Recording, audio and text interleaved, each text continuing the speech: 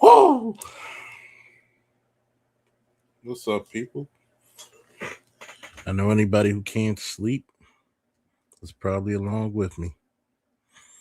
So, hey, why not both be asleep? Or up anyway. Okay, so fake as pop. So, what's going on?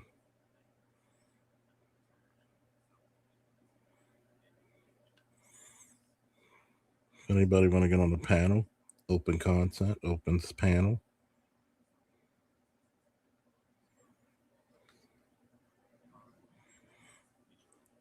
Speaking about anything.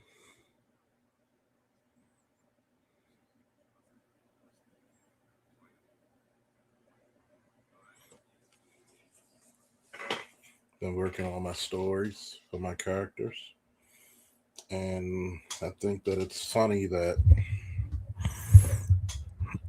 hopefully I could get the first section of stories published by the end of this year, maybe by the end of the fall.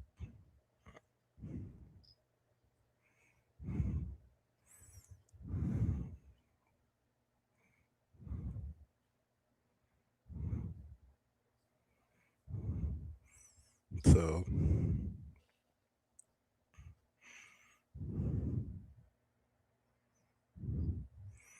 you never know. Everybody's got dreams.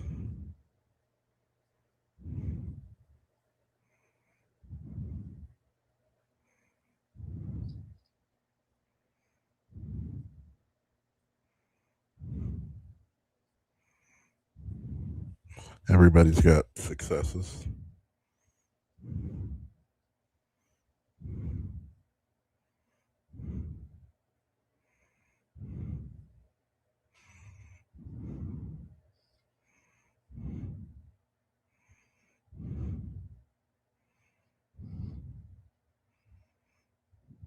How y'all doing tonight?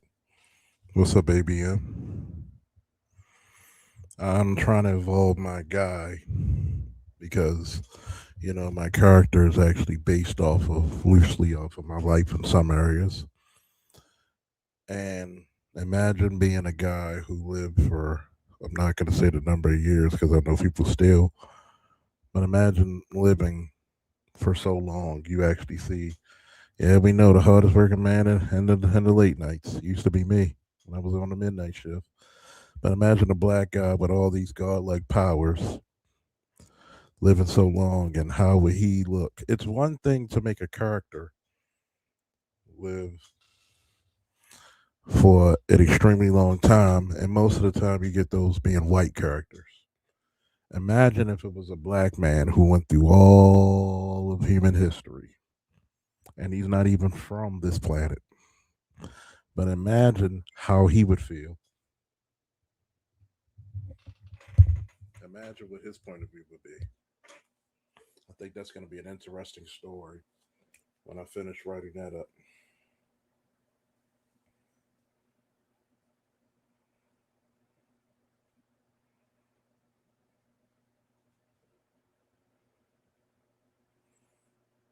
But what's everybody up to? We got my man ABM working.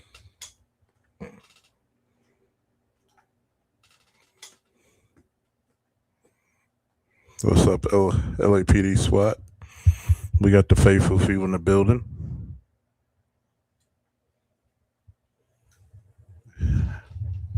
Could go to sleep. Few things on my mind that I probably wanted to talk about. I should have. I didn't really want to do a stream today, but I did.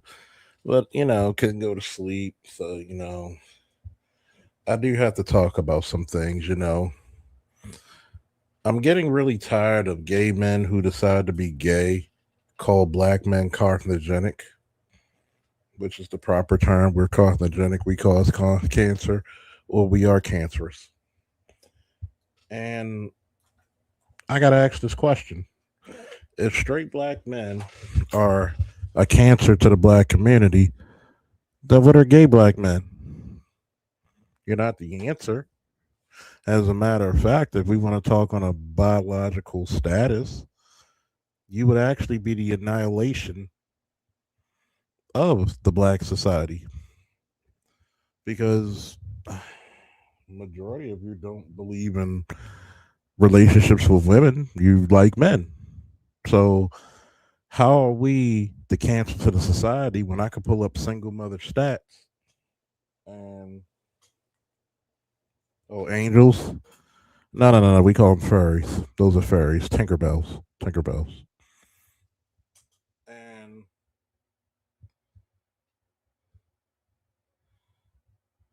what I think is very dangerous about people like that, and he was also caught saying what he would do to a black woman, and he would slap the shit out of him or something, alluding to that. Because here's my thing, right? Like I told, that guy, W. Maker, you should never speak ill of the protector if he's protecting. What you think? Give me your synopsis. You should never talk ill about the protector. But these are the same women who will champion this fool, and he says he's going to put harm to you. Very rarely do you hear anybody from the black manosphere talk about harming women. If anything, we say leave them the fuck alone. If you're not getting what you want, go where you're celebrated. Leave them the fuck alone. Do I believe in hitting women? No, unless she becomes a threat. If she pulls a knife, or she pulls a brick, or she pulls a gun, hey, she's fair game because now you're a threat. Okay? Don't hit me unless you want to get hit back. That's what I was taught in my life by my parents. But yet, you want to criticize black men being carcinogenic or cancerous. So if gay men, you are the annihilation genetically of black men, of black people. And I'm not saying this because of a hatred of gay people. No, because if we were talking about a biological resource, you don't reproduce. If you're in bed with a man on man, lesbian on lesbian, woman on woman, you don't reproduce. So you're literally in bed with genetic annihilation on a fundamental scale.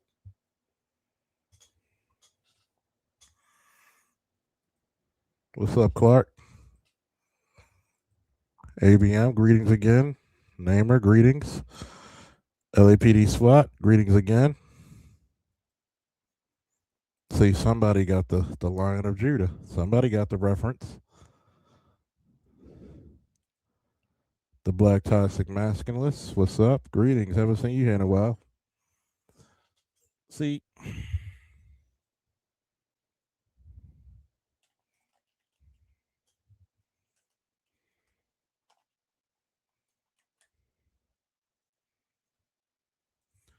I think that a lot of people fail to take a synopsis of what they say. And you have to be very damn careful of what you say because you're gonna have to answer for it later. Just like, oh, you support the war. How do I support the war? How do we do this, my dude?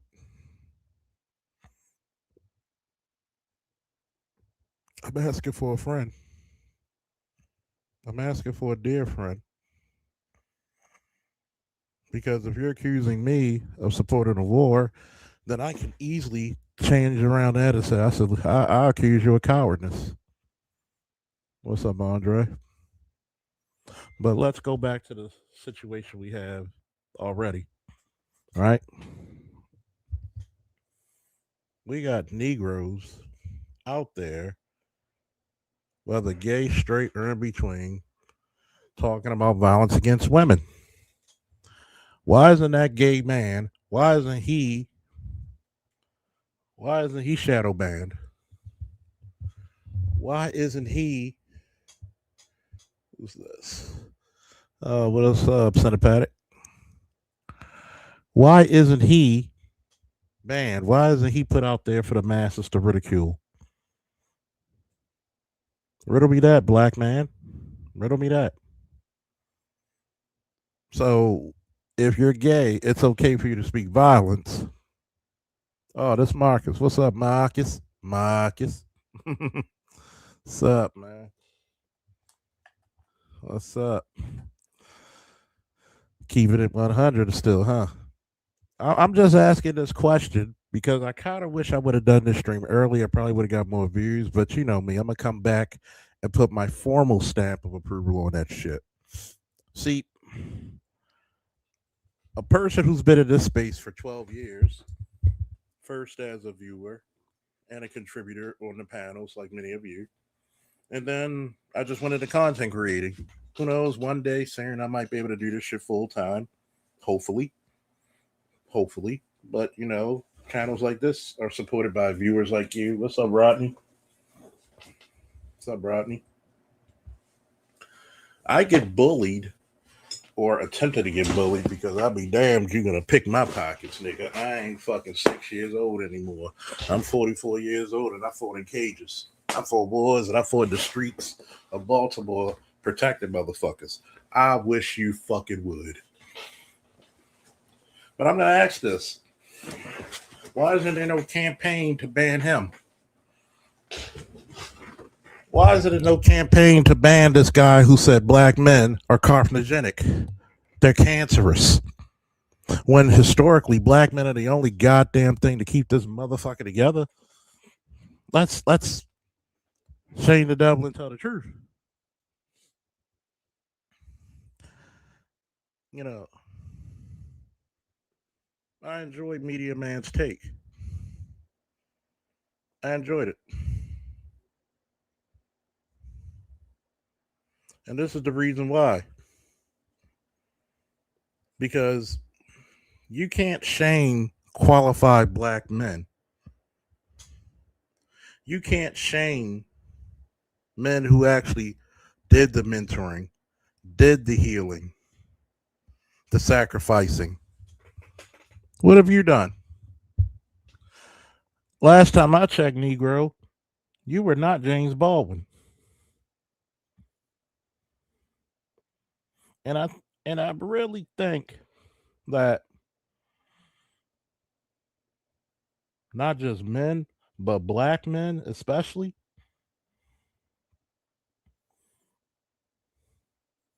hand this motherfucker his ass. Because one, if you saying that shit to somebody's daughter, they got all right to kick your ass. Somebody's wife. I don't get that. But there's no cancel culture against him because he's homosexual. But as long as he's talking about the ills and thrills against black men, I guess is A-okay.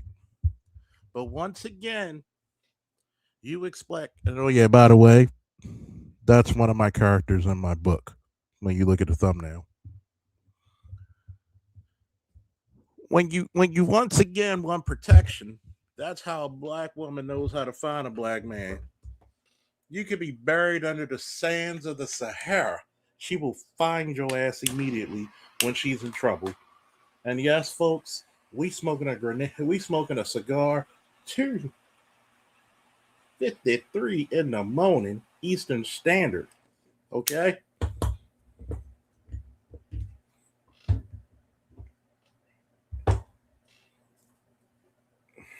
When it comes to policing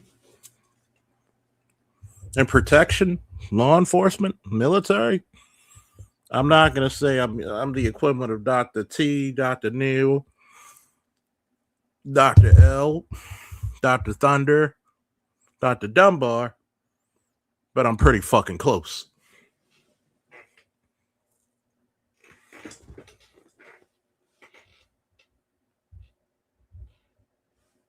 I'm pretty fucking close.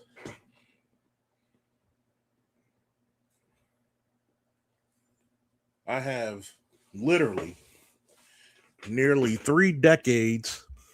You got to remember, I joined the military at 17. I'm 44 now.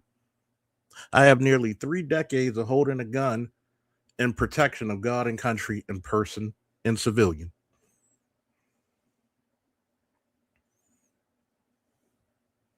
You got to remember, when a black woman's in danger, she know how to find a black man quicker than a squirrel can find a nut.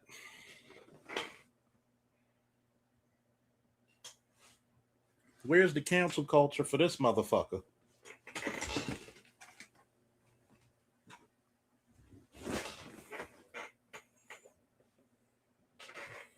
Nearly 3 decades. Whether my body's in shape, whether my body's beat up, whether if I had surgically repaired body parts on me, I've been holding it fucking down. Okay? The reason why a lot of women rather be with the bear is because she never qualified to be with the lion in the first place. That's bars. The reason why she wants to find the bear is because she knows automatically she doesn't qualify for the black lion. You see that symbol right there? She doesn't qualify for the black lion first.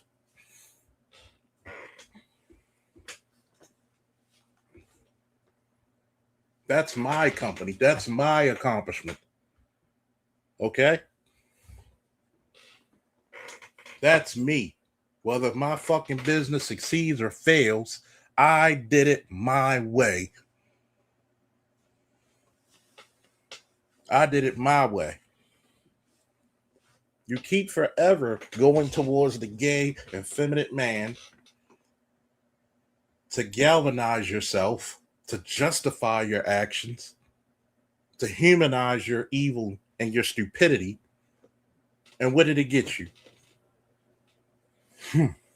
It got you going against your number one competition. Actually, he's not even your competition because, according to gay men, they really want to eliminate you from the fray. The saddest part is you go to your enemy and you both pray to the same God, and only one of your prayers are going to get answered. How many times have I said that, people? They want to be like you. You're their competition because the handsome, strong, strapping man that you want, they want your man. The same high tier, high qualified, handsome man. What's up, T-Rid? They want your man. So why would they give you advice on how to get a good man when they chase it for the same goddamn thing? But you never hear black women, especially, take the advice of straight, qualified, verified black men on how to get one. Hello. My boy ABM said, let's be clear, Charles. Nowadays, black women allow too many people to enter the conversation.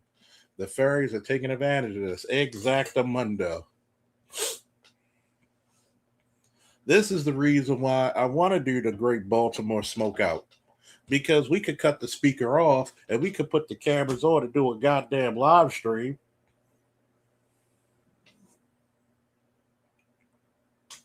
And we could just talk. We could eat hearty, smoke well, drink well, and have a conversation. Why? Because nobody knows you're paid as a black man with the exception of another black man. It's a straight black man. And this is what I have a fundamental ideological problem with black LGBT.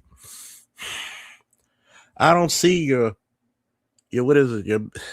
Your beta, and I forget the guy name, but I don't see your James Baldwin as the spiritual, as your spiritual guidance for LGBT black people. Because James Baldwin blackness outnumbered and outranked his sexuality.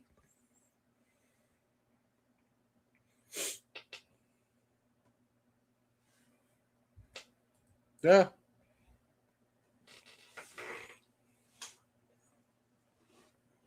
To give more credence to your statement, LEPD SWAT, you know, back in 1944, 1943,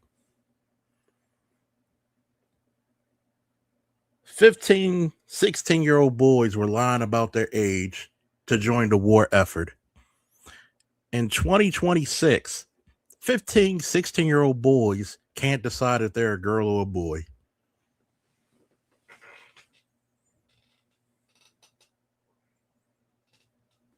Let me ask this question real quick, and I want this to be very, very philosophical, because I don't preach hatred, I tell the truth. At what moment did homosexuality ever benefit black folk? I don't care if you're gay, straight, bi, in the closet, out the closet, cross the street, down the hill, up top, down bottom. Hey, down the hill. Hey, down the hill. I don't care what your preference is, but tell me on a philosophical basis, when did homosexuality benefit black people?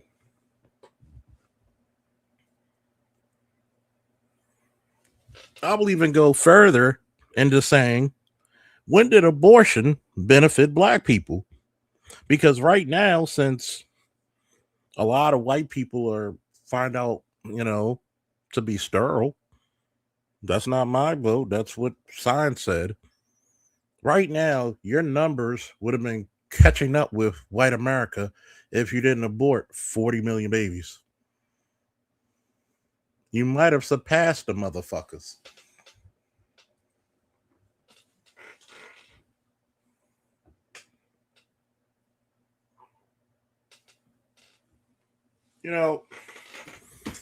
I'm glad you said that. Rodney said, and don't forget the dude on Obsidian's panel talking about black women being the most educated, misandrous, adjacent, moist yellow cake agents. Yeah, they are. It's like this statement I said to this one motherfucker in one of those groups on Facebook. Well, black men want power. Y'all disguise it as protection. Well, you dumb motherfucker. In order to protect someone, you have to be powerful, right? Think about the erroneous mistake that was made on then candidate Trump before becoming President Trump once again. You had a 5'4" lady protecting a 6'3" presidential candidate. At some point, qualifications matter. If you're not bigger and stronger than that you protect, that you can move it out the way, you can cover it with your body, then you're useless. Maybe if you're protecting his women or his wife, his small kid, and guess what? Goddamn, his youngest kid's like goddamn 6'6", 6'7", if not taller. Maybe you don't need to be on the presidential detail. Maybe you need to be in the crowd. Because I'm 5'10", 290 pounds, 285. How is that 5'4" lady going to protect me when I'm wider, taller, bigger? I might have to protect her. And that's when you have this word called liabilities.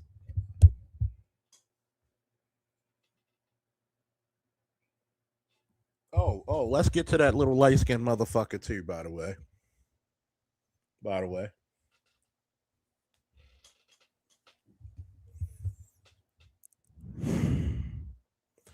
You need to stop caping for views.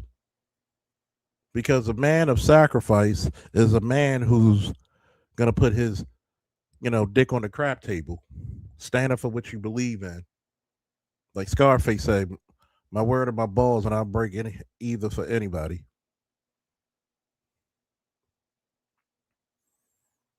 You're going to tell me that you agree with this motherfucker.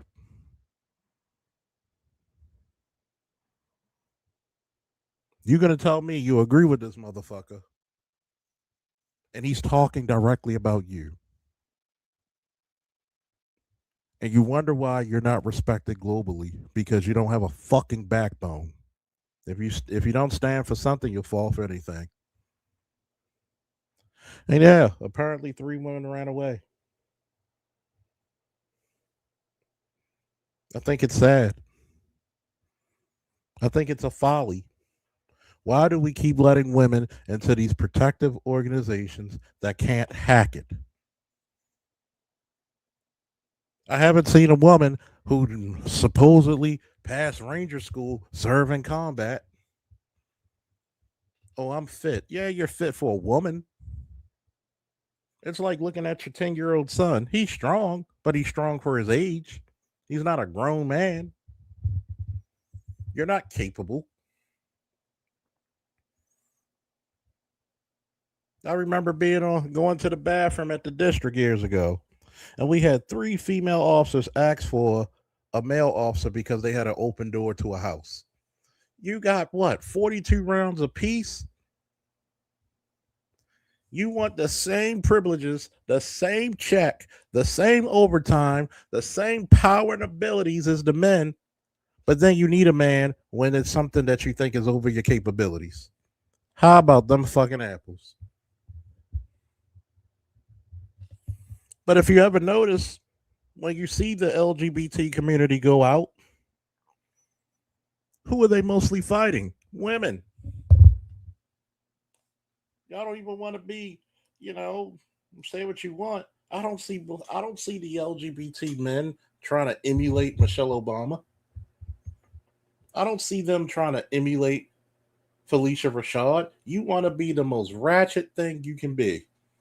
And you think that's cool. But then you carrying on all the fucking stereotypes of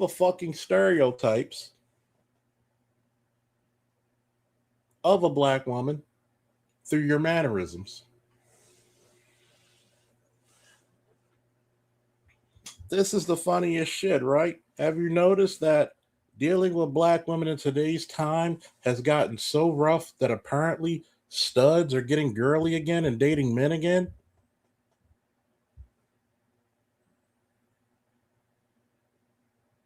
But we're the cancer, right? I can debunk that with one statement. If black women have roughly 70 to 80% of the children in our fucking community,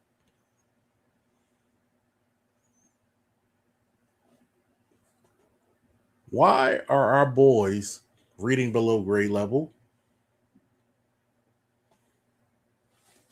Yep, and encourage the worst in black women.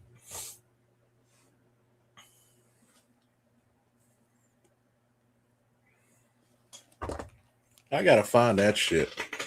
Black men, the cancer, the cancer. Ain't that a bitch?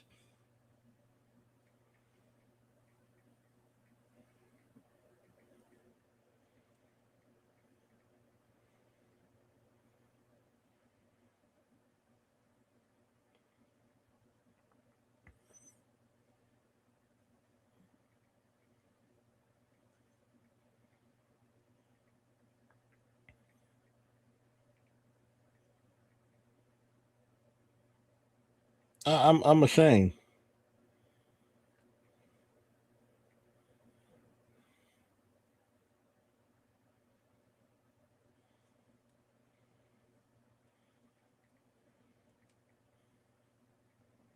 I wish I could find that shit too.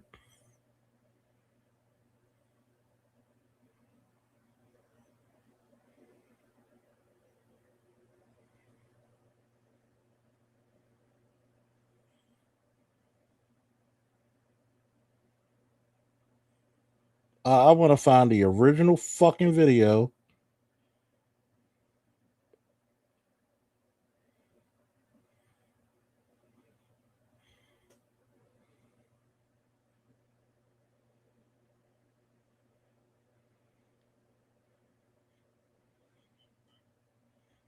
I want to find the original fucking video of this guy, and I want to see it.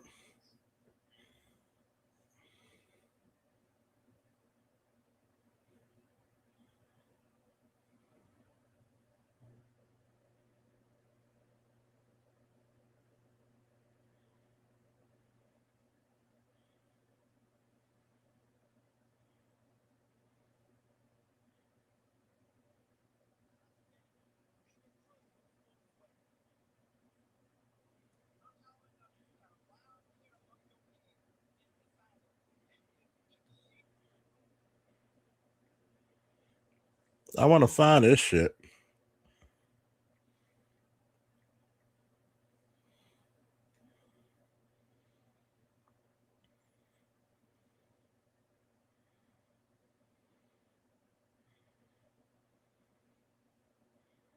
I hate it when people don't title their shit.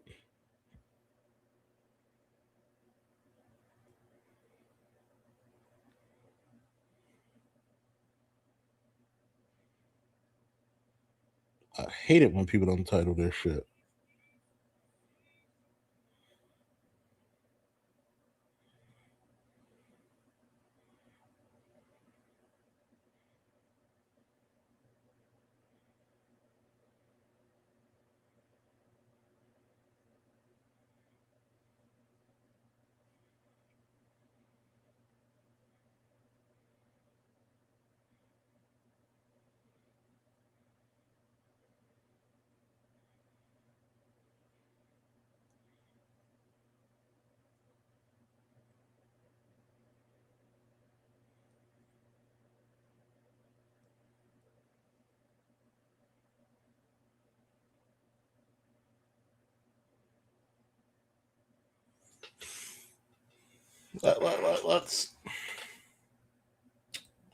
Let's go to this shit real quick, right?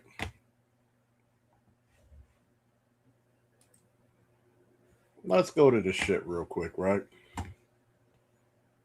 Because I got a problem.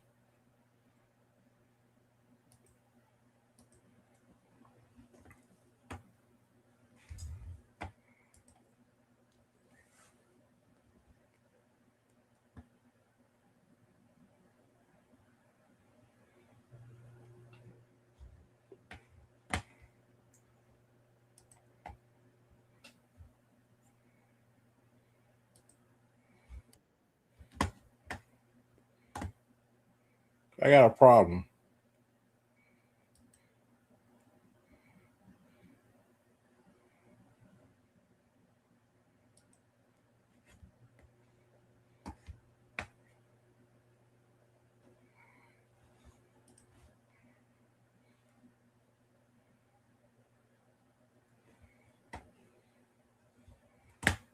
Fucking ridiculous.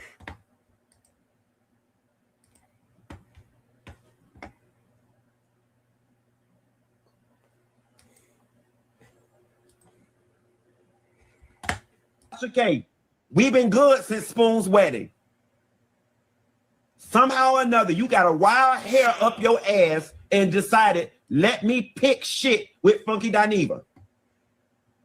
And why? When people can't access you physically, they will try to access your emotions. Try to keep my peace with you. Okay? But Tasha K, I want you to know this, and you can put this on record. Okay? You can put this on record. The next time I publicly see you, I am going to walk up to you and I'm going to the shit out of you. And then I'm already just throw my setup and be ready to fight your husband. And the sad part about it is I actually like your husband a lot. I have no problems with your husband. I bet you don't. You, on the other hand, Tasha, you the same raggedy bitch that every time you see me in public, it never fails. Every time you see me in public, you run up in my face trying to be my friend.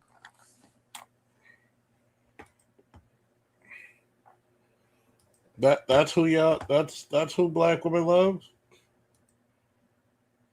That's who y'all got spine.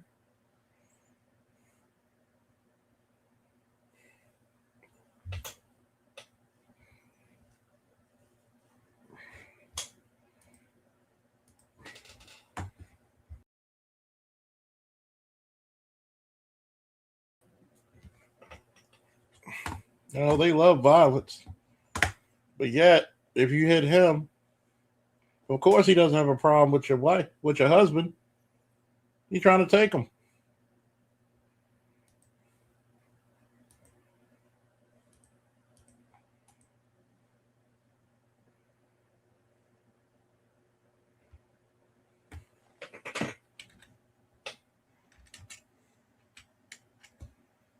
Of course.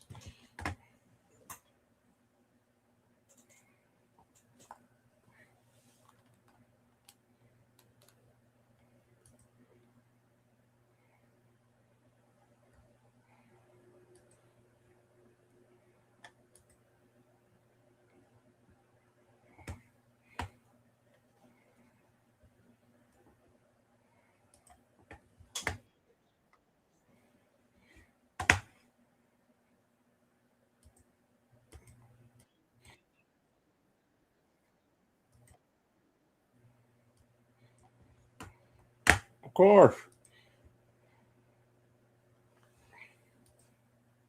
What's up, Bucket? These are the people you champion. These are the people you champion, right?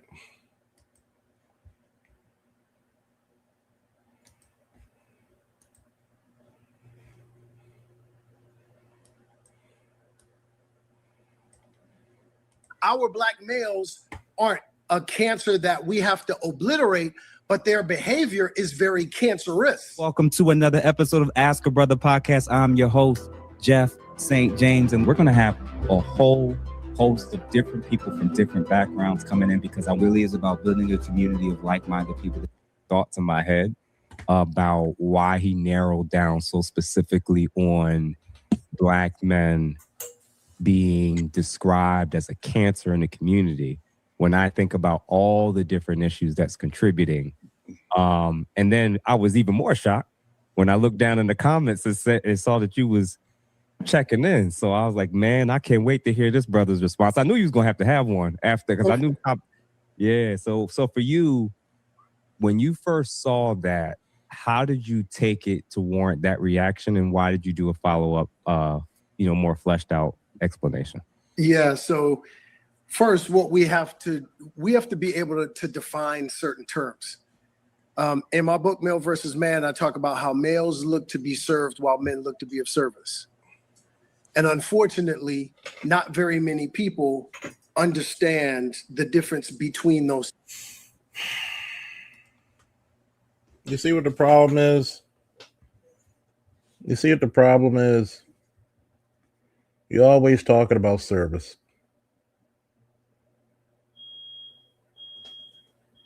You always want service. Hold on for a second, folks.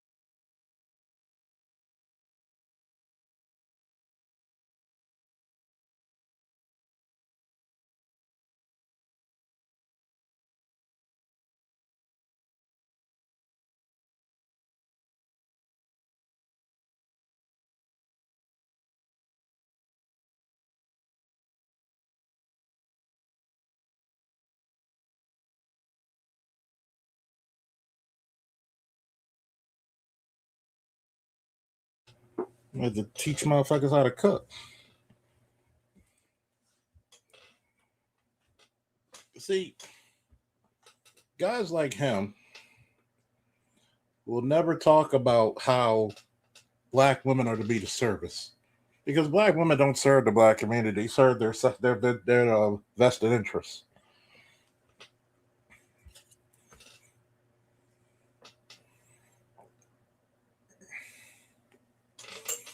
Meg the Stallion, anybody? Megan the Stallion? You only did that cooking and cleaning shit because you thought you were going to get a bag, and what you really got was the boot.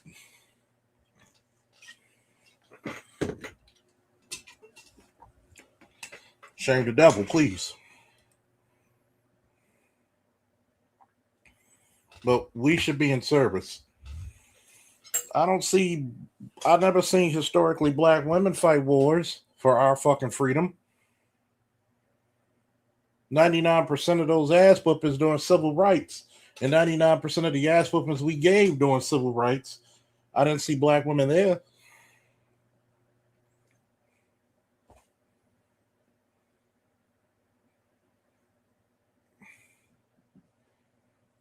If you know, you know.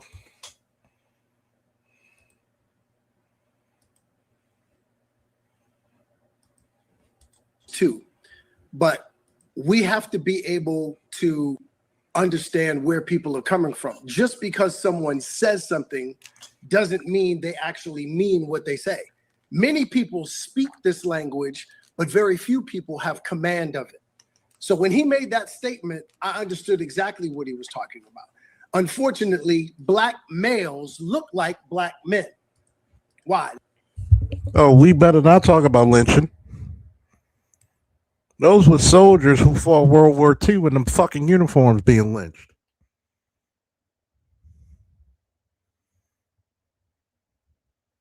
But notice, what's the problem? What is black men doing? Have you ever noticed the complaints of black women? When do we hold them accountable? You can see every other Negro on that damn block, on that panel, is looking at him like hungry lions about to tear into some flesh. One thing I can't stand is somebody who's just apologist. It's one thing if you said, I'm sorry, I'm right, but you keep making an excuse. You keep making an excuse for bad behavior and bad outcomes. The reason why a woman has to be careful with her womb is because you'll curse the next 3 generations into poverty, criminality, stupidity. But at the same time, they want to talk about black men do better. Why don't you marry before you carry? Why can't you find a man? Because you're too busy living a good life, traveling and shit. But what you come home to do, you don't want to be accountable towards a man.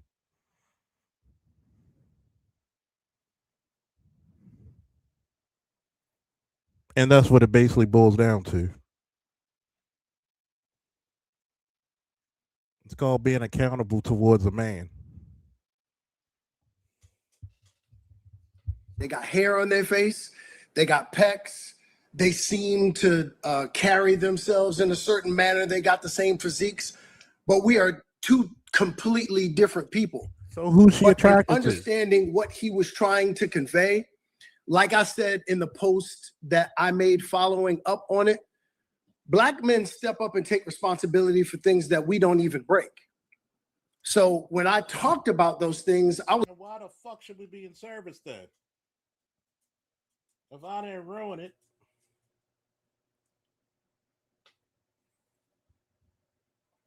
This is why I had to tell one of my boys, right, about his wife. I said, you should have gave your wife a hobby a long time ago. Because I couldn't marry her. I love her to death, but I couldn't marry her because that nagging shit would have been cut off at the pass. Either you stop it or I leave. You should have found her a hobby so she's not up underneath your ass all the time. She ain't got no life outside of you.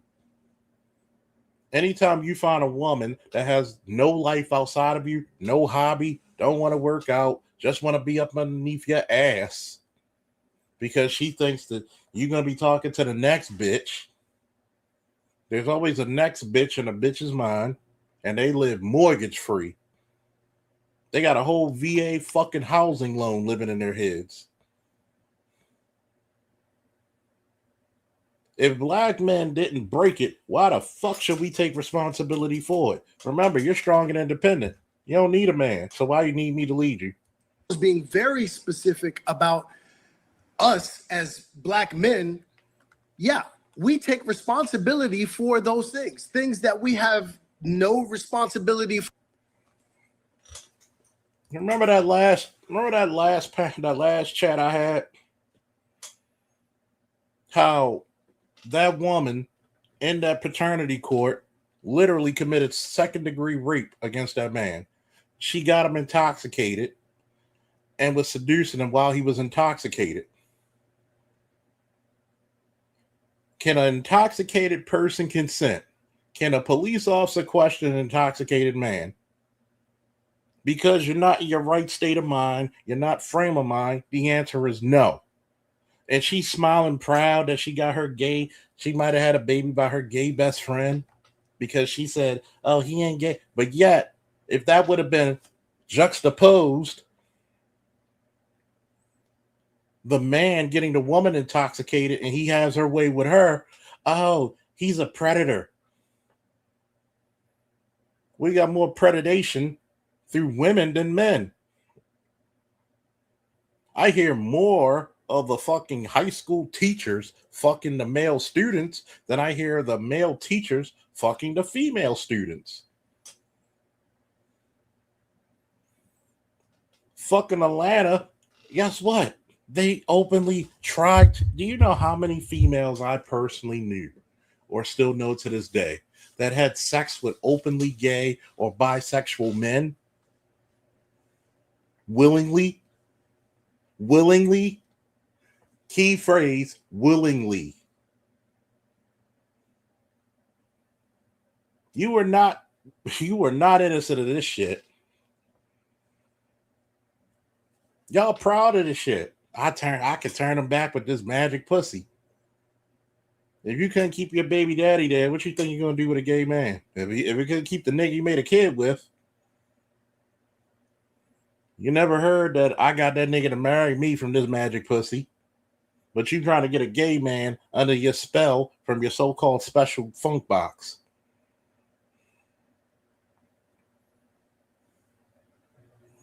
Yes, I'm going to be scathing, and I dare the first motherfucker to have something else to say. You know what? I'm not even going to say that because we are egalitarian here when it comes to the thing. But I'm going to tell you this one. You better have a strong fucking argument coming up here with this bullshit. You better have a strong fucking argument with this bullshit. I would look at this guy and say, look, first and foremost, I would have made an open statement and said, you're going to slap the shit out of whose wife? You would have slapped the shit out of whose wife? I wouldn't let you get away with that shit if it was just a female friend or colleague. And that's somebody I really fuck with and they looked out for me. Somebody I'm not even sexual with. Somebody who looked out for me when I was down or I was sick. And I would beat the living piss out of you.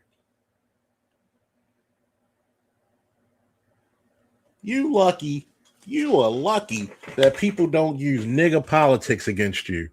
And we all know, I'm from Baltimore. We definitely know with nigga politics. On site, it gets right. Okay?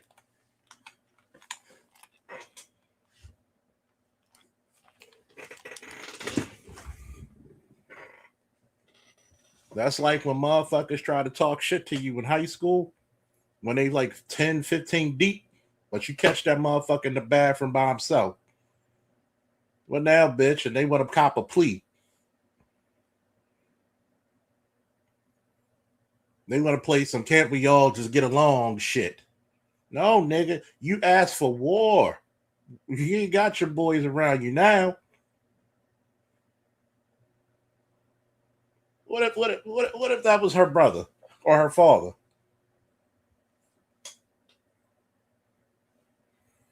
And he wrapped a fucking lead pipe around your neck.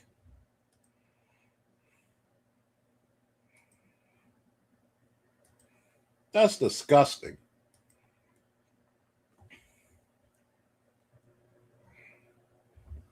You wonder why you have such a high STD rate? Because you can't close your legs.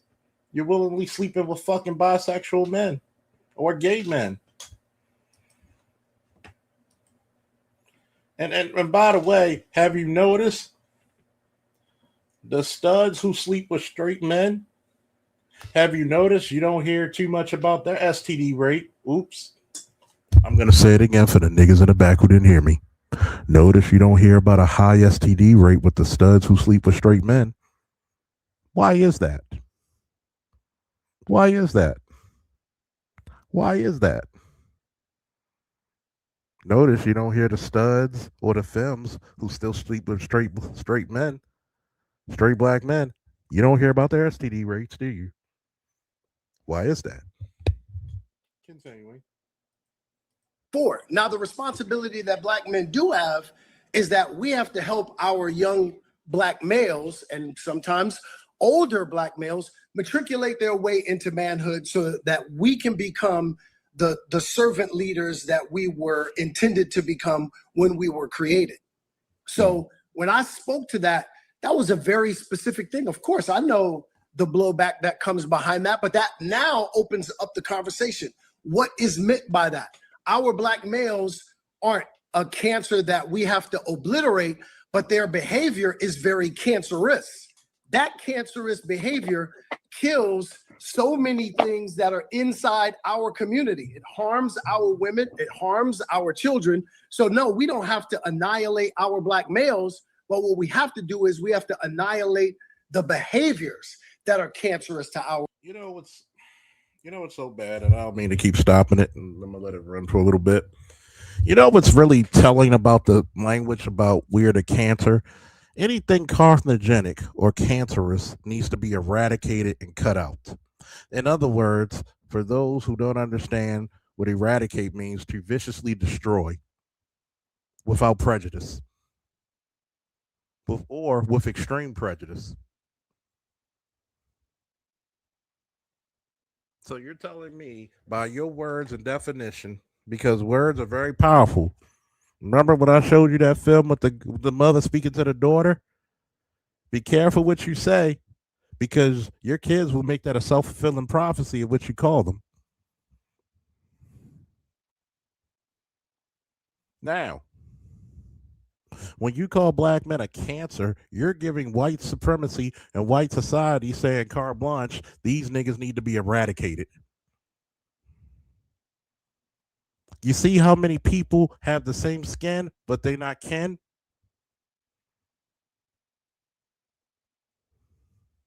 It's not the gay boys. Yes, it is. Who has the highest HIV rates? How the fuck is Saucy Santana getting shot years ago? Because you want to be a fucking gay trap rapper. Meg Thee Stallion was shot at by a female, not Tory Lanez.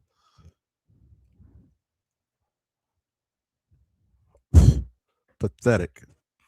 For our community. And how do we do that? Again, giving them information and instruction that allows them to matriculate into manhood. Because Black men aren't the cancer of our community. We are the canteen of our community.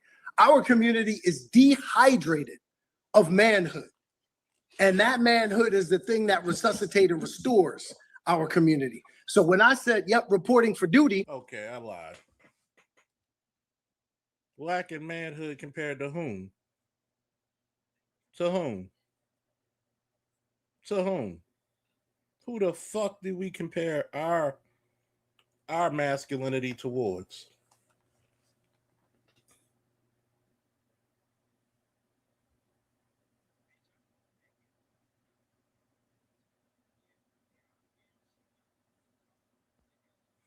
Because apparently this motherfucker been talking shit about Black men for a minute. Matter of fact, we're gonna come back to this motherfucker. We're gonna come back to this motherfucker.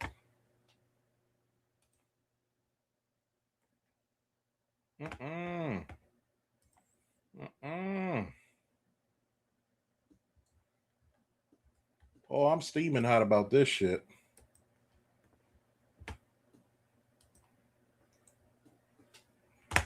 I'm steaming hot about this shit. We're gonna go back to his ass.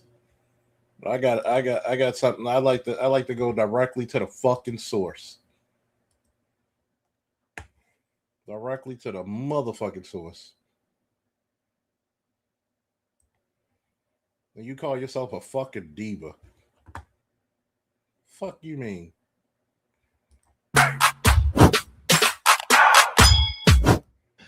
So listen, y'all, this is not going to be the typical funny video that y'all are used to. I was actually in my bed trying to take a nap right now, and my brain was just spinning, and I had to get up and get this out because it was a continuation of a conversation that some friends and I were having at my house last night. After the BET Awards, I had 3 friends over.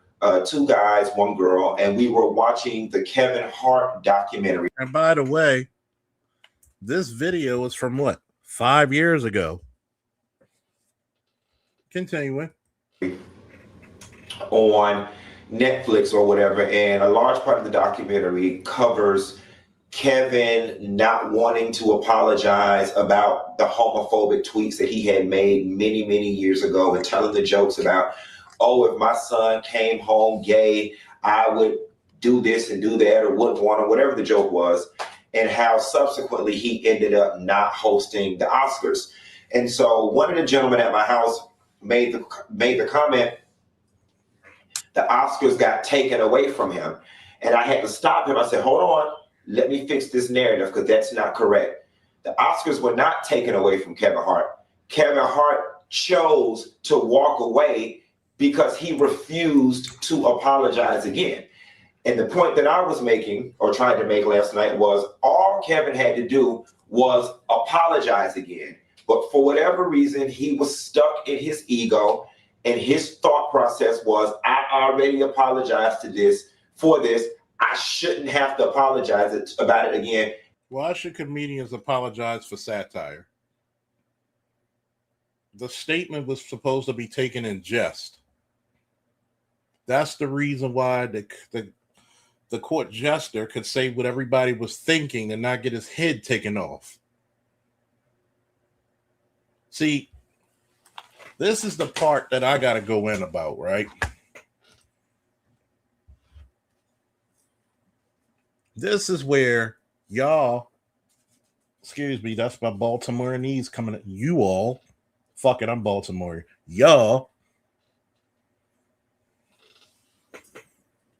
don't want equality. You want superiority. You want to be the untouched class, like the black women are.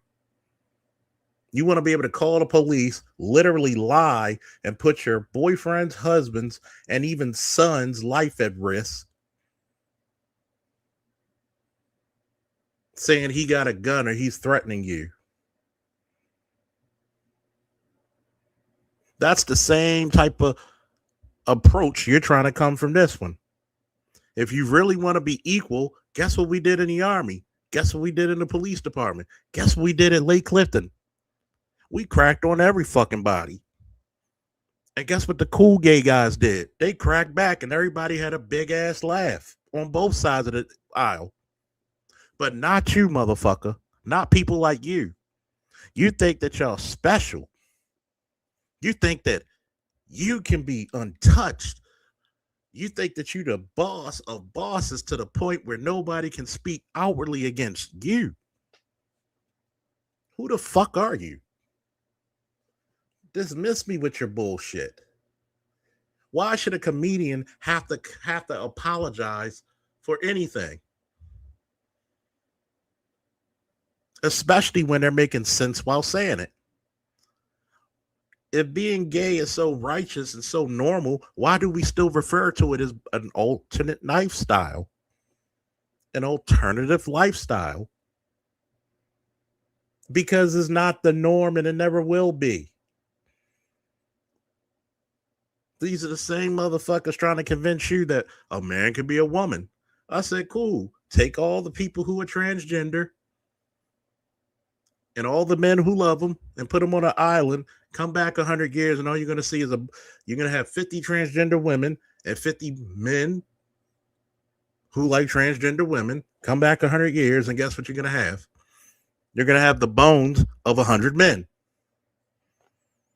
That's it. That's all. You're going to have the bones of 100 men. It's not what I said. It's what biology says. But if you want your lifestyle to be accepted, you got to take the bumps and the bruises like everybody else. And I'm damn sure not going to succumb to the LGBTQ community or whatever and apologize about this shit. Fuck it. That was his attitude. And I went on to explain, that was his option. It was his choice.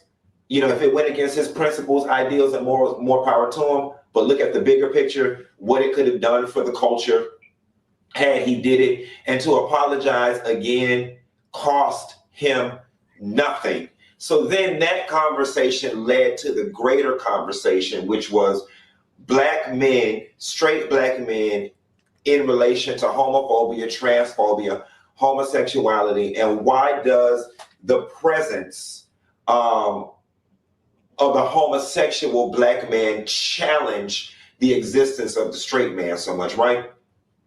And so we're talking, and one of my friends, straight guy, the two guys were straight, you know, he said, you know, him, and I've heard other people say this with the Black Lives Matters movement, he was like, you know, why can't y'all put down the gay stuff and put down the trans stuff right now for a little bit, and let's just fight the black cause, right? And I've heard that.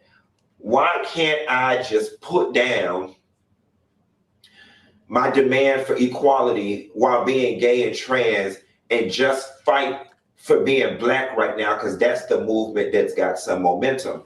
And my response, You know why? Because you never were the man that James Baldwin ever was. Because guess what? When a motherfucker walks down the street, they can't tell you gay unless you fucking kiss a man or hold hands with him. But a mile away, a nigga can tell you're black and judge you accordingly. Because nobody discriminates about your gayness more than your blackness. Because we had this thing called back in the day called modesty. You didn't see straight couples just tonguing and feeling and groping each other out in the public. They were modest. They had to respect everybody else's sensibilities. But y'all want the ability to go out there with a pride parade, dragging and stragging and hanging and langing, being all kinds of despicable and deplorable in your actions openly, when you could go to the club, you could go to your house, you could go to whatever place you want to do your sexually explicit content or actions without the purview of the normal society. Just like if I'm with a woman, do y'all really want me to be banging a woman on the top of a car in the middle of rush hour traffic? Would that be proper? No. No, it's not. But once again, we're going to get to the topic. You don't see yourselves as black men. You see yourselves as another demographic. response to that was, I can't put it down because I'm both simultaneously. I am black and I am gay simultaneously. And I am fighting. Okay. But guess what? And I like to, and this is, say what you want about Dr. Umar, but he had this statement right. Being gay is a decision. That's a certain act that you make a choice about. Nobody's born sexual, okay? You're not born gay. Stop that bullshit. Because only women believe that bullshit. You're not born gay. You just kept that motherfucker choices into you. But being black is a state of being. I can't stop being black. If I reproduce with a woman, that child is going to be black. It's like being a goddamn Viltrumite. My DNA is going to overwrite hers.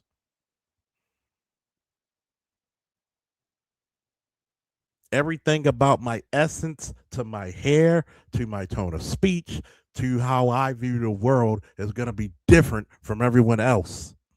I'm going to be treated differently than everyone else. A state of being versus a decision, being a human being versus making a conscious decision are two totally different things. For my life on this hand for being black, but I'm also fighting for my life on this hand for being gay. How can I choose one over the other when I'm not safe? When James Baldwin was in the civil rights movement, he made a choice. You notice, I'm going to say, somebody put James Baldwin name in there and quote this statement I'm about to make. How come James Baldwin chose his blackness over his sexuality, but this so-called sugar honey iced tea Negro can't? on either side, which led me to a greater discussion, which was Quentin Antoine Latham, I would be willing to subordinate my fight being gay and put that on the back burner if I could find safety and refuge amongst the Black community, but I can't, right? Which then You're a lot safer than straight black men. You're a lot accepted by the women. Who's beating you up? Historically, all the gay people used to party with the fucking black people in the 60s and 70s because it was safer there. Because we're the most egalitarian and the most open people on fucking earth, even to our detriment. You can't find safety, but yet let's see how many fucking subscribers you get. Let's see your subscriber count, Negro.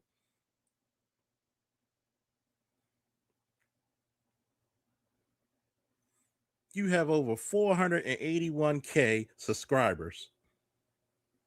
And you can't find safety? Fuck out of here. it brought me. Wait a minute.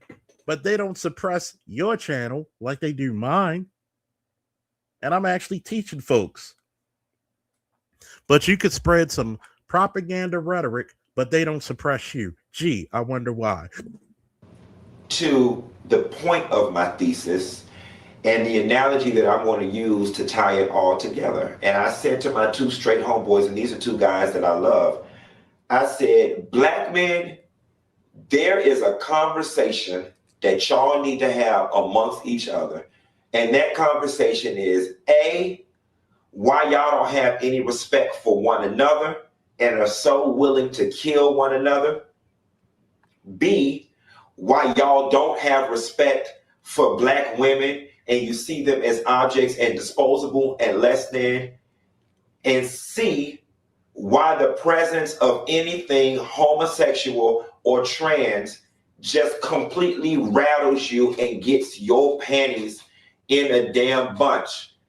Those are three issues that Black men need to sit down, straight Black men need to sit down in a room with straight Black men, and y'all need to figure that shit out.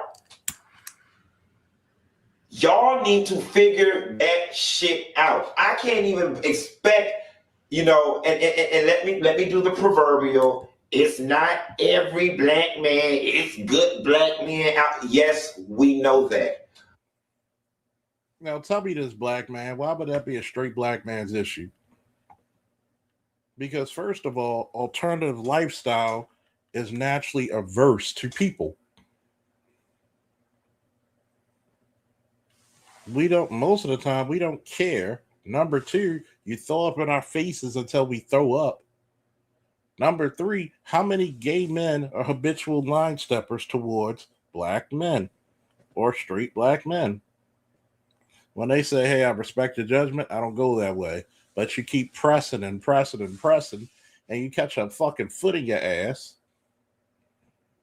because you're not satisfied with the answer no. Let me ask you this question. Why is it a straight Black man's issue that you get looked at as something that's weird? Because let's just face it, it is biologically and naturally weird. Should you be killed over it? No. Should you be beaten up over it? No. But let's just tell the truth. It's just weird. Why do we have to answer for your transgressions? Why do we have to answer for your mistakes? We treat Black women. See, this is this Black woman sympathy bullshit that comes out of here and say we treat them badly. Now, not one time have you gay men ever said, why do Black women keep their kids away from Black men, even though you have all the negative stats when it comes to motherhood in a single mother environment?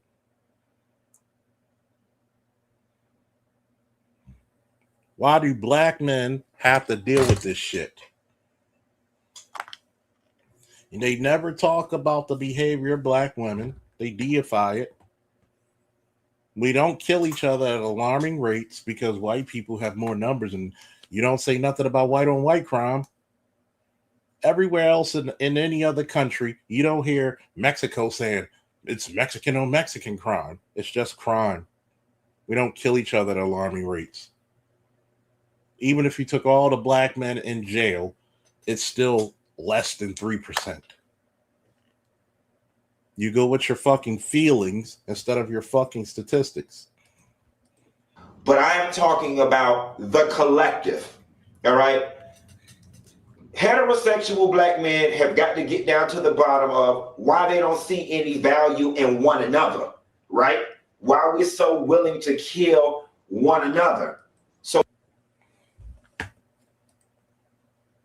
why don't you ever hear about lesbian black women or lesbians, period, who have the most violent domestic relationships? Why don't you talk to white men on why they have the most sex offense and rape crimes? Why don't you talk to white men about they have the most robbery and burglary crimes? White people kill each other almost to the same rate as black people, or damn near identical.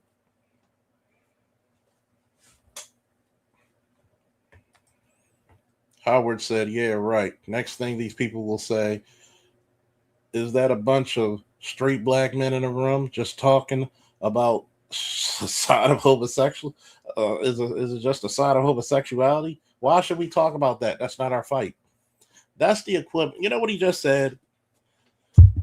That's the equivalent of black men protesting ICE, and it's not our fight.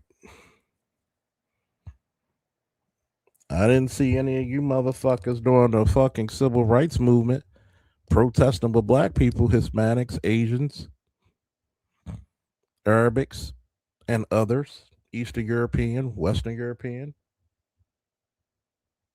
I didn't see none of you motherfuckers freeing us from slavery, going up there like John Brown and saying, fuck this, that black man ought to be free.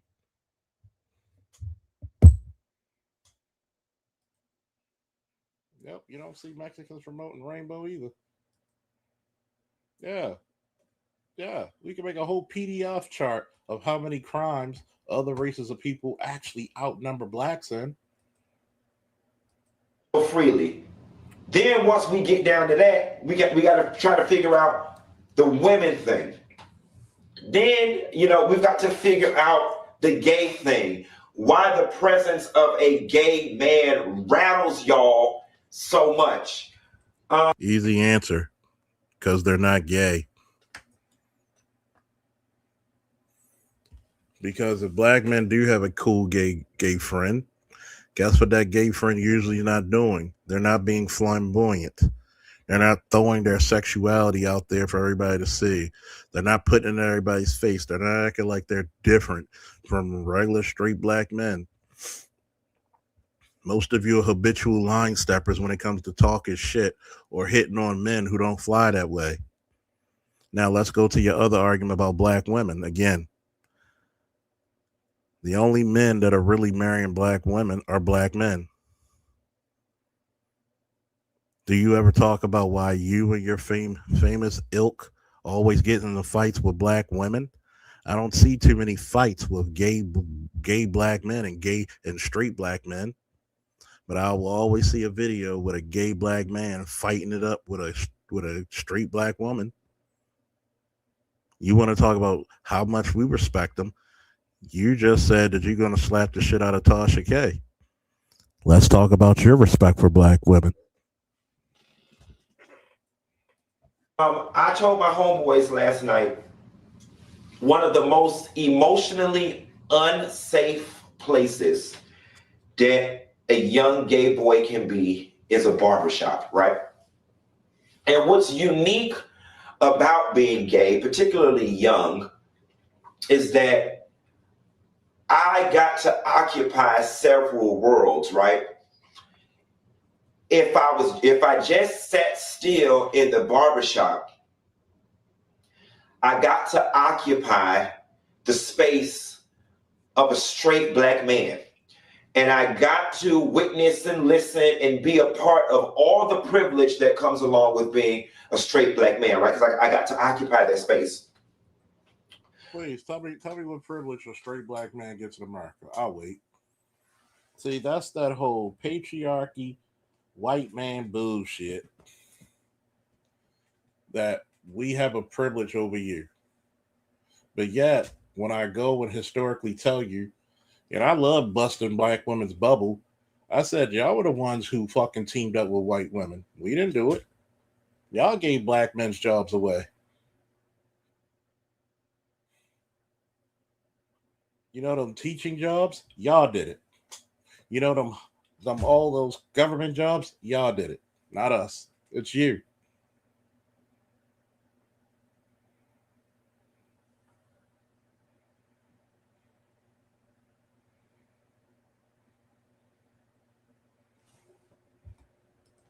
But being gay and oftentimes occupying a lot of female spaces, I had the advantage of being able to be privy to conversations and attitudes and opinions about the way men feel about women.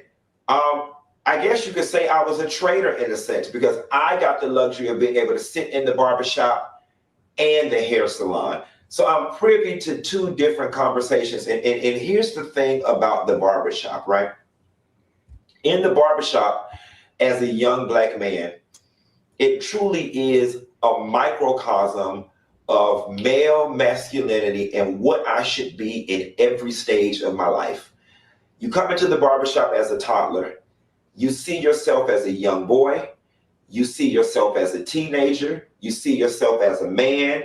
And you see yourself as an elderly man, all in one sitting. Everything I am supposed to be from start to finish, I learn or can see or can pick up in a 2-hour sitting in the barbershop. How I'm supposed to sit, how I'm supposed to dress, how I'm supposed to treat my woman, what I'm supposed to think about gay people, what I'm supposed to think about that nigga from the other set. I learn all of these things in the barbershop. Here is what I've never heard in the barbershop. Hey man, y'all know we supposed to be loving one another, right? Yeah, you heard Junebug and Mike got into a fight last night, man. He shouldn't have shot that man. Somebody should have been over there to de-escalate that. That's not what we hear. What I heard is, hell yeah, my nigga, he should have shot that nigga. He shot a head. If I was there, I'd have beat that nigga ass too. Yeah, I heard that nigga was over there from 31st Street. He came over there with that bullshit. Them niggas came in there and shot his ass up. Ha, ha, ha, ha, ha. I'd have did that shit too. Hell yeah. That's what I heard. In the barbershop, you also hear Let's talk about that, right? Because the barbershop is not only physical, but it's proverbial, it's virtual. You hear brothers look out for brothers in times of mourning and healing and depression and strife and stress. You hear that a lot. Most of the times you go in the barbershop, you can't come into some barbershops dressed like a hoodlum. You couldn't come to barbershops raising all kinds of noise, being ignorant. Most of the times, the barber will tell you, watch your language if there's children around. Most of the times, you have a certain decorum, especially if there's an older barber there. So were you really at the barbershop or were you at some hood nigga house? Because most of the time at the barbershop, black men are just chilling.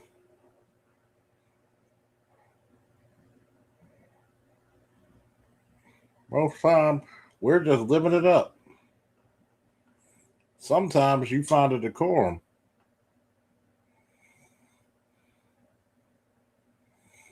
But no, I don't see that.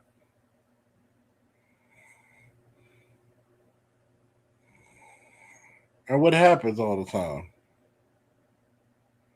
It comes back to a negative response of, what did black men do? Y'all can literally go through a house and Shorty could be doing whatever God knows what.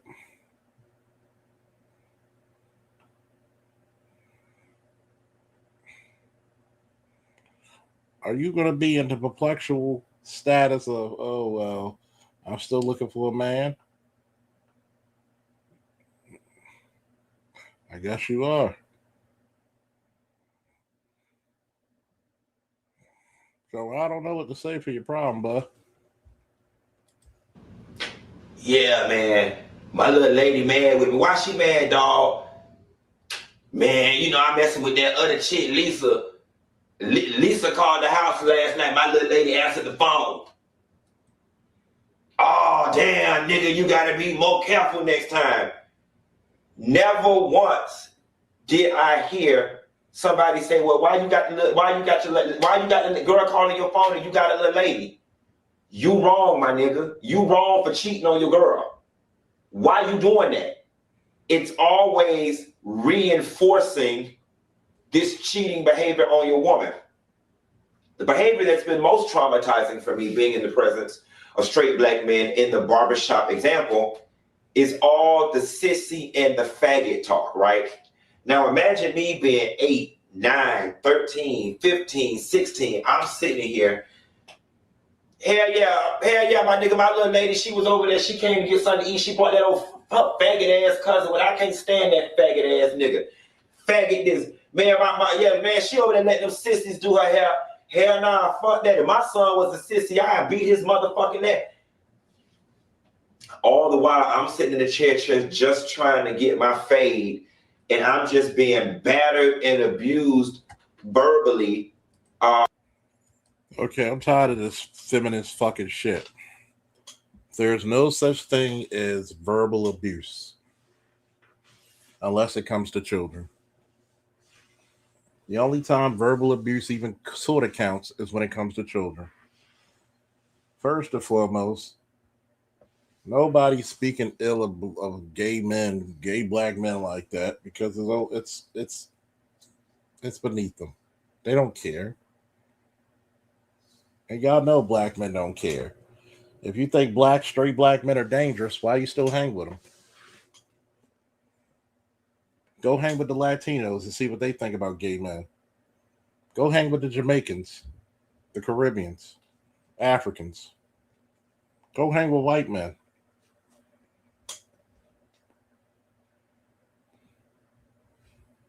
Because guess what? Do what you don't like to do, and see what homophobic slur that a black woman will call you if you don't do what she likes to do. Because I am that faggot and that sissy, and they don't know, and that's the talk. So here's the next part of the conversation, right? As that faggot and as that sissy, straight black men, am I not your brother? And I think what bothers me is don't go for sympathy when you said you're gonna slap a black woman when you see her.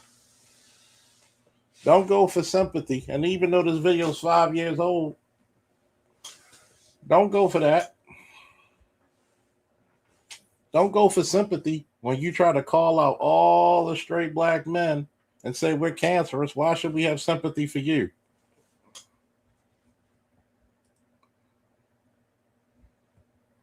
Why should we have sympathy for you? But you said we're something. When you call somebody a cancer, you're telling them they need to be eradicated viciously with prejudice, with extreme prejudice. Man, my channel been demonetized. We got PayPal in the ticker. We got Cash App. Anybody want to donate? Y'all know what to do. See, this is the part where I don't like this. Oh, I need sympathy because I'm gay. No, if you're a cool ass dude, it does not matter if you're straight black or straight gay. or if you're a straight black man or a gay black man. If you cool, you cool. See, you one of them awkward ass motherfuckers. Because guess what? I don't care who gets mad what I'm about to say, because we got a bunch of straight sissies just like we have gay sissies. All up in your fucking feelings. We got straight black men who are all up in their fucking feelings, just like you got this gay black man who's all up in his fucking feelings. You can call us something that needs to be eradicated with extreme prejudice, but we supposed to sit down with you like a brother. Man, if you don't get the fuck out of here, you were probably getting your ass whooped, not because you were gay, it's because you were annoying, conniving, mischievous, sneaky son of a bitch. That's why. The fact that I already know the answer to this question. And overwhelmingly, my experience has been from heterosexual black men that gay men are less than, and we are of no value. And because we are viewed as less than, that's why it's so easy for us to be disrespected and disregarded by most straight black men do not even talk about you. We don't even associate unless you're cool, like I said, because we let you stay to your side. We let you do your thing. We let you rock out, which is a lie. You're telling a fucking lie. Tell the truth. You're annoying. You're fucking socially awkward. You bring nothing of value to the conversation because you have nothing of value towards the conversation. You want to do the little black woman trope of always being the victim instead of acting like a man, because who you go to bed with is your business, not ours.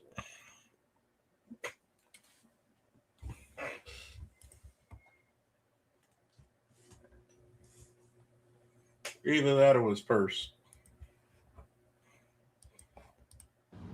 straight black men. You know, I was sharing with some people last. Yeah, but guess what? Who's the number one demographic in the black community who would call him gay or a faggot or a sissy? First of all, black women will call you gay if you're a straight black man for an insult if you don't do what she want to do or say something she doesn't like.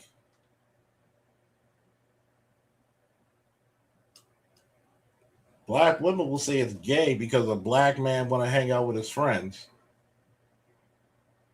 Y'all the motherfuckers who started this fucking sassy shit, because sassiness was never a connotation of a masculine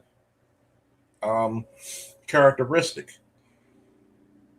Sassy was never a masculine characteristic until black women got a hold of the word. And sassiness really just means, by definition, this black man won't let me disrespect him openly and thoroughly. The first time a chick called me sassy, I said, don't you ever fucking call me that. Because that's fighting words. That's basically called a black man gay. Oh, you and your feelings, you sassy. But yet, how many black women got slapped off of being called that? And probably should have. But I don't preach violence.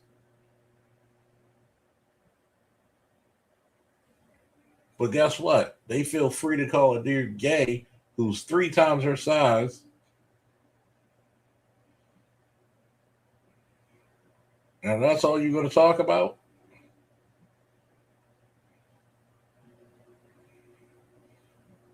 Stupid. Tonight, here is what's unfortunate.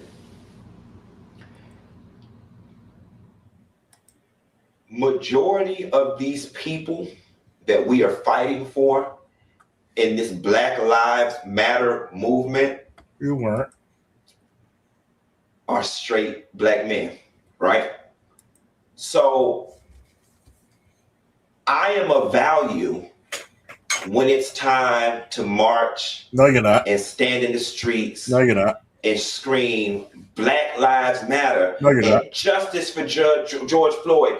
Justice for Trayvon Martin. justice for, this person and that person. No, you're not.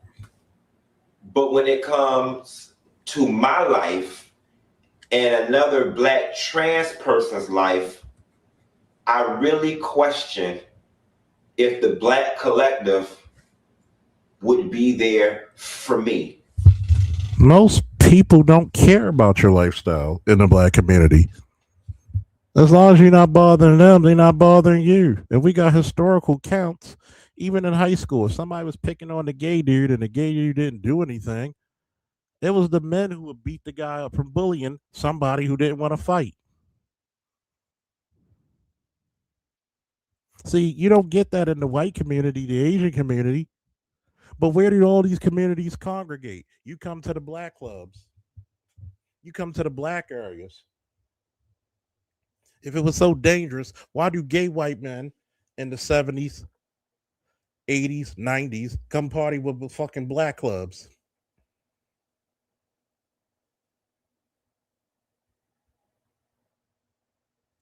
Who's the standard bearer of homosexuality for men in the white community, in the Asian community, in the Hispanic community? Y'all always congregate over our community because it's safe. The only time somebody got a problem with your homosexuality is when you're a habitual line stepper or you're socially awkward and you say stupid shit like this. Because when Black Lives Matter was started by 3 lesbian women, all married to white women, which really means you don't really give a fuck about Black lives if you can't marry them, right? But y'all don't shame them for marrying white women. But if a Black man even speaks to a white woman just to ask the time, it's a problem. Y'all don't come to Black man's defense for shit. Because you said we're the cancer, right? So why should we come to your defense? And we've got the Breonna Taylors, we've got the Sandra Blands, we've got the other women who've been affected by this situation. Compare that to how many Black men have been affected by the situation. And we'll just start from Reconstruction. Go. But the true noise is being made over the men. Once again, the straight Black man. Everybody can rally behind y'all. But I don't know that the other marginal. See, that's the part of the stereotypical shit, ABM. Oh, the Black community. Why can't you go back to where we usually had to solve problems historically was the Black church? And I'm going to say this, and I'm going to be very open about it. If straight Black people had an issue with gay Black men, why some of y'all are choir directors in church?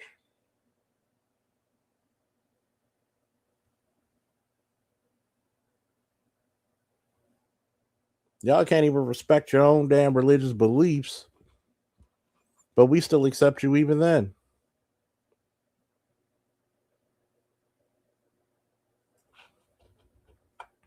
Let's talk about that real quick, right?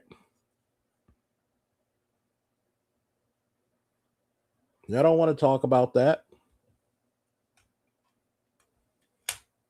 You don't want to talk about how much y'all been trying to convert and subvert little kids into homosexuality.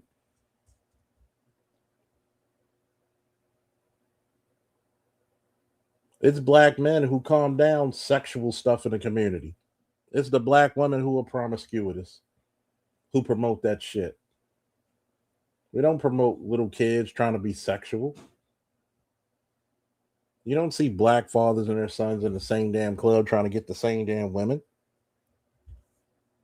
Ask your women that. As soon as you don't do something what they want, they calling you a faggot. Those are your girls, right? Since you said we disrespect. No. Go to a Black female like you did with Tasha K, who you said you're going to slap the shit out of when you see her. You ain't got a problem with her husband. But if her husband had a set of balls, he would have a problem with you. And what you just said, because you're a fucking curmudgeon, you're a surly ass person, you're obnoxious, you're annoying, and you're just downright not a nice person, stop saying what most gay black people, especially gay black men who are cool, never get the treatment that you get because you're an obnoxious jackass. Groups in our community, being women and LGBTQ people, get the same support from the straight black man. And that is a conversation, again, that y'all have to have with one another. We don't. A friend of mine last night asked me about relations when it comes to trans people and gay people. He was like, why do you think, straight black men don't do this? Or why do you think straight black men attack the trans, so on and so forth? And I told him, I said, you know what? That line of questioning is intellectually lazy. Why are you putting the onus on me? Because you're the only dumb motherfucker saying this. The onus should be on you if you're making a statement. You can't escape your statements. Don't get mad if somebody call you out on your bullshit. You make a bullshit statement. Why should the onus on how you get treated in the community be on straight black men if they're not gay? You don't see straight black men invading gay spaces, do you? The onus should be on you because you know why? You're sensitive, overreacting, curmudgeonous jackass of a person who has poor sensibilities, ultra sensitive. You don't take kindly to anybody who will straight up diametrically be opposed to what the fuck you say because they have just as much right to say it as you do. First Amendment last time I checked. But you got a problem with somebody who says, hey, my beliefs don't believe in that.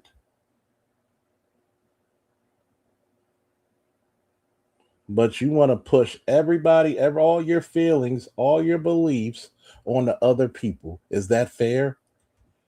To explain what it is y'all feel in y'all heart and in y'all soul when it comes to women and gay people.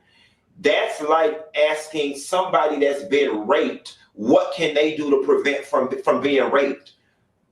Hey, rape victim, what can you do to prevent being appealing to rapists? Why is the... So wait a minute. You're going to compare being in straight black circles to a person who gets sexually assaulted. See what I mean about this victimization shit? Nobody cares about your sexuality. Everybody cares about a person who was sexually assaulted. You're not that fucking important. Get out your own fucking feelings. Onus on me to help heterosexual black men understand why they hate me so much. They don't hate you. We didn't even know you existed till you made that silly ass comment. We didn't even know you existed till you made the silly ass comment. I bet you if you say something to black women about them not being good mothers, about them cussing and carrying on the streets, about them being hypersexual, you would be all kinds of gay slurs in no time. Do you say anything to black women when they call black straight men? When they get into it, they call them faggots. They call them gay. They call them sassy. Do you open up your mouth and say that's fucked up to say? You should never call anybody that? No, because you be encouraging it. You'll get along with it. That's why you were okay and open about saying straight black men are cancerous. They're carcinogenic. They ought to be eradicated. They ought to be terminated with extreme prejudice. You were okay with that. Think about that. Think about that. Why do you think the backlash came from black men and not black women? But you want us to side with you and say that's our problem. Guess what? That's a you problem. And that's not even a you problem as a gay man. That's a you as an individual problem. That is intellectually lazy. That's like you saying black men are the cancer of the black community is intellectually lazy when actually we've been the cure for over 150 fucking years, you dumbass. This is not on black women to figure out why straight black men, heterosexual black men, some of them show a disregard for their life, a lack of respect, so quick to run off and marry a white woman, so quick to run off and marry a culturally ambiguous woman. That is not on that sister to explain. That is on y'all. That is on y'all. And I know that this video is going to catch a lot of flack, but the reality of the situation is, you know, the man supposed to be the head of the community. The man supposed, you know, our men are supposed to be leading the charge. And quite frankly, as a collective now and for a very long time, y'all been fucking leading us to hell. First of all, the black men have not led the community. It was the women.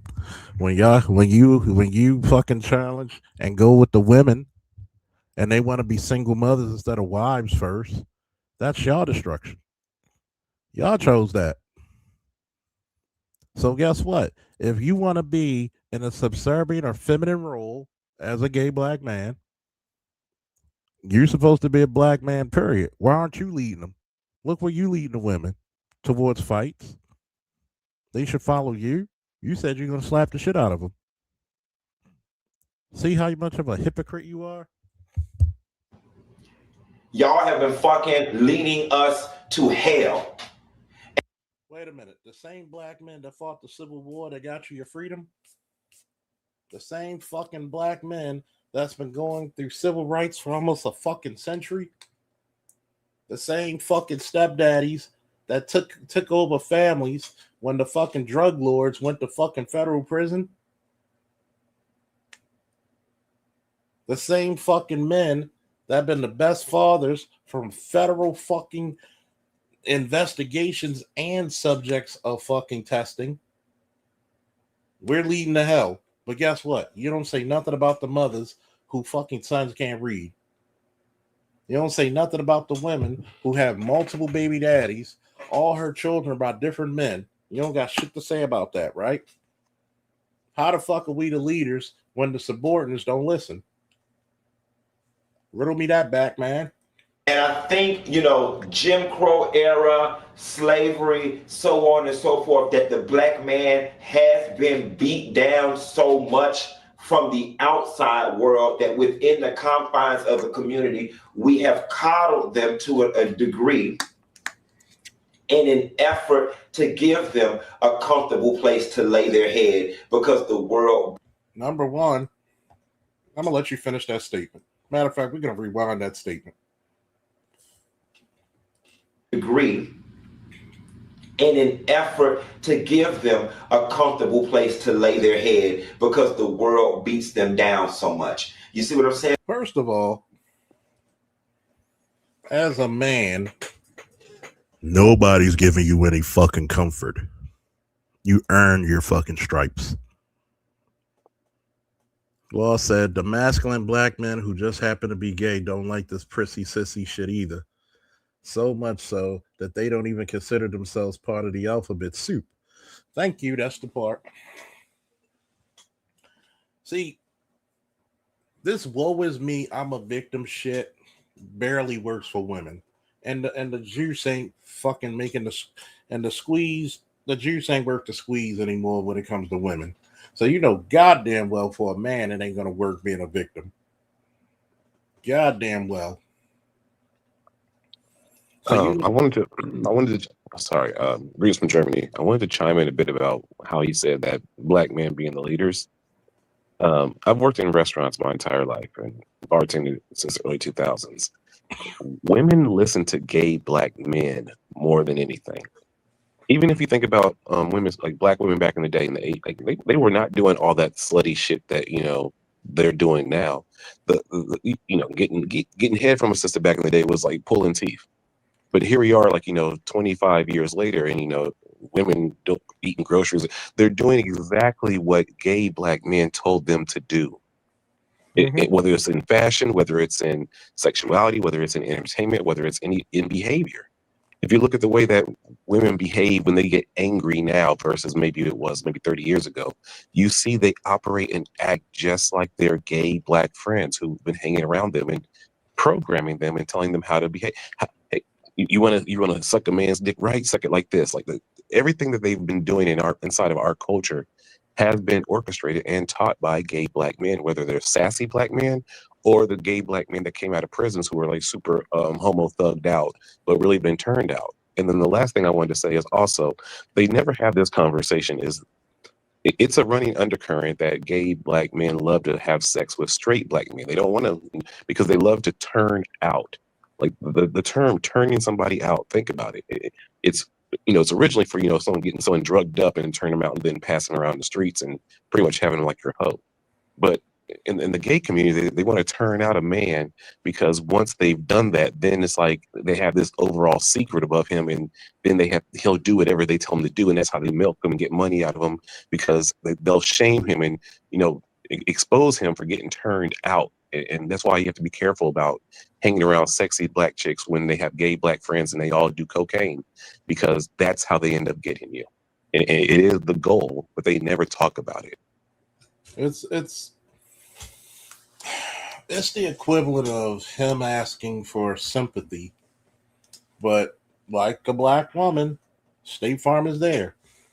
When he hears something that black woman doesn't like, guess what he's going to do? He's going to threaten them. Why? Because you're a man.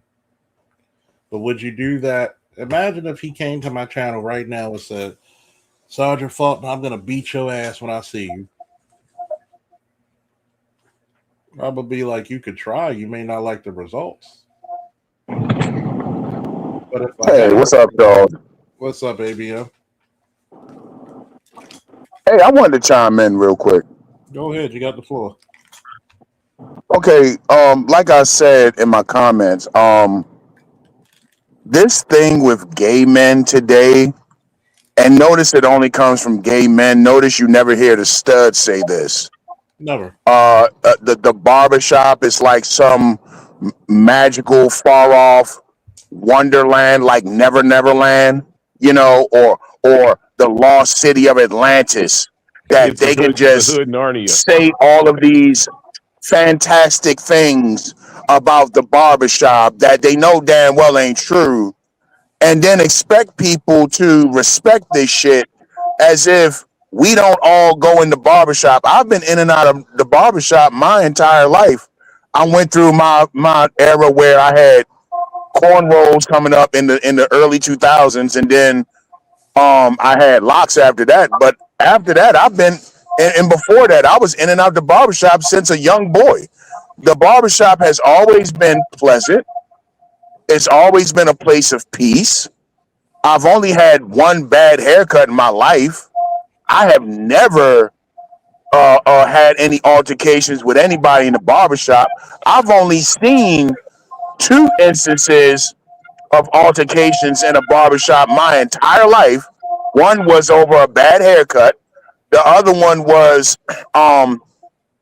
2 young dudes had robbed this dude and then came in the barbershop. And then after that, they went into the barbershop and he tracked them down. And he was going to smoke them inside the barbershop, but the barbers and the owner stopped them. And they talked homeboy into allowing the kid to call his daddy to bring him the money that they robbed him for. And here's the thing, when Pops came down to the barbershop, he jumped out the car and started beating the son ass. Yeah. Beat his ass in front of the barbershop and then gave homeboy his money. And once homeboy got his money, he walked away. And I was right there looking right at dude when he told him, he was like, look, I don't want to disrespect your shop and all, but I'm not going away until I get my money. So this whole thing of all of this toxicity and all of this nonsense that goes on in the barbershop is pure bullshit. And second of all, since when is the barbershop a place where the community goes to discuss community problems and we're going to solve community issues in the barbershop? Who the fuck ever said that was the job of the barbershop? And when he says, well, why don't you ever hear the barber tell dude to not cheat on his wife? Probably because that's not his fucking job. His job is a barber. To cut his fucking hair. His job is to cut my hair. That's what I'm paying him to do. I'm not paying him to give me life lessons. A man told you that, So woman wait, told you sir, that. sir, please just to cure my curiosity, I just have to ask, how bad was the haircut where you saw? Like, was it warranted? Was the fight warranted? I have to know. It wasn't even a fight. Dude was heated. He said he had a show to go do that night. It was a Friday night. And he said the lineup was off. I didn't see it off. The All right. lineup looked all right to me, but he was hot. He was hot with homeboy, and the barber was an older guy. It wasn't So like from the movie it Barbershop. didn't come to wasn't throwing completely hands or It anything. wasn't completely fucked up type. Okay, No, all right. I was no, not at imagining all. he cut Yeah, his and, shit and, and off. again, Okay.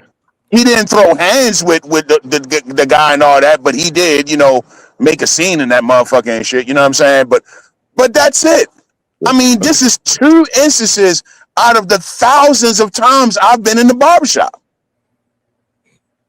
I mean, And like I said in the beginning, notice you don't hear the studs saying this. You don't hear the studs that come in and get their fades and shit. You don't hear them saying that. they usually have a pleasant time. They jump. Why is it always the gay guy? You don't hear the women, the mothers that come in, bring their sons in, get their hair cut. You never hear. In fact, how many times have you been in a barbershop, y'all talking y'all guy shit, and then when a woman comes in, nobody has to say anything. You already know, okay, the cursing gonna stop. Anything about women and booty and all that gonna stop until she leaves. Well, you told That's it just down. universal rule. You don't even have to tell nobody that, right? Women have used the barbershop for their sons' therapy because when I've seen this, when women have made their sons too effeminate, they would always bring their sons and be like, "Hey, can you just let him hang out here for a few hours to kind of be around men to see how they actually speak and actually behave?" Women have always used the barbershop as kind of like the barometer to show young boys, like, okay, this is kind of how you are and act around men. And like they've used that in a positive way. You know how It's many always times been I miss in my the 80s and 90s and early 2000s. The barbershop was damn near like the I miss my school dude. safety zone. I miss my dude Blunt. And no, his name was actually Blunt, the French way to spell it, not because he smoked them. But I miss my dude Blunt. One of the best barbers on the East Coast, easily. And we used to have games. We used to play pool. We used to talk. There's a lot of stuff the barbers used to have, like interactions with people. I've seen gay men in the barbershop get their hair cut. Nobody says anything about them. And if anything, the gay dudes I've seen in the barbershop was talking just like one of the dudes. They were like, shit. Matter of fact, the biggest joke we made when gay marriage was legal, they were like, damn, nigga, now you can't escape either. He was dying laughing. See, the problem is when you want to be part of the crowd and you're an obnoxious, sensitive, curmudgeonous, irritating fucking flea, when you're insufferable like this guy who always come off as a victim, nobody's gonna like you, whether if you're gay or straight, black or white. Nobody likes you. Chaos, you want to say something?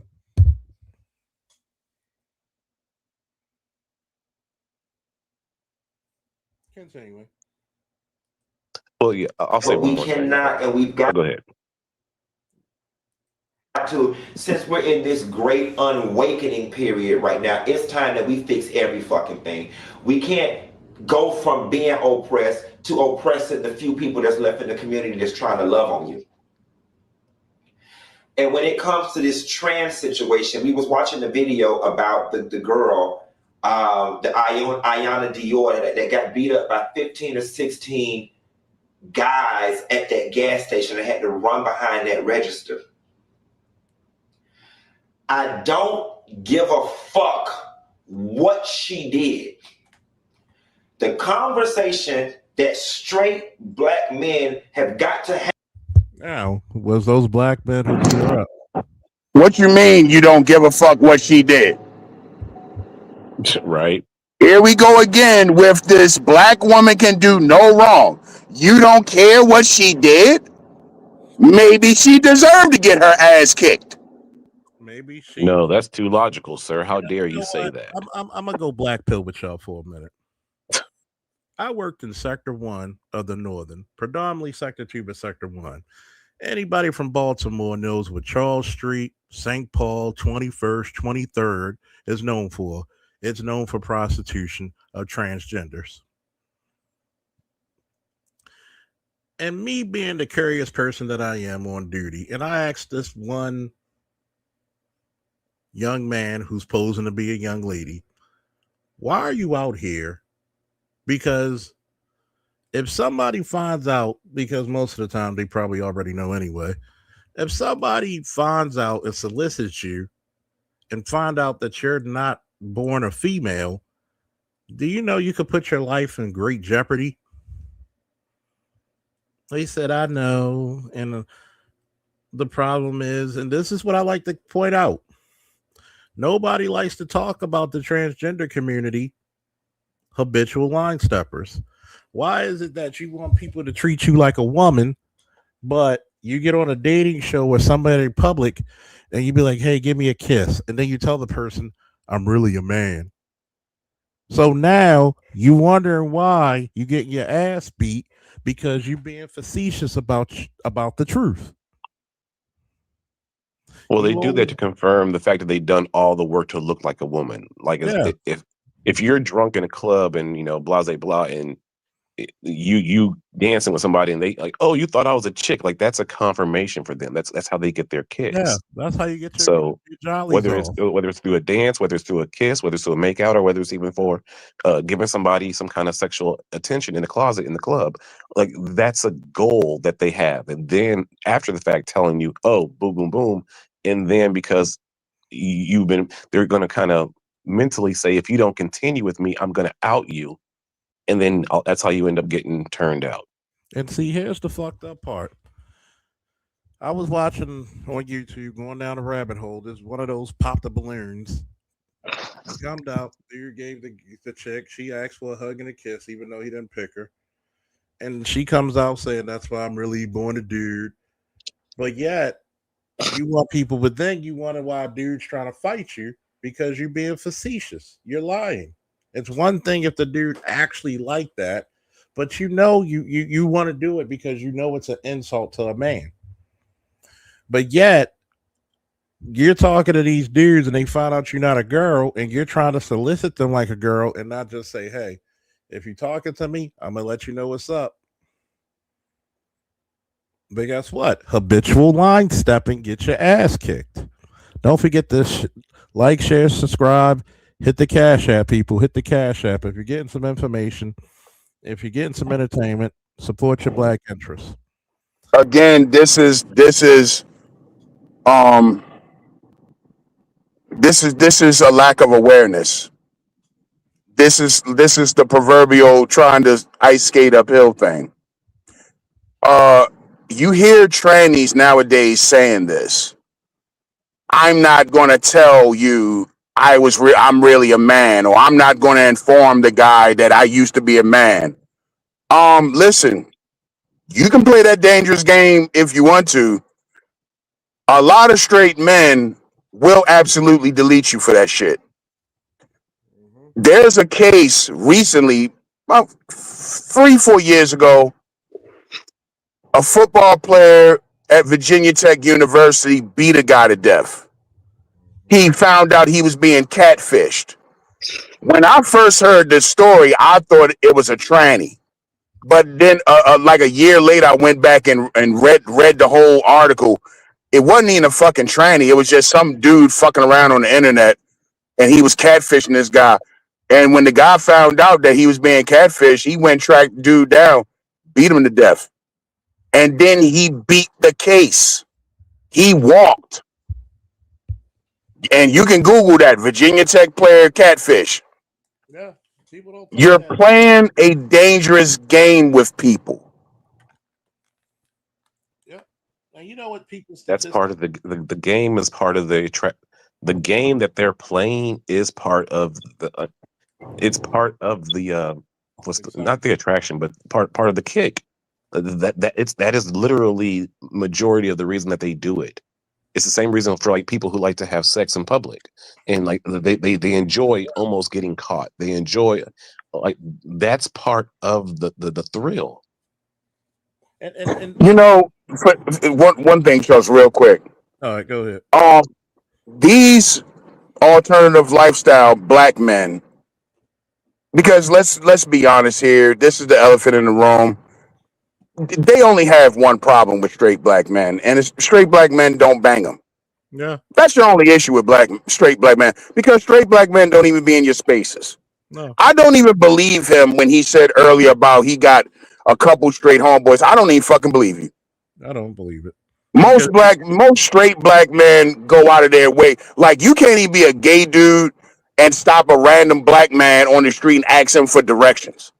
You know, niggas automatically start getting nervous and awkward and shit. Oh my God, I don't want nobody to see me talking to this gay dude.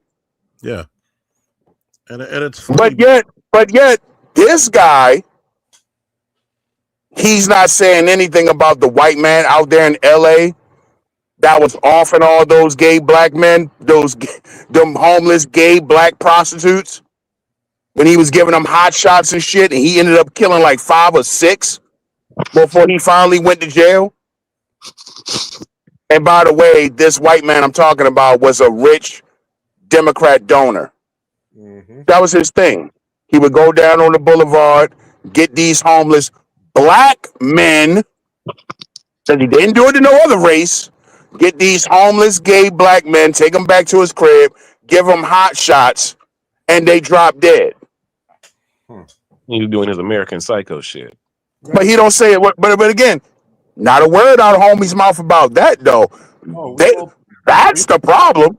Black men don't do, straight black men don't do that to y'all.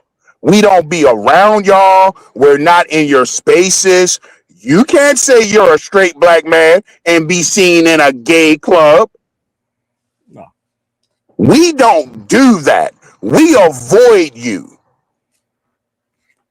And here's So this whole conversation is not even an honest conversation, not even genuine. Your problem is, the reality is that gay males in the black community, for the most part, are invisible. Wait, And what? that's your problem. you're left alone. Wait. Absolutely. Gay black men are way more visible than straight black men in the black community. Only to black women. I disagree, because here's the thing. Okay. I see gay dudes bop up and down the street all the time. Nobody says a word to them. Because you don't. But I'm talking about hello. But if we're Here's the thing. Here's the thing I'm saying. Here's the thing I'm saying. Think about it. All right. Why do they make such a big deal about a gay athlete finally coming out? Why did they make such a big deal about Lil Nas X? They need shit like that to validate them. And you notice whenever you get these, okay, so Lil Nas X, he had the one hit song, right? Nobody cared if he was gay or straight. He had the song. Wait. No sooner as he came out as gay, that's when he fell off, right? Who has more clout within the black communities? Average straight black men or gay black men? Within the community, who has more clout within the community? I'm gonna tell you why. Straight man. Not the top tier straight black men. No. I'm gonna answer your question. Okay. Straight black men. You know why? Because when danger falls, they ain't looking for no gay man. But danger hasn't fallen yet like that. So right now, no, I disagree with that, bro. And I'm gonna tell you why I disagree with that. Because black women are the biggest fucking hypocrites when it comes to homosexuality there is. The one thing you know about a straight black man is that he lets you know how he feels, and that's that. There's no gray area. Black women, on the other hand, it's always a fucking gray area when it comes to homosexuality. 1 minute gay is cool, the next minute it ain't. It's okay that this homeboy of mine is gay. I'm cool with gay. But the dude over there that's cute, and I would like to bang him, but he's gay, now I got a problem with it. Oh, a black man broke up with me. These niggas must be gay.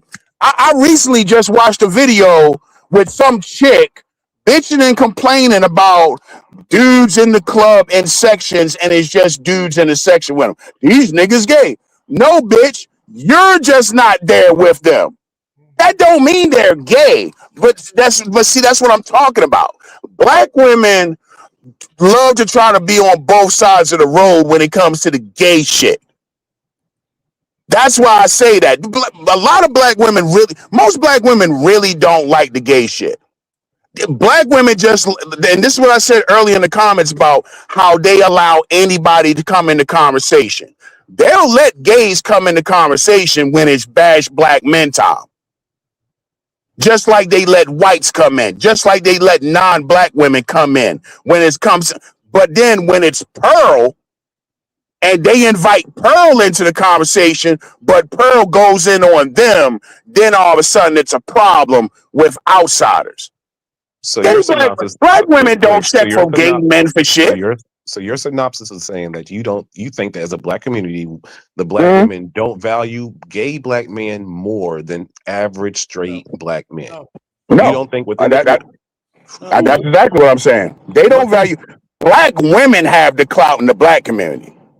and then underneath them is Gay gay black men don't have no clout. Gay black men, again, where Sure. can gay black men really thrive outside of the church, outside of anything that's female dominated? They can't Oh. come nowhere that's male dominated. This is why this Oh. nigga saying all this about the barbershop. I'm gonna tell you, what's your name, man? Wild dude or Will do? Washington Vildell. How you doing? Wash. Your name's Wash. What's up, bro? What's up? What's up? But you're new here, so shoot, I forgot to tell you to introduce yourself because this first time you're on the panel, I think. Let me explain this, right? This is why black men still hold clout in the black community.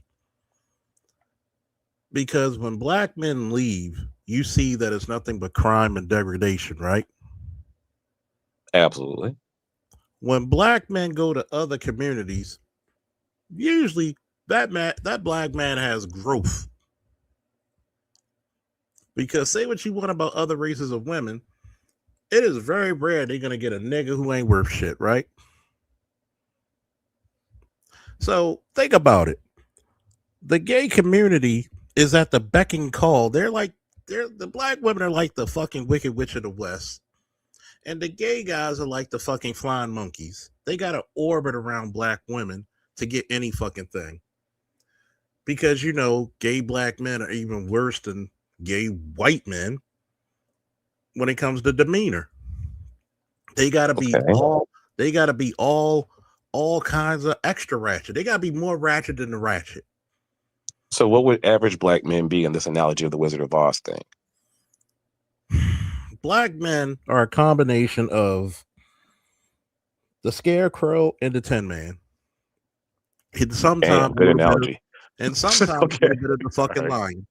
Because number one, you ain't got enough courage to tell. Some black men don't have enough courage to tell their women to shut the fuck up and sit the fuck down. You've embarrassing us. Some black men don't have enough heart to leave them to get either a decent black woman, a good black woman, or go somewhere else, or don't mess with them at all. And then the third part is the garbage man of the dating world, which is the Scarecrow. You have to have some goddamn brains about you. Once black men started seeing their value, guess what they got? They got the heart to be passport bros. They got the courage to say, I don't like this shit openly. I'm not dating, nor I'm doing shit for you. And they got the brains to say, fuck this shit, I'm out. Either I'm gonna go monk. I'm out. Either Fuck I'm gonna that go shit, monk, or I'm gonna find a black woman who comes up to my specifications, or I'm going to another culture. Either still in the black race, or I'm going to another race where I'm gonna be celebrated and not tolerated, or not degraded. Yep. And that scared the shit out of them, Charles. And that scared the fuck out of them. That's why a lot of them traveling to Panama or any part where black people are. I said, wait, bitch, why are you traveling and looking for a black American man? I thought you were swirling. I thought you divested. I thought you were going to look for a zaddy. Oh, I forgot. Zaddy don't want you. He sees you, you know what time it is. Get on your knees and suck this dick and send you back on your way. Because let's tell the truth about who really has the clout. See, black men, it's like that old saying. Black men have not a fear of being inadequate, black men have a disbelief of being powerful beyond it. Okay? Mm-hmm. Because once black men find out, think about it. To a black woman, let's say you're an athlete, pick a sport, football, basketball, wrestling, hockey, whatever. You just an average nigga to a black woman. Yep. But you go to that Caribbean woman, that white woman, that Hispanic woman, she sees you as a god. This man could take me out of my bondage. You don't want him? I take him. You know you the shit when you in front of your girlfriend and you dress to kill, and her girlfriend widely tells her, if you don't want him, I'll take him. Mm-hmm. And this is the fucked up part when it comes to black men. We rather listen to the 15 people who says we ain't shit, we ugly, we all this, but there's 115,000 people who said you're God on earth. Mm-hmm. You're scared to take that one step. The one step on a fantastic journey, you know, one step leads to the journey of 1,000 miles. Okay, that's the part where people don't want to say. See, the gay community lost its vigor because the gay community don't stand for shit but debauchery. Debauchery. These. Why do you think I keep putting James Baldwin on a pedestal? Because they won't. They will never respect a black man who says it's more important for my race to succeed than my individual sexuality. That's a hell of a man.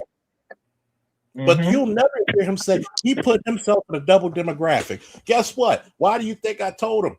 First of all, if I panel chat, can I go in for a second because I just pissed my own self off? Go ahead. There's a reason why officer fault, the sergeant fault, the commander fault, or whatever the hell you want to call me, Charles. There's a reason why I don't get the fucking chance to fucking be on some of these bigger panels, because I would ask the fucking question that sometimes I make the angry man look nice. Mm-hmm. Because some of this shit pisses me the fuck off. I would have said, wait a minute.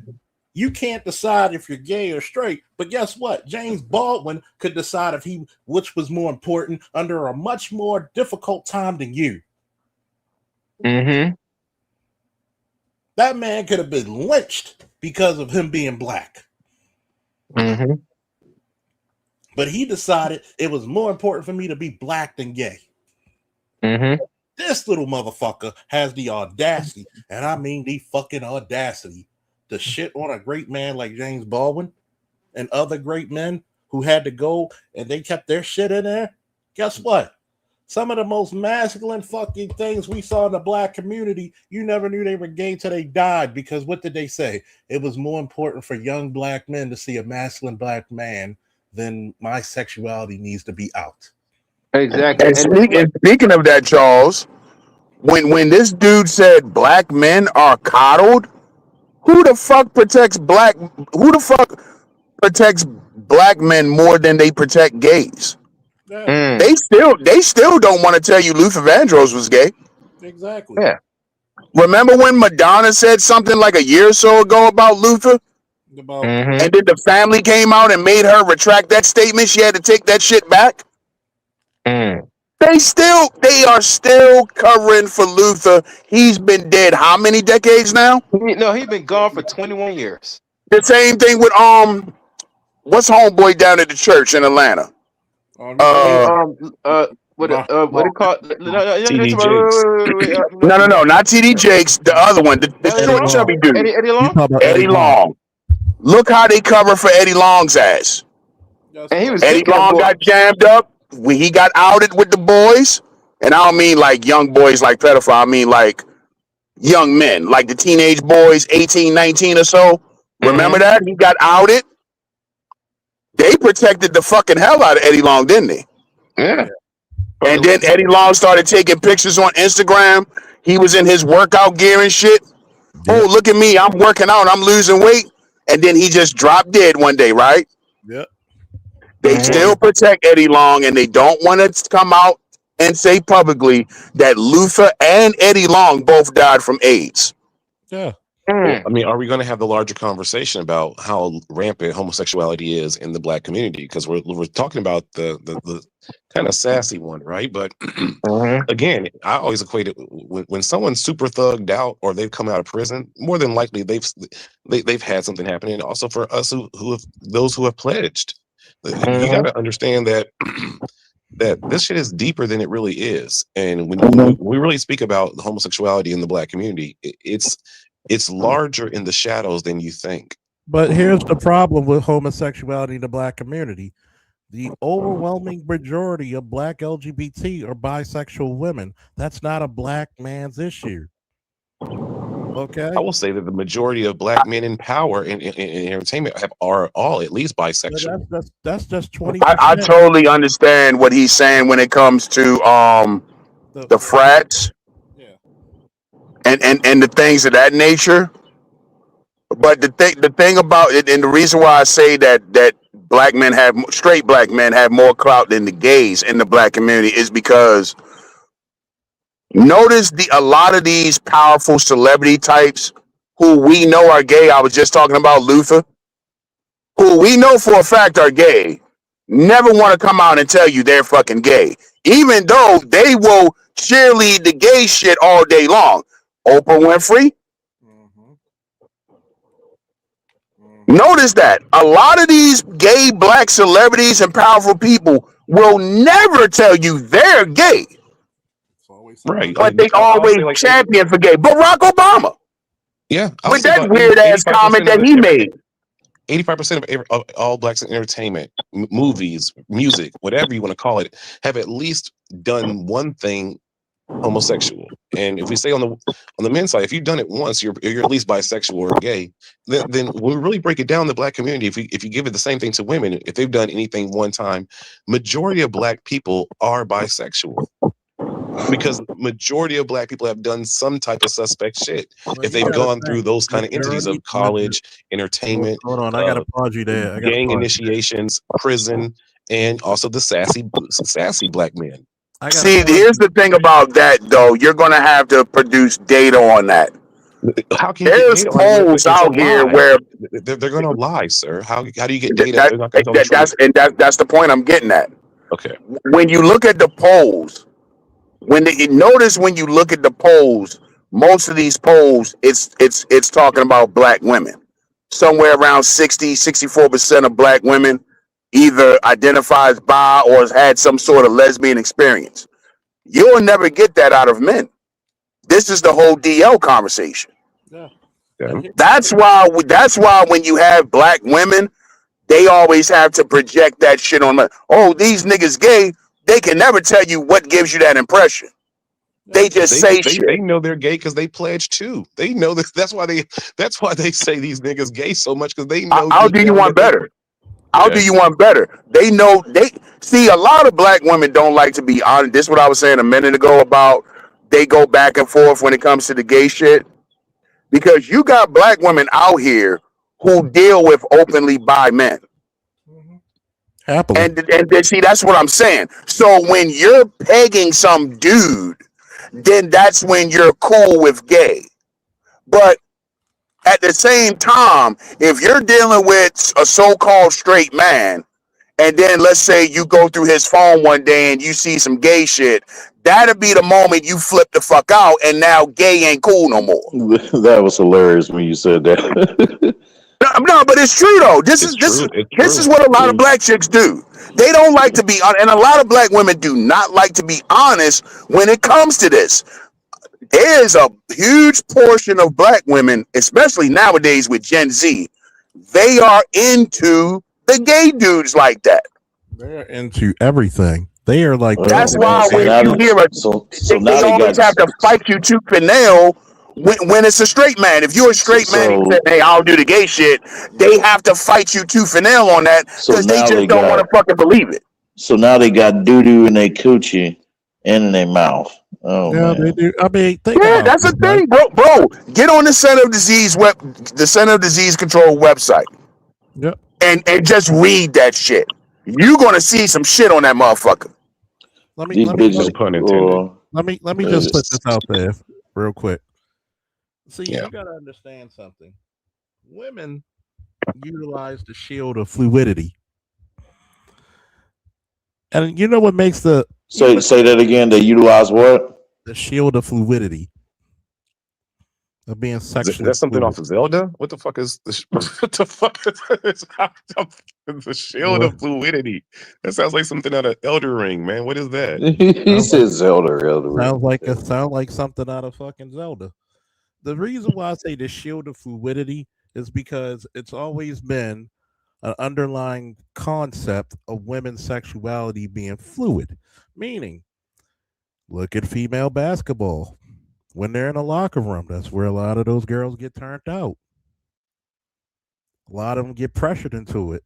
How many times you seen women, or you heard about women? You might even see them sometimes, and they touching each other's butts and breasts. It's funny you mentioned that because it just reminded me about what Angel Reese tweeted about, saying like, "Oh, that she has a 80 body count," and Cass is freaking out. She tell him, "Well, that ain't bad because my teammates, most of them have like 500, But you a guys, body count of 500." I'm like, "Oh, damn, right? Think you about nasty monkey looking bitches." I said you got to think about this God shit. damn, man. Wait, What happens? wait, where is that racist ass fucking really found? Yeah. All right. How many times have you seen women with 5 kids by 4 different baby daddies, pussy jacked the fuck up, and who does she go date now? A stud. Now, we got to take some things in context of current time data, right? Is it easier now for a man to come out ever than before? Yes. Now, if you got people who will come out, and because they don't put names on these statistics, right? So guess what? You're going to get a more honest answer than a motherfucker who's got to put a signature to their statement, right? We're just going to go by, investigations. So when you go out there to random states, random cities, and you ask people, do you consider yourself bi, straight, whatever, in the closet, whatever, why would you have to hide if your identity is already hidden? So the truth is going to come out more. Trust me, there's no way in hell if a woman tells me she's been on a basketball team, there's most likely she's been involved in a sexual act with a female. Even if she didn't want Yeah, to. pretty much. Even if she didn't want to, because yes, they don't call it sexual assault, but that's basically what it is. I showed y'all yesterday with the goddamn woman. No, it wasn't yesterday, the day before, Monday. Like, no, was it Wednesday, yeah. So I showed y'all the video when they went to paternity court with the gay black man and her best friend and his best friend. When she got him drunk and seduced him, and she got pregnant. Why is she charged with second degree rape? See, once you look at it, because now you have fluidity. What's up, babe? Come on up. Once you start seeing the truth, since guess what? You're taking an open quiz, nobody's putting their name. I believe it more than back then. If you would have took this shit 20 years ago, 30 years ago, yeah, I could get it. But now, if a dude's saying he's out there, he did something, and he doesn't have to put his name down on a dotted line, I believe it. But you got to remember, women are known for going on girls' trips. Women are known for experimenting. Not saying men don't, but guess who does it? See, here's the fucked up part about it. When they talk about all the men are gay in Atlanta, they only talk about the men they're attracted to. Oh shit, you may do let he left, damn it. Well, he come back if he wants. He's a new panelist, but guess what? I mean, he was cordial. I want to put this out there. Notice they talk about all the men are gay, but they always refer to the men they're attracted to. They don't talk about the hardworking brothers. There's plenty of black. You're a black Mecca. Black LGBT is one of the smallest demographics in the country, okay? That tells you what women really look for. Women look for pretty niggas. Because guess what? I know plenty of niggas who went to Morehouse, who went to what's the other college there? Matter of fact, I think Lost went to one of them. Who was So when these chicks call you gay, you should laugh because we know that their asses, damn it, they be screwing the gay man. because guess what? They have an ego. Women have an ego too. They have an ego by saying, "Oh, I bet you I could turn them back straight."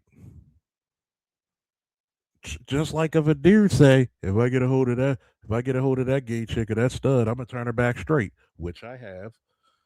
So I have an ego, so fuck y'all. See the worst artifact in Vox Machina. That show's funny as shit, isn't it? But the reason why I said women go through the veil of fluidity is because we always take their sexuality as very fluid. That's the point I'm saying. Because women get together in a shower, women will shower together, women will go to the bathroom together. It's against the goddamn law in the Constitution of the United States. If there's space in a urinal, you don't go to the urinal next to another dude. Unless it's an emergency and there's no other available urinals. And even then, you might have to go to a sitting toilet. Because nobody want to be shoulder to shoulder taking a piss. So let's look at this on a very intellectual scale. Yep, Morris Brown, Clark Atlanta. I know plenty of dudes who went to Morehouse, Clark Atlanta, and all that shit, Georgia Tech, and was fucking the shit out of the Spelman girls. I was one of them. So this whole gay thing, for some reason, y'all sure get a lot of dick for the Kingdom Hall of Gayism. So either you're fucking the gay dudes, or somehow, some way, magically, you're getting some dick from some straight dudes. Pick a struggle. It's like it's weird. It seems like it's like jealous. You're jealous of the masculine straight man. You know. You know what? Outspoken. Thank you, because we had a fucking incident in the department like that. These chicks go off to a fucking 2-week around the fucking Europe cruise, and somehow they're not friends anymore, but they don't want to say what happened because some sexual shit probably went down. Thank you. Thank you. Thank you. You ain't never hear a bunch of brothers go to Brazil or the Dominican Republic and they trying to fuck each other. Why? There's too many bitches to fuck.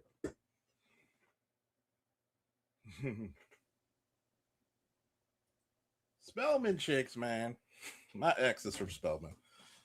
God damn, she's bright. She just don't have common sense. She's a county bounty.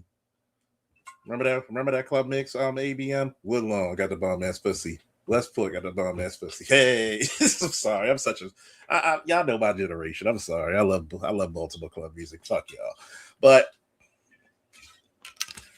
Turn your volume up, Brother Charles. huh? Just a little bit. What you say? I said, turn your volume up a little bit, Brother Charles. Well, I had to come. I was away from the mic. Hold on. It might be my volume, too. But this is the point that I make, right? Why should we feel a certain way about a gay black man who's not cool? Most black men go by this thing. If you cool, you invited. You can stay. When you're insufferable, nobody fucks with you. Do we all agree? Chat panel, do we all agree? Because guess what? Say that again. I cut out. Because most black men go by this system. If you cool, I fucks with you. But when you're insufferable, or you try to get more than what, or when you're trying to get special privileges, and you're insufferable, nobody fucks with you. Hey, I got along with gay dudes, man, on the job and, and outside the job and shit like that, coming across them or whatever. Like, it's never been like, that extreme. Not like this dude. I may have gotten into it where I was ready to beat one gay motherfucker's ass or probably a couple of them, but other than that. Probably because of his habitual line stepper. He didn't know where to stop. And it doesn't even have to be trying to hit on you. Because and it's true what you said too, that we never seek a straight black man who are seeking things of greatness. We never ever have like a kindling desire of wanting to go and invade their spaces or especially their chat rooms. No, have you ever noticed that everybody wants to invade black men's spaces because we're the coolest motherfuckers on the planet? Why do you think some chicks early in the manosphere wanted to come over here and debate? Because bitch, you weren't getting no views. Bitch. Again, going back to what he was saying in the video, if straight black men are so cancerous and so dangerous, why do black women insist on being in our spaces? Even when you offline, if you're a drug dealer, you out on the strip, you out on the set, you will always see black women on the set also. They want to be right up under you. They want to be right there so they can see all the action and shit. I mean, am I lying? Right. Remember when the strip club was for males only? Then all of a sudden, when the 2000s came around, now all of a sudden, here go chicks got to start coming to the strip club. And they want to get lap dances and they want to tip the bitches and shit like that. Again, if black men are so dangerous and so toxic and so cancerous, why are they always around? But you know who's not there? The gays. Yeah. So how would you even know, dude? How would you know that black men are so dangerous and toxic and cancerous? You're not around us. And also, Edward too brought up a good point too, y'all, where he said in his stream that it's funny. He said it's funny how basically these women, they keep running. It's funny how the dudes who abuse women always have women around them, or that they're dealing with. You know, it's because they keep running after those same dudes. Newsflash: toxic men attract toxic women. Yeah. How many times have you heard from a black woman? She probably told you to your face. She like when men choke her or slap her. I like a nigga to put me in my place. How many times have you heard a black woman say that? Too many times to give a fuck about. And they're dumb as hell too, man, because they'll say, it's like, damn, they're stupid, dude. I'll be looking up deranged as hell now, like, especially since, receiving enlightenment from you brothers after all these years. When they say now, like, I was in an abusive relationship. I was with him for about 10, 20 years. Now, man, when they say that shit, I'm telling dudes, run from that bitch. Shit. You got to understand this, right? One, let's look at this on a very fundamental scale. If black men are so dangerous, why do you look for them to keep having babies? Why do you look for them for safety? Why do you look for them when you're in dangerous situation? Why do you ask for black men to protect you, but you never say anything to the gay black men to protect you? Because you don't respect homosexual. Women don't respect it. You'll use them because they'll do your hair. They'll make you laugh. They'll pay for drinks. But when they say something you don't like or go against you, they're just you got 1,000 gay slurs out of a black woman's mouth quicker than a fucking slave owner or a nigga with a Confederate flag calling you one. Man, this ultimate bitch made ass dude here, man. This creature you got on this damn screen. Yeah, he's full of shit. He's so full of shit. Of course he's full of shit, because again, it's like I was saying, and my man disagreed with me, and that's cool. But I'm sorry. Gay black males are mostly invisible in the black community. They are. The only way they can have any type of shine is online or in, entertainment. Remember when they tried to push that football player that came out as gay? He got drafted like in the 4th round. The Rams drafted him, and then it didn't go anywhere and shit like that. See, they need shit like that to validate them. They have the same problem that a lot of black women have, where black women hate to see black men get shine all the time. So now it's like this. This is why they are so enamored with these female rappers and shit, because otherwise black women really don't get no shine like that, right? So you hype up these fucking, even when you're not even black, like Cardi B. You know, you'll hype up Sukihana, no talent. You'll hype up Sexy Red, no talent. You feel what I'm saying? Yeah. Gays have the same issue. That's why it's always going to be, they need some prevalent athlete or prevalent rapper, because R&B ain't gonna cut it. They need an openly gay rapper to validate them. And like I said, the moment Lil Nas X came out as gay, he fell off a cliff. Because the black community, and black women are included, the black community really don't really fuck with gay males like that. Not really. They don't want to hear that shit, dude. I don't know, man. These bras, man, when they dive into all that wicked and vile shit, they come out looking half dead, man. Like they got that half dead look. Hey, Bay in the chat. Yeah, if you want to invite him up. Hey, what's up, Bay? Hey, how y'all doing? What's up, Bay? You want to join in? Here's what. Oh, he came up. What's up, bro? What's up, y'all? What's up, everybody? Here's what I learned. When these chicks say we too dangerous and all of that stuff, understand, you have to know how I've learned to speak their language. When they say that, they're bragging in the form of complaining. Because if you're actually literally complaining, then you don't be around that thing, or you don't do that thing that you're complaining about. Am I making sense? Yes. Yeah. So they're bragging in the form of complaining, like, oh yeah, my boyfriend beat me. You have a pattern. You have chicks who are in this pattern of relationships where the guy is abusive. But if you talk to her ex-boyfriends, it's her that started the abuse. Do you understand? All he's doing is trying to defend himself, but because they were both raised in that same abusive environment growing up, he don't know that he's supposed to get the fuck out the first time she get physical. Do you understand what I'm saying?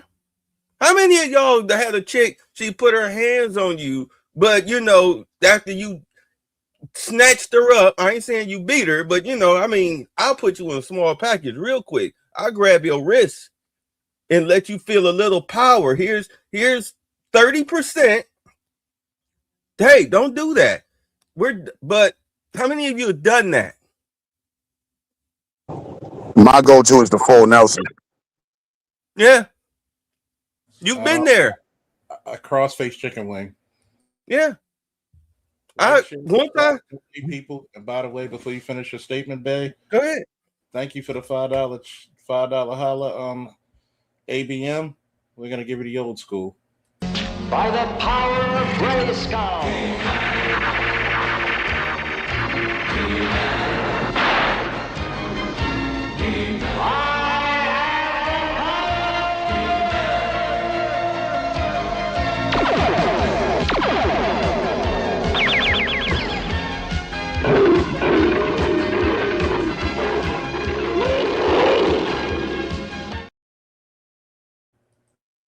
Continue, please, Bay. You got the floor. Thank you. I know. I'm glad you did that. I had to run upstairs and get my glasses. I don't know why I got both pairs sitting on my night. Anyway, so yeah, once I got to do that, I got to stop you from hitting me. The relationship is over. But how many of y'all have done that? Done what y'all have done, but you stayed? Guilty as charged. Every black man is guilty of that shit, because guess what? You've been basically You've been taught for that. You've been indoctrinated to that. Continue. The only time I stayed was with the chick who almost had 2 of my kids. And that's the only reason why I stayed. Well, really, it was one. She showed up to the apartment. I had a chick in the apartment, but she had, she came and got her stuff. We supposed to have been broken up, but she still had her key. Something told me to put my pants and my shirt on. Something told me to get dressed. I did. All of a sudden, I hear my front door opening. You understand what I'm saying? It was one of them situations. She went to jail that night, to be honest. She went to jail that night. No round of applause. No round of applause. Y'all just church mousing it. Yay! Thank you. I mean, goddamn. Usually in a DV situation, the guy goes to jail. Hey, sometimes you gotta do one of these moves. Shit.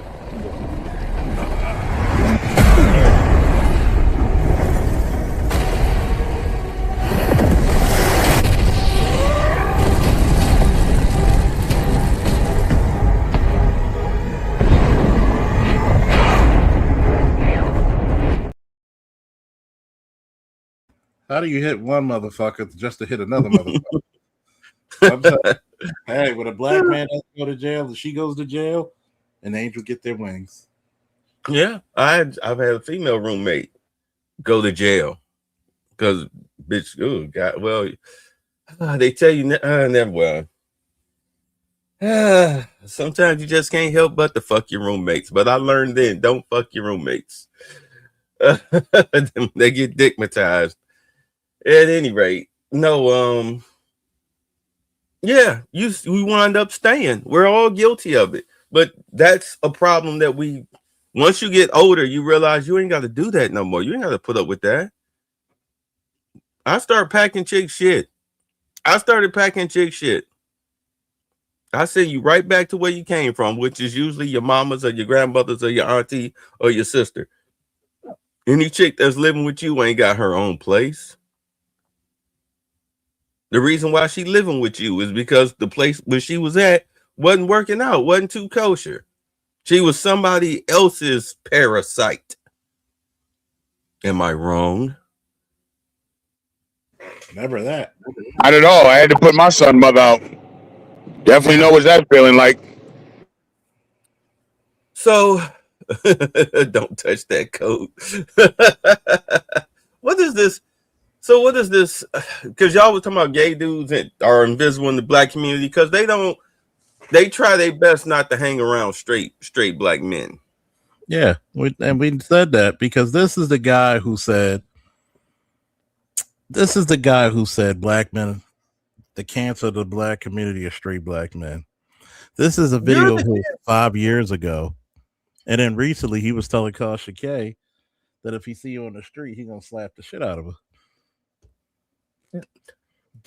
Look, low IQ, poverty-stricken blacks, gay black men, and their female counterparts, they're the cancers.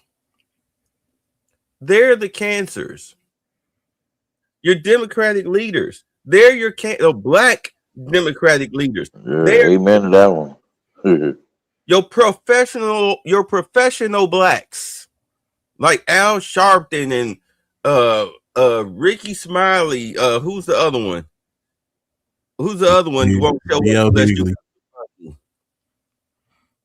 D.O. Hughley, which is talk about a gay man that we're saying D.O. Pause. B.O. What's his name? Ben Crump, even though he's African. But you do understand the grift. Black lesbian mansions when they was running around here pretending that they was relevant. Those are your cancers. Umar, those are your cancers. Do absolutely nothing but a bunch of ear hustling and trigger words. I swear to God, that whole situation with that store, here we are 30 years later, and it seemed like the only thing that motherfuckers was hearing was that white people are racist. They got nothing the fuck else out of it. They don't know shit about economics. They don't know shit about community building. They don't know shit about nothing outside of that white folks is racist. And like, who the fuck? Now I understand why Phil Valentine was cussing and yelling so much. I understand why so many of these scholars back in the day, back in the 90s, I understand why they was cussing, and those that did used to yell and curse. I get it now. Because what you're saying is falling on deaf ears. They only want to hear what they want to hear.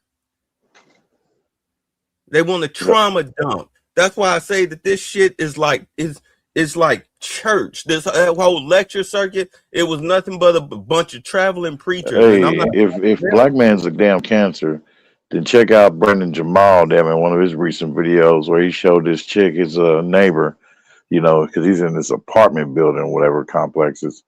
Yeah, and she's like above him and playing loud music, and he addressed her whatever about it, and she got natural and cussed him out, and then, you know, told her he was gonna call the police, and he did, and the police came or whatever to try to help the situation. Yeah, then but she came out, started acting all wild and wanting to try to fight him and shit right there in front of the damn police. 2 black female cops. Yeah, you know what I mean? And then she started twerking, wanting to shake her ass and shit. I'm like, oh my God, dude, she just And so what about disgusting. her nasty ass friend gonna come up and say, well, he mad because he tried to talk to her and she didn't want to talk to him. You know, like he wanted that. The friend was trying to come off like he was trying to get with this wild she-boon. She was trying to play it like that. Both of them looked like they on Skid Row. Because what else do ghetto-fied women know? You see how it all comes back to fuck me? Yeah. They think you want, don't nobody want you. She looks nasty, dude. Don't nobody want you. Did you see her? She looked like, dude, she didn't take a shower in a week. On some B. Simone shit. They both did. The friend looked like she sleep in the gutter. You say Ben Crump is American? You sure about that? He got that African everything. Whatever. And they're saying, oh, everybody get ready. Alien Files coming out. Yeah, I saw that. I don't know, man. Maybe this motherfucker acting weird because he took those, you know, those pills they advertise on in these damn commercials. These HIV preventative pills and shit. So maybe them pills causing this motherfucker to act all crazy. Who knows? or he didn't snorted the wrong batch. Who knows? I don't have a problem with gay folks. When I was working in hotels for over 25 years, I mean, you couldn't help but be around gay folks, especially gay dudes. I only had one incident where a motherfucker was, damn, I discovered what it was like to be sexually harassed. You know what I'm saying? I discovered what it was like to be sexually harassed, and I was like, God damn, like this motherfucker made me want to just grab a kitchen knife. I'm serious. Shit. Or whack-a-mole his ass with something. Yeah, he was a big dude too. It's like shit. You know, he was like 6'2", good 250, 280. It just talking reckless in a mug. You know, how are you gonna have somebody like looking like that talking to you like Mr. T? Hey, man, you look good over there. I'll kick him right in his dick. That shit was unnerving. But at any rate, no. Outside of that, I ain't never had no problems with Oh, with gay dudes. You know. Let's hear the rest of this bullshit real quick. Have with themselves is why is it that we feel it's okay to beat on her like that? Okay, fine. Fuck it. That ain't a girl. That's a boy. It's got a dick. It's got a dick. Okay, fine. If it's got a dick, then that's your brother. Why is it that y'all feel it's so okay to do that? Why is it by virtue of her being trans that her life automatically doesn't mean anything anymore? And y'all ignorant sons of bitches are okay with that.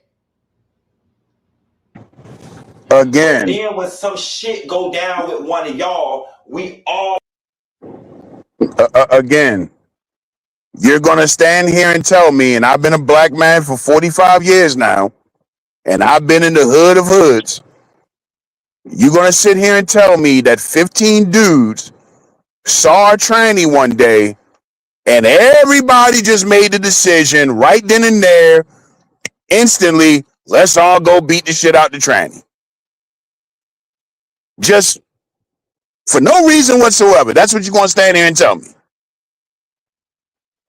So again, the question is, what the fuck happened?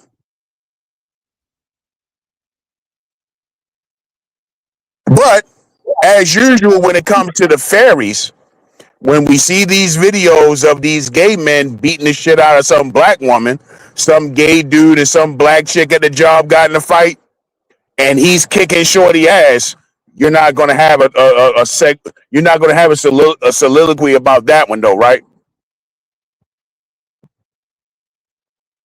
But you talk about the black community. You niggas can't even have honest conversations. You lying your ass off about the barbershop, all because mommy took you to the hair salon and you felt more comfortable being sitting up under broads all day than going to the barbershop. Now you sitting here lying on black. Oh, these niggas just jumped this tranny for no reason. Bullshit. So how do you want to fix the black community when you can't even be honest about the black community? But I digress. Let's talk about this, right? Once again, black people usually, black men, black straight men, usually let live or let live. That's the unspoken thing about gay people. We don't bother you, you don't bother us. If you're cool, you're cool. But guess what happened? Could it possibly be this chick was trying to hit on some men who told her, yo, we don't do that, shorty. I ain't into that. But once again, gay people have been known to be habitual line steppers. I told you when I was on duty, this people don't want to talk about the truth. Did you know statistically 60% of transgenders who have the surgery become suicidal? That's not my facts. That's not my facts. Do you know that? Well, like you say, it's a psychological situation. Exactly. So when I look at this shit and I asked that young person, I guess he identifies a girl, but that's a dude. And I told him, I said, you put yourself in a dangerous position, right? Well, you know, and have you noticed that a lot of those people come from really broken up ass homes? He had to do it to make sure his brother had to get clothes for school. I said, you could have got a job. Nobody's going to hire me looking like this. I said, well, you don't have to look like it all the time. I mean, with all due respect, you don't have to look like that. It's not like you being black where you got to carry that black skin everywhere you go. I said, either you like this shit or you don't realize how much danger you're in. Come to find out, they don't tell you how many of them drop out of school. Nobody wants to sit down and have this. I don't, just like they say, we got to look at shit. I don't see the gay community saying, why don't we be more like James Baldwin at a roundtable discussion? Why do we have to act like a bunch of ratchets? Why can't we just be civilized and dress like men and just and if we like men, why can't we do that in the safety and sanctity of our home and be respectful people of the community? Why do we have to embarrass our community with outlandish hairstyles and actions? You're not naturally talking with a lisp. Your voice probably deeper than mine. Why do you got to go into the theory of ratchetivity? And you want to talk about us beating on black women? 70% of the fucking aggressors in domestic violence are black women. Black women use more. Yes, black men and domestics use their hands, but black women use weapons. How many times have black men been stabbed, slapped, damn near ran over by a car, doors kicked in, all kinds of violent shit because a black woman can't control her own emotions. So when the dude finally pushes her off or slaps the shit out of her, that's when the police get involved. But you don't say nothing about the black gay guy working at the post office getting in a fight with his black girlfriend coworkers. Y'all play the enforcer when y'all go to the club together because, you know, they got a couple of big bitch, you know, Haloti Nada built bitches on their team. So you need some muscle. This guy, even though this video itself is 5 years older, you just told Kendrick, you know, Tasha K, that you're going to slap the shit out of her, but you have no problem with her husband. I bet you don't. But that also tells me about your husband, Tasha K, because I'd have made a comment to say, if I even find out you even dare put your hands on my wife, I want you to look around and I want you to see who's man or woman enough to pull me off of you. I dare you. Go ahead. I want you to try it. I dare you to try it. See, that's the part where black masculinity shines through. Because notice you didn't make the threats to the husband. Because you're a little bitch ass nigga, and it's not because of your sexuality, it's because of your demeanor. That would have been my niece or my mother. I dare you. This motherfucker got a goofy ass face, man. And I'd have slapped the Detroit smash out of your ass. Continue. You know he liked that, Daddy. Not till he be looking like that bitch on the fucking, not till he looks like that chick on the fucking Boys, where you see the fucking face on the back of his head. Supposed to rally behind y'all because Black Lives Matter.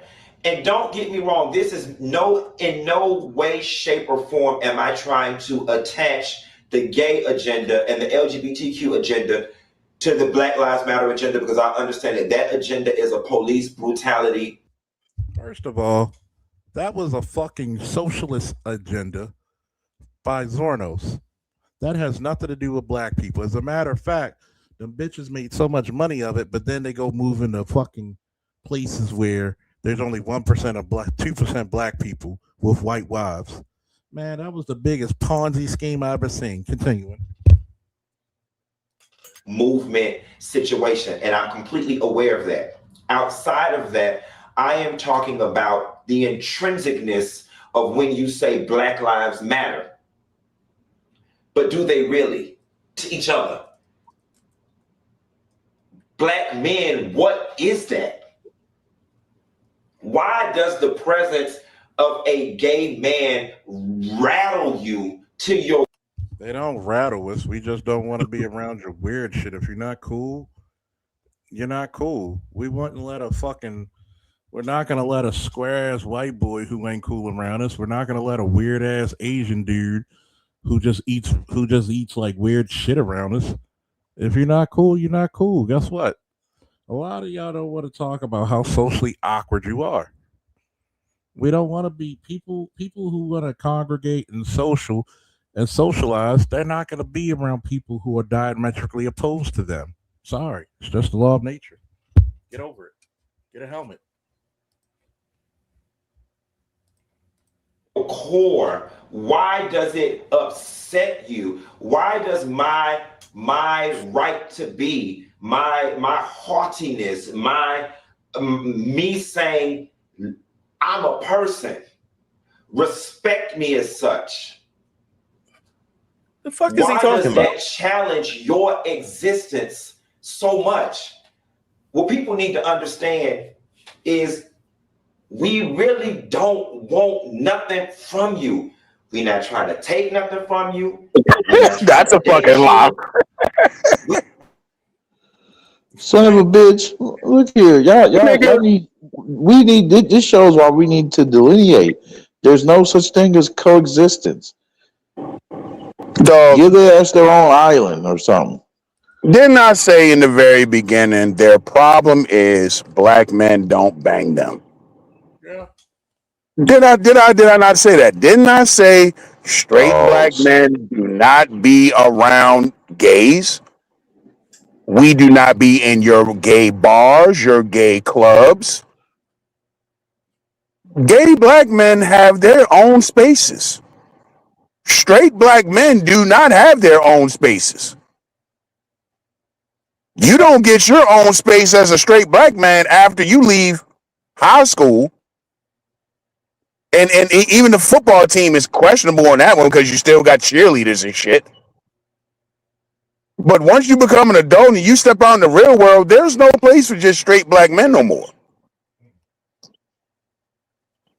So again, what is this Maya Angelou bullshit he's trying to preach right now? Oh, why does my existence bother you? No, it doesn't bother me because I don't be around you. You're the one with the fucking problem. We don't want nothing from you. Bullshit. You definitely want something. And that's what the problem is. And again, this is what I mean by we can't have honest conversations. Because you'll never hear a gay black man talk about the contempt that gay black men have for black women. Almost. Oh, wow. They emulate them so much that they have damn near the contempt they have for that black women have for straight black men. Well, see, again, it's a weird black women and gay black men have a very strange relationship. Because while you emulate black women and most of you become like a caricature of what you perceive as black women, you at the same time have low-key disdain for black women because black men don't have to hide in the shadows when they deal with black women. This is why when you go on a date with your girl and you go in that restaurant, you see men sitting with their women. When's the last time you went on a date with a chick, y'all went to a restaurant, and you seen two gay dudes over there having dinner? I live in Atlanta. I ain't seen it in the crib. Now I was getting ready to say, it may be different in some cities, because some cities are more open. Gay men are more open in certain cities than others. For example, in DC, they're very open with the homosexuality. Here in Baltimore, not so much. And it's weird because we're like only an hour away from each other. But honestly, you don't see that. That's the problem that a lot of these gay dudes have with black women. That's where the disdain comes from. And then you See, got those dudes who like are homie acting right like here. scrolls. Dudes like homie right here. Yeah. They have to deal with the DL black man, which means you're only going to get dealt with after hours, nighttime, when nobody's looking, in a park somewhere or behind a fucking dumpster, you know, at a Wendy's or some shit like that. You know what I mean? That's the shit they deal with. Well, yeah, the DL dudes are just scrolls. Same thing with Dykes. Same thing with Dykes. From Marvel. Yeah, same thing with Dykes. Dykes have disdain for straight black men for the exact same reason. It's called penis envy. That's funny. Continue. Every time you see them bitches grab their groin, they grab that crotch, they talk about hopes and dreams. I would think of how mentally disturbed you gotta be to put a dildo in your fucking pants pocket to make it look like you got a dick. That's but yet, if I tell you I'm a woman all 5'10", 285, 290 pounds of me, I'm supposed to be accepted. But if I put my bathroom towel, which I can't tie around my neck, got to stuff it in my shirt, and I tell you I'm Superman, I'm about to jump out my fucking bedroom window, I'm crazy. Wait. What about the girl who sucks it? The girlfriend that sucks the strap on. I mean, it's a case of mental illness at some type of level. And then what makes it even worse, since we on that, I blame you, babe. But since we're on that, and then the girl with the lesbian chick wearing to be moaning. Yeah, that feel good. if you're a lesbian, wouldn't you be anti-penile? But yet, you still need that phallic symbol because that phallic symbol is a symbol of ancient power. Y'all had the bookstore, right? Yeah. You know, that is, am I lying? No. The phallic is the symbol of power. Why do you think He-Man has a sword? Why do you think Lion-O has a sword? It represents what? A phallus. If you look at the Coptic cross, the fallopian Dirty tube. Harry's 357 Magnum. Yeah. Yeah. So you're telling me, right? When you look at lesbians, and thank you for pointing it out, ABM, a lot of them have penis envy. Even though straight women have penis envy because they think, well, you're bigger and stronger than me, that you can rule. That's the exact reason. Men know that. Till you can whip my ass, I'ma talk my shit. Unless you can physically stop me from whooping. This is how you gotta understand stuff, and I'm gonna break this shit down very black pill. Men always fought for shit. Women nagged for shit. Why can't we vote? Why can't you fight? Nobody wanted to answer that shit. Why can't we vote? Why didn't you fight the war? You sat your asses on your fucking wraparound porches, I do declare, while your husband was getting his brains blown out or his limbs sawed by the guy whose only anesthesia was a bottle of fucking whiskey.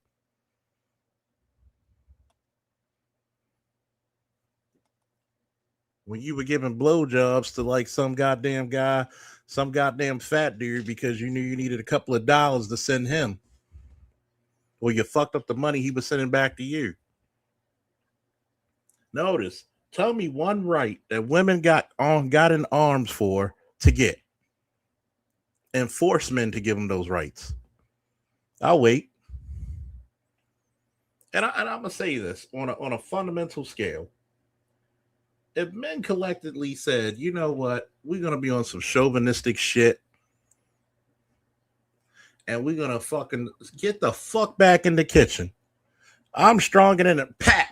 Get the fuck back in the kitchen. What will women do?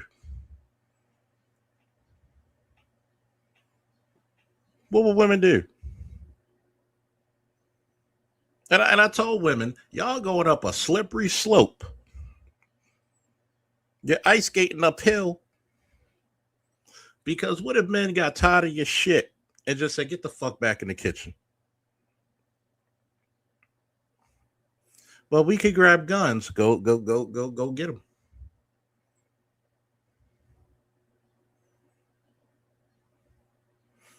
Because a lot of you women, when y'all talk about protection, you're protected because you never had to see what a ruthless motherfucker had to do.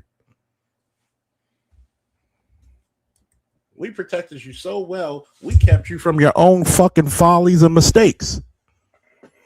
So imagine if a bunch of warlords like Fist of the North Star started up, or Mad Max. What the fuck could you do?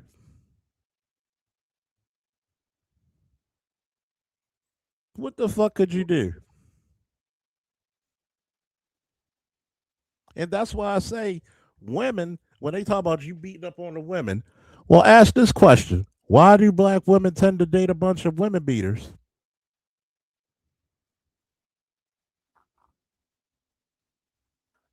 See, only a violent They like motherfucker that. usually, huh? They like that shit. Yeah, because only a violent motherfucker can only date who? Another violent motherfucker.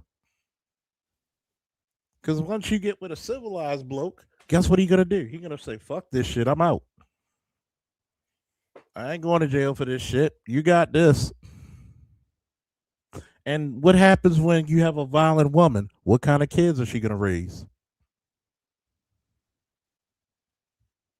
But you never hear the gay community talk about the kids black women raise. You never hear them say, "Hey, guess what, black gay men? You got brothers and you got sisters." What about the brother who's a good man, a good father, but that bitch keeps the kid away from the son? Do you say that you ought to give him his children? Do you ever be the mediator? No, because y'all congratulate that ratchet shit. What about if you have a sister who keeps the son away from the father? Do y'all tell him, "Girl, he need a father in his life, or he might end up like me"? But y'all never say that. That's the hypocrisy of you motherfuckers. But you could tell he's not a cool gay guy. He's a fucking irritating little prick. Nobody will ever fuck with him in real life. And it shows because he wants to play the victim when there's no victim to be had nor seen. Continuing. We just want to be left the fuck alone.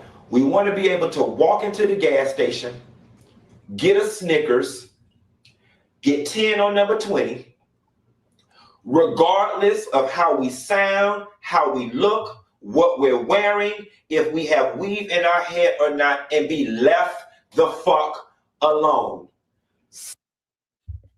What are we Nobody fuck bothering with you? you. I've never seen this in my life. I've been in the gas station 10 times as much as I've been in a barbershop. I've never seen anybody. So what happens when you go to the gas station, nigga? What is going on at the gas station? I've been in law enforcement for almost 22 years in some facet. I've never got a call of somebody just beating up on gay people unless there's another gay person. They say lesbians have the highest DV rate of any couple. Yes. So they got these anti-gay rights just so they can use that to be on some bully shit. Because it's Even all- though because there's nothing that was actually happening to them. It's just they wanted that just so they can say, "Oh, I have a fucking right to come at you and attack you for voting for Trump," type of shit. Oh, fuck y'all. But you gotta And understand. what's the problem with that? Somebody please tell me, what is the problem with that? It's because it's what the status quo don't want you to do. I mean, really think about this shit, right? Why should I give a fuck about your plight and your problems if one, I don't bother you? You know how many gay people, obviously gay people, I see at the store or anything? Sometimes you spark up a conversation because, just because you passing. Hey, how you doing? I was like, sometimes you waiting at the fucking Walmart, which I swear to God, man, you want to commit a fucking jihad because you be seeing motherfuckers with a fucking, you out there, you back in the fucking electronics section, damn near, and they got like 4 people in a register, but you got all these fucking lanes, but I digress. You might talk to people, they'll be like, yeah, I gotta go cook for my man. I never had bad interactions with gay black men. Nobody fucks with them unless that one individual fucks with somebody else first. That's how black men who are straight go through. Nobody's bothering you. Nobody's beating you up because I bet you a fucking dime to a dollar that motherfucking trans person was either talking shit or hitting on somebody and they fucked around and found out. Because I've never seen motherfuckers. As a matter of fact, when I went to Lake, and they had the little bit of gay contingency, the stud girls on the basketball team and the gay dudes on the choir, if you pick with the gay dudes because they didn't bother anybody, most likely a dude was gonna beat you up because you're just being an outright bully. So nobody gonna fuck with you. Nobody has. If anything, you should be thanking black men for actually, don't fucking joke me on this, saving their asses. Because a lot of times people don't want to tell the truth. A lot of black men stood up for y'all. A lot of black men actually kept you from getting your ass whooped, even if they didn't agree with your lifestyle. So stop that bullshit. So what? I have on poom poom shorts, high heels, red lipstick, and a wig. Why does that challenge your existence so much? Why does that bring you to chorus? Why? Now I know why. And see, this is not the conversation that y'all are not ready and willing to have. It rattles you so much because you like it. Many of y'all like it. Always comes back to fucking. Reconcile those feelings because you too sat in the barbershop, much like I, as a young black boy, and you heard all that faggot talk and all that sissy talk, and you can't fathom being outcast and losing all that male privilege, now being that faggot and that sissy. So now you gotta beat this person up to make you feel better about the old demons that you are battling. That ain't everybody. There's some people that just outright hate people because they was taught to hate them. But the overwhelming majority of y'all that are so vocal on LGBTQ matters, it makes people look at you sideways. I got a couple people that I know. It always baffles me when you see straight black men always on IG talking about gay issues. Dwayne Wade and what he doing with his son. The gay men is the breakdown of the black family. Da-da-da-da.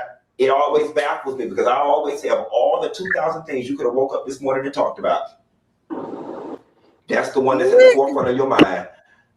Yeah, we're going to talk about D Wade's and what he's doing with his kid because that's a fucking abomination. It's abuse. Newsflash, homie. Newsflash, homie. Everybody gets talked about. Nigga, what you mean? Let me tell you what. Let me tell you what baffles me.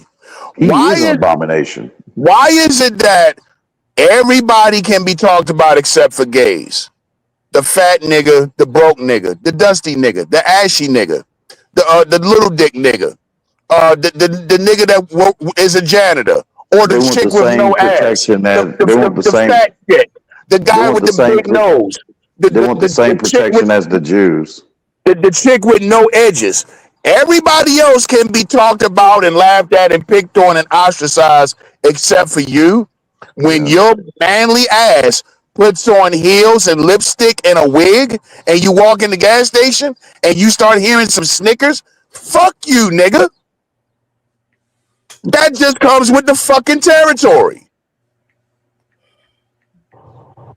Who the fuck do you think you are?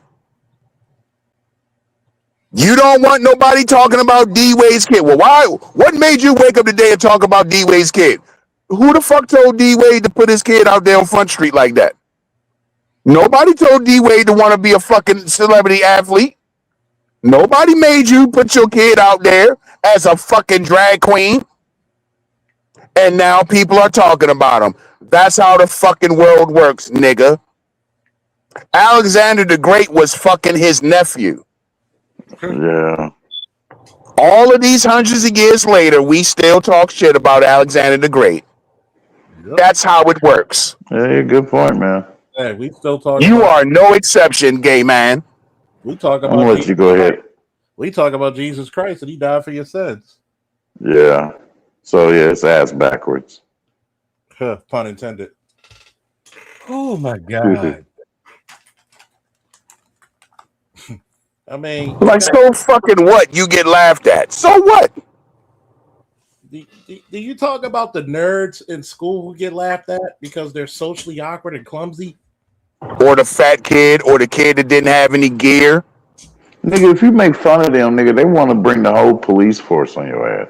Nobody. See, here's the problem, and this is the problem. Why? Because this is an existential problem with the black community. Period. Right? The fucking pure goofiness. Right? That you think that we got some privilege of being a male. The hardest thing to do in the black community is be a straight black male.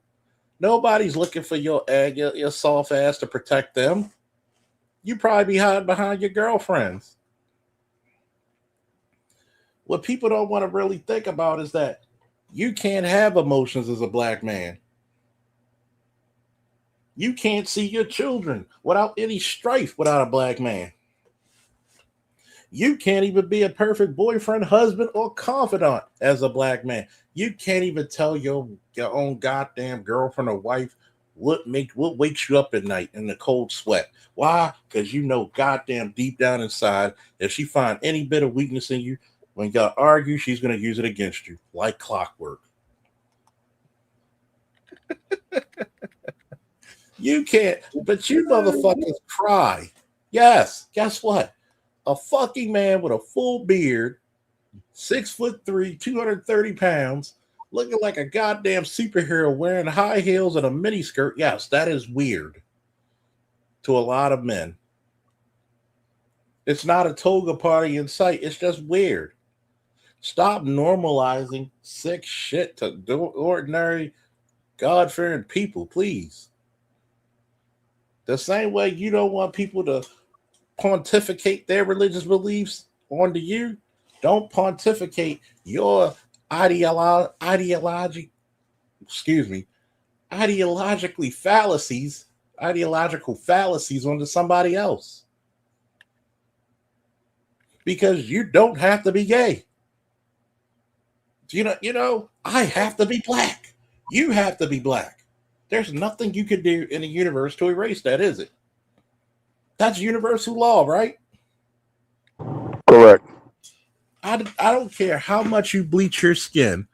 What you produce, what your genetics say, says otherwise. You don't have to be gay. You choose that. Guess what? There's a reason why we said thank you for your service to veterans or service members. Yeah, it's a volunteer army. You chose to do it. But guess what? You're doing a job that very few can do. Only 0.5% ever protects this country at any given time. But guess what? You chose to be in a very particular spot. That's on you, nigga. You want to be accepted? Take the hard lump like everybody else. Guess what?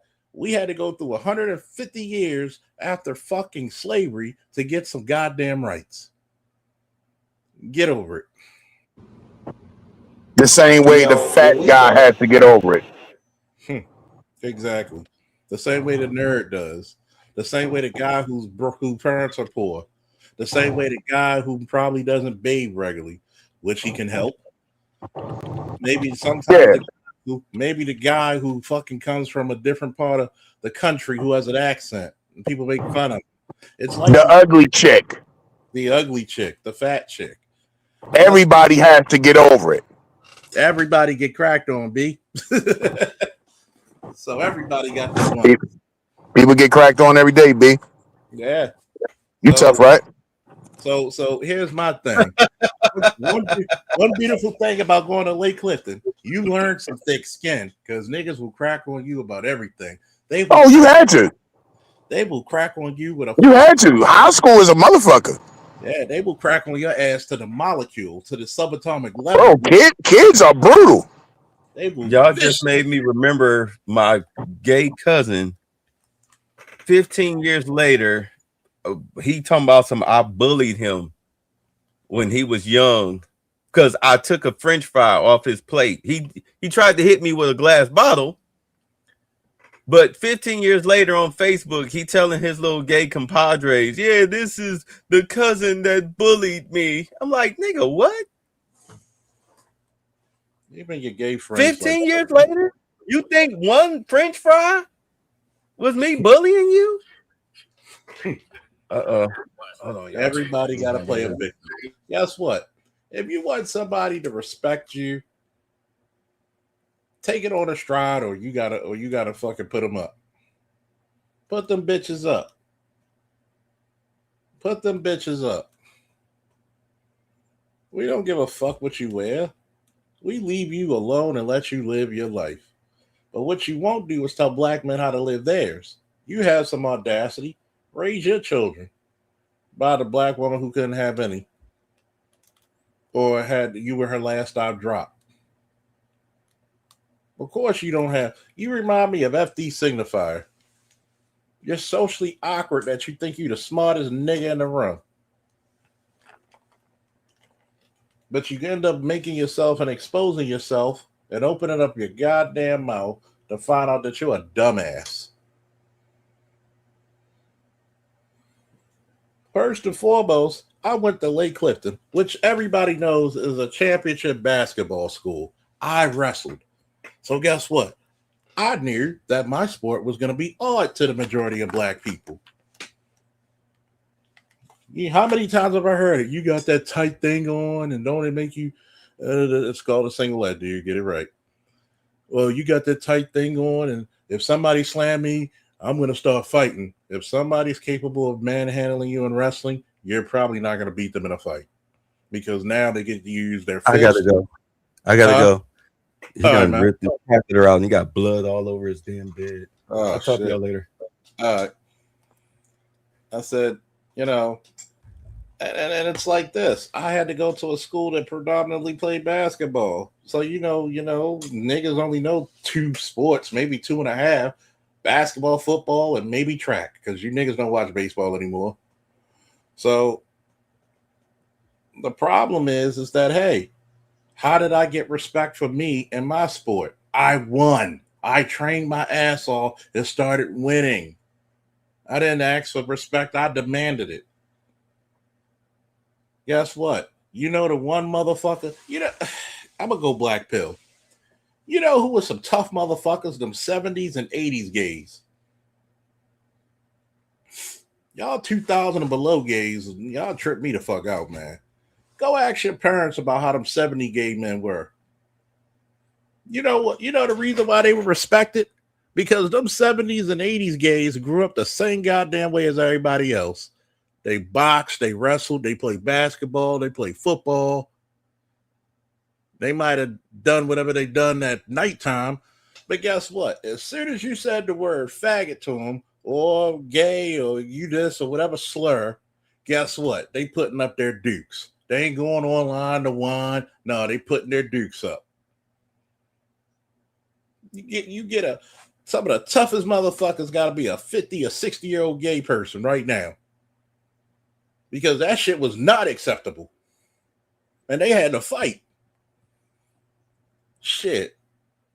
The second people who were tough and fighting, if you were a light-skinned nigga in the 90s, you had to fight your ass off. Don't be a light-skinned nigga in the 90s. Either you running or you fighting. And most of them fought. How do I know? Man, my father stayed going up to Northern for my sister and her light-skinned ass. What happened? She blacked some bitch's eye again? Because they thought she was trying to talk to their boyfriend, and all she was doing was walking through the fucking hallways. But you know what the problem is? Y'all don't want to pay your dues like everybody else in nature. You want everybody to feel sorry for you instead of respecting you. And that's where you fail utilizing the black woman's playbook. What's up, Roy? Use the black woman's playbook, and you notice why she's losing? Ain't nobody trying to marry her. The whole world looks at black women as baby-making factories, and that's it, not wives. But you want to go after their playbook? Let me ask you this one, black man. Why can't you dress as Barack Obama instead of a fucking thought? Why can't studs dressed up in suits and be respectable? They got to look like King Von or some shit. Because black people are the only race of us that want to be the worst of us so badly. You cosplay thuggery. You cosplay ratchetivity. But then you get mad when somebody catch you wearing the uniform of both and you get treated accordingly. Continuing this bullshit. Talking about the breakdown of the family, single motherhood, having 5 and 6 and 7 baby mamas, and niggas being all right with that. That is a conversation that we start talking about the breakdown of the family, single motherhood, having 5 and 6 and 7 baby mamas, and niggas being you lying sack of shit. First of all, majority of black men don't have kids. If a black woman has 2 or more kids by a 70 percentile rate, it's by 2 or more men.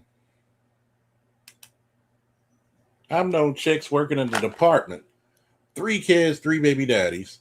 So, bitch, let's say you were in 3 relationships. Every nigga got a baby? And probably not even real relationships because you bitches lie. I know the chick who asked me for counseling, and she got what? 7 kids by 6 different motherfuckers.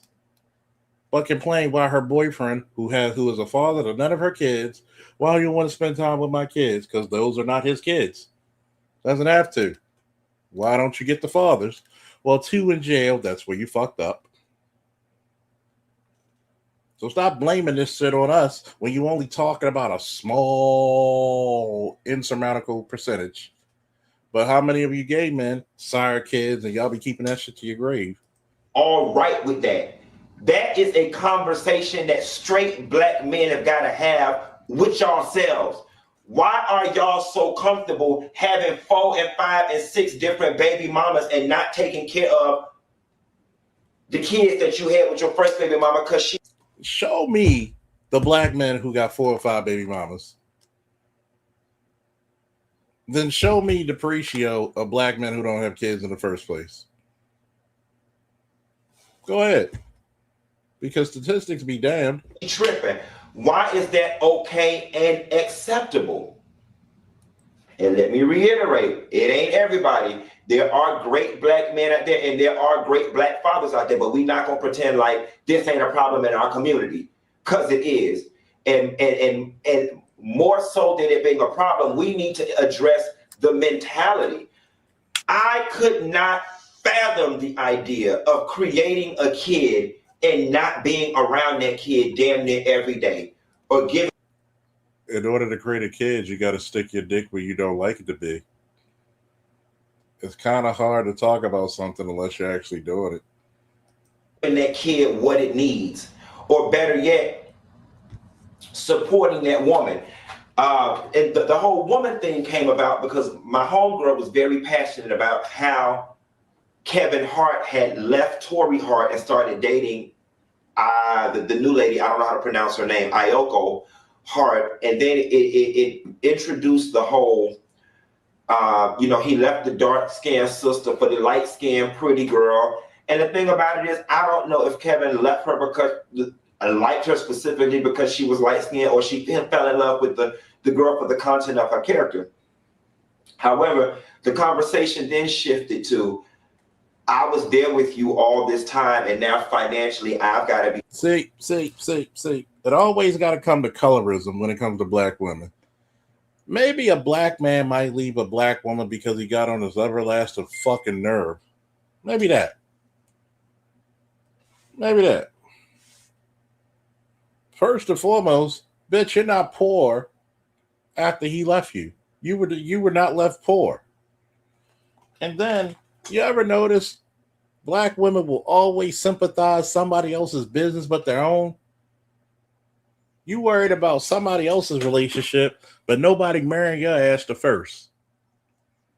Nobody's dating you the first. The fuck out of here. It's silly, man. It's fucking silly. Over here struggling, and that's not right. Like, I need to be living the life. I was here with you. You know what I'm saying? Why is it that it is so easy for some of our men to have babies with these women and then not put these women in position to be? Because they never wanted the man. It was only the baby the women gave a fuck about.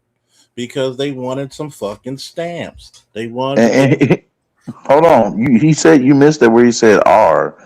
Man, motherfucker, we are not in league with you. As straight men are not in league. No, with your ass. No. Because first and foremost, why you crying for black women when you're not a black woman? You can't get pregnant. That's not your argument. That's not your issue. But at the same time, since we're gonna go there. Do you tell these black women they need to stop keeping the babies away from their fathers? Why don't you tell black women give the babies to their fathers? Why do y'all keep them? Y'all don't fucking cultivate them. Stats show that. Happy and healthy and financially successful to take care of these children. In a Kevin Hart situation, I don't know what he gave that woman, okay? And I don't know what she has. But I personally feel that the proper thing to do for Kevin Hart and any man who's had children with a woman, if he has the means, put that woman up in a house. She shouldn't be living in a Bel Air mansion like Kevin, but put that lady up in a 3-story townhouse that's paid off. Put that woman in a nice car. Give that woman a nice money to start a business so she can be self-sufficient. Because if she comfortable, your kid's comfortable. That's the thought process. Once again, why are you telling black men, straight black men, what to do, but we don't tell your gay ass what to do? You don't know what their inner working. That's what you feel. You think that Kevin Hart divorced her, and she left with nothing. Are you fucking serious? Fucking idiot. Fucking idiot. If whoever's a gay black man, if this is your representative, you need to whoop his ass. Because I can't believe please don't tell me this is how all you motherfuckers think. And I'm gonna be in a feeling of disbelief. And I'm gonna give y'all grace. But y'all don't check each other either.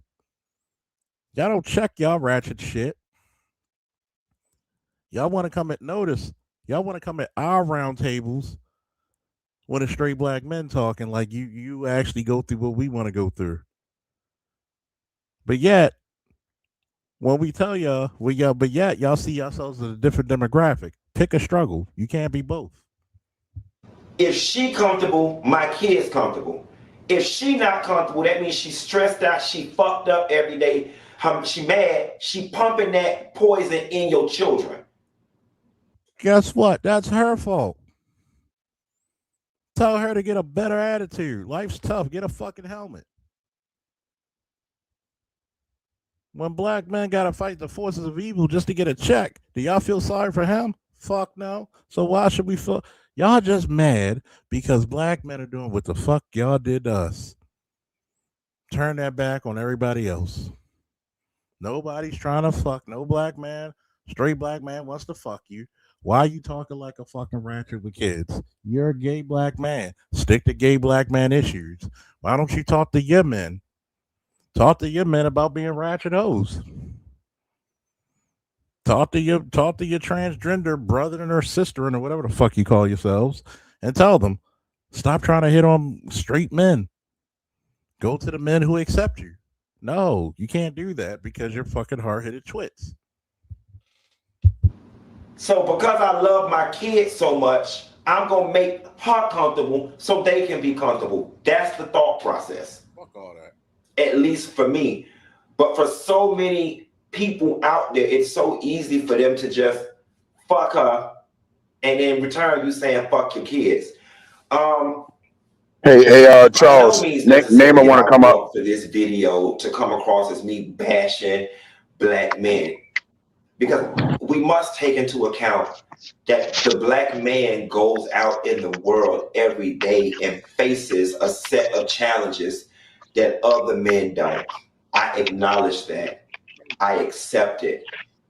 But it goes back to my starting point of me being gay and me being black and having to fight for both simultaneously. You do not. James Baldwin did it better than you. He did it with more class than you. You 65 motherfucker. No.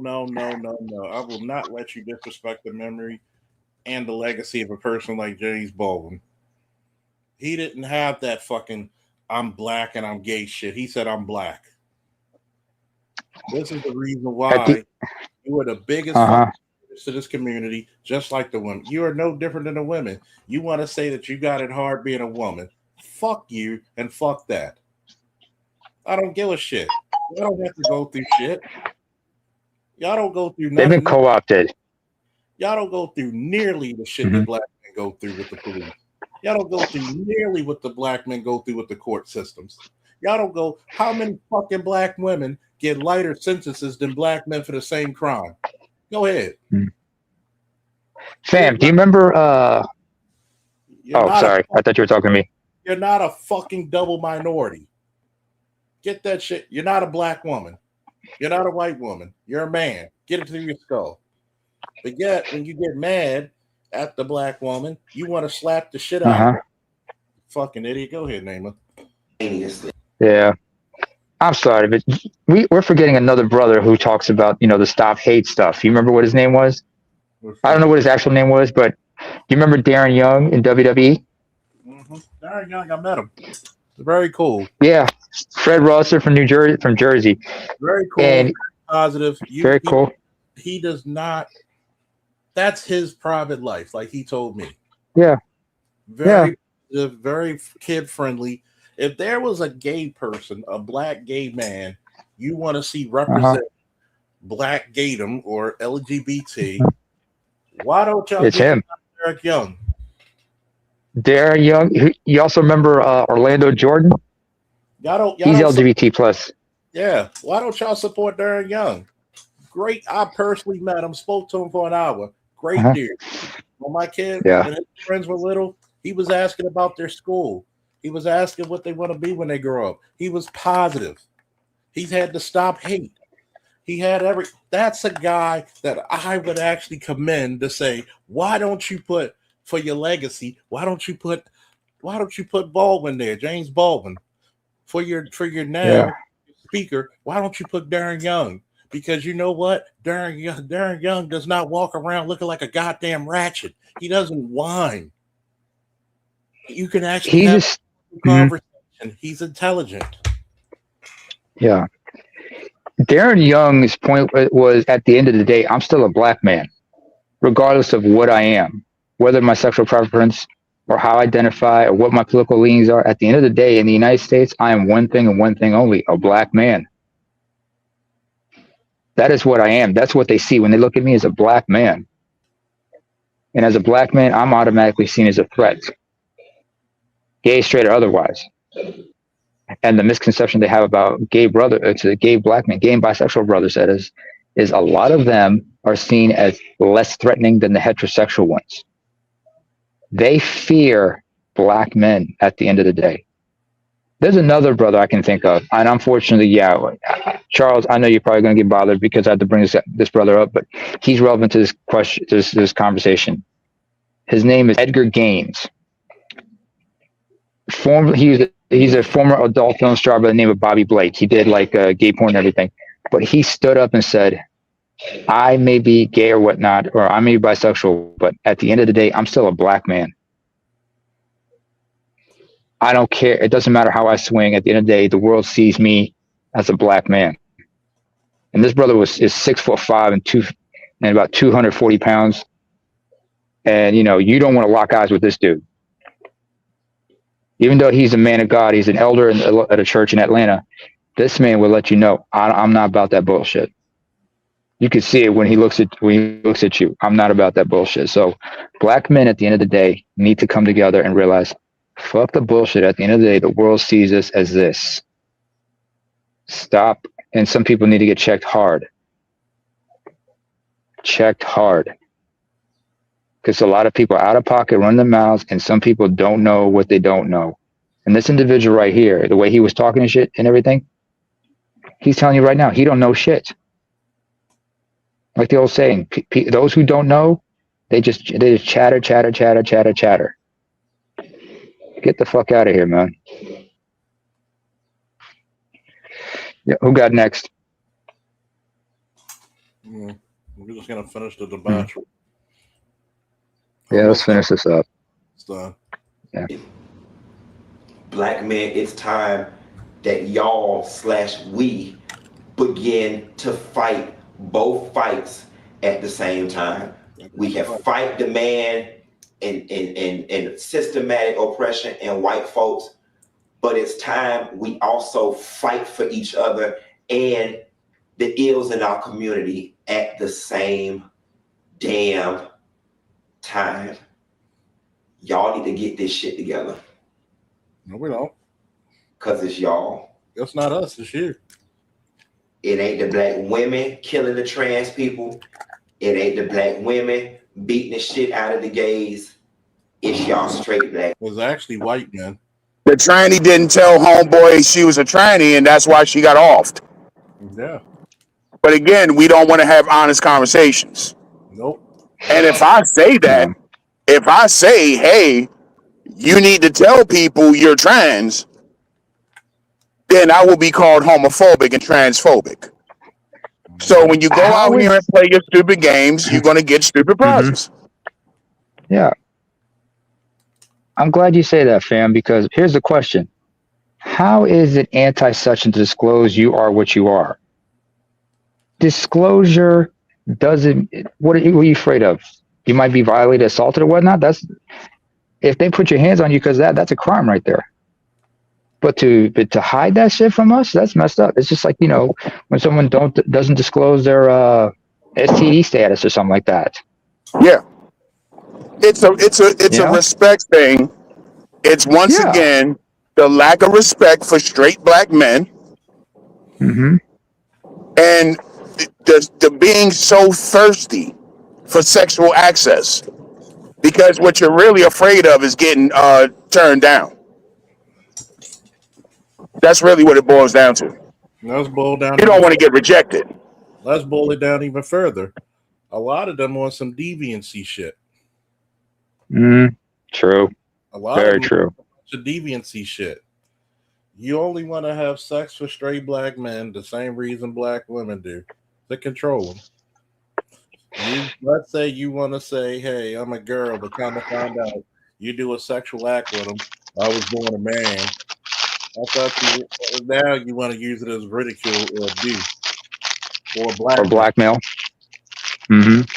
And I'm like, you don't get to the point where it's actually respectful. You could, if you really down for what you really believe in, which I don't, because you really look at what you really tell the world is, I couldn't cut it as a man. I don't want the responsibilities of man, but I want the protection of women. No, it doesn't work that way. Ultimate bitch made. Man, I've met actual transgenders, and I've actually had a genuine conversation with them about a lot of things. I remember there was a documentary that came out. Remember Laverne Cox? The actor, she had a documentary that came out, and the Wachowski siblings were featured in it as one of the interviewees. It was called Disclosure. They talk about the battles that trans folks in general have to do in the real world and how their plight is sometimes co-opted by other groups. And they talked about how, like, for black men, the whole issue of being put in a dress in Hollywood and whatnot is interconnected with that. But I also tell them, listen, you have to disclose who you are to people. And yeah, you're going to get ridiculed. You're going to get harassed, and you have to defend yourselves. The white ones, they got it bad, but but black ones, they need to understand, look, at the end of the day, it's like what the late H. Rap Brown, or formerly known as H. Rap Brown, Sheikh Jamil Al-Amin Abdullah said, black people can never be afforded individuality. You're a black person. You are not, they do not see you as an individual. They see you as part of a group. the largest minority, the most well-pronounced minority in America, you are at the end of the day seen as one thing and one thing only. And trans women, black trans women, they have to understand that, at the end of the day, the world's going to see you as a man. And black men are seen as one thing only, a threat in this country.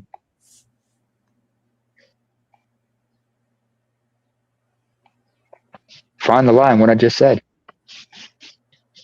And I appreciate that documentary when they came out called Disclosure, but you got to watch it with a grain of salt, because there's certain aspects of it where I knew they were being disingenuous. But there are things that need to be discussed at the end of the day. And these discussions have to be held in good faith with honesty. But how many people are willing to have that conversation in good faith?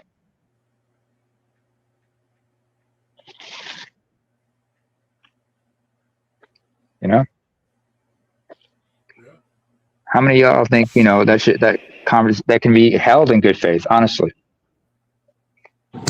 Speaking of Laverne Cox, I was offended when they put her on Time magazine cover as Woman of the Year. I was insulted by that. The year before that, they had Caitlyn Jenner. Were you just as offended? Yeah. Okay, fair enough. But understand, his offenses was equal opportunity. Let the record be shown. ABM's offense was equal opportunity right there. Well, the thing is, I got a mother, I got a wife, I got a daughter, right? Fair enough. You're going to sit here and say Laverne Cox is the same thing as my daughter? I'm fucking offended. And this is what I keep trying to say to black women. Black women got to stop letting these liberals call them strong, or these white feminists. Oh, you black women are so strong. You see what do you understand the correlation I'm trying to make? Yes, I do.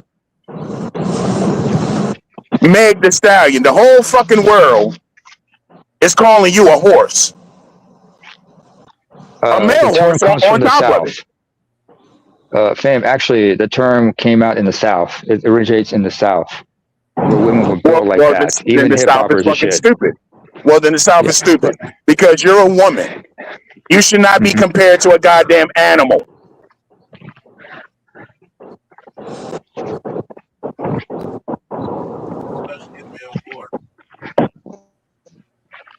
Well, here's what I can say about that. Especially after what happened with Clay, she went from Meg Stallion to a complete horse's ass. So I'm not upset that she would look like that. I mean, hell, I would even go as far as to say she exposed herself as a total jackass. So hats off to you if you want to refer to yourself as a stallion. Hell. But then again, some people get a nickname like that, right? For young men, we can call them young stallions, right? Well, even I was just getting ready to touch on that. Even like in the sports realm, when you hear like okay, so you watching football, and the commentator make a comment like, "Oh, he's such a stud." You know that can be kind of cringy if you wanted it to be. You know what I mean? It can be cringy. I mean, I'll give you one. I remember in WWE, JR, he described a white guy named Prince Albert, who goes by the name of Matt Blue. You guys might remember him. He competed as Lord Tensai. Bald dude had all them piercings back in the early 2000s. He described that man as a horse because he was big as hell. Because his height was 6'8". He was billed at being 350 pounds. The man was a former offensive lineman for the University of Pittsburgh. And we looked at him and said, "This Albert is a horse. He's big as a horse. He's built like that." Yeah. I can take it a little better when it's males in the athletic realm. So it's Yeah, like professional wrestling it's is like there. when you So yeah. when you call somebody a bull. You know, like I heard people say Mhm. that about Marvin Hagler. Oh, he was a fucking bull. A You bull in know, the ring, yeah, because that's yeah. but when you're a Or like woman, how Snowman calls. you know what I mean? When you're a woman and you got these people calling you strong, because think about it. They don't do that with white women. It's never white women are strong. I'm a strong white woman. That's just cringy to me. And it takes away the femininity of a black woman. And I remember seeing some chick on social media ask the question, why don't you ever see black women in movies be the damsel in distress? Well, that's why. Because they don't view you that way. No, they don't. The closest thing was like what? A little girl in Exit Wounds. You remember that DMX movie with Jet Li? Exit Wounds. I went to the rescue movies to his see daughter. that shit. I don't even remember it. I just remember going to see it. I don't. All right. The closest thing I remember is Blade 1. Oh, And and even Boucher she right. You're wasn't right. And Boucher necessarily right. like the damsel in distress. Like, even she wasn't. But that's the closest I can think of off the top of my head. Yeah. Wasn't in that movie? Was it like the like New Orleans version? That Disney movie. It was like their version of The Princess and the Frog, only set in like in Louisiana.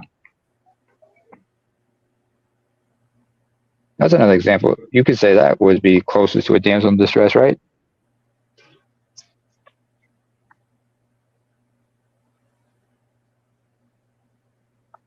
Anybody remember what I mean?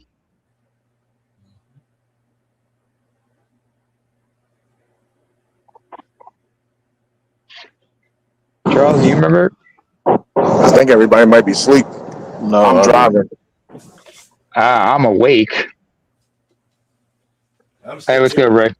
I'm still here. I'm just letting y'all talk. I know. All right. You know what? Here's something I think I don't know. I'm late to the conversation, but here's something we need to have a conversation with. And this is something that gay brothers need to have with straight brothers. And yeah. So here's the thing that straight brothers have to deal with. And me being African, I can really espouse on this one. Because this really hits home for me. When they talk about HIV/AIDS,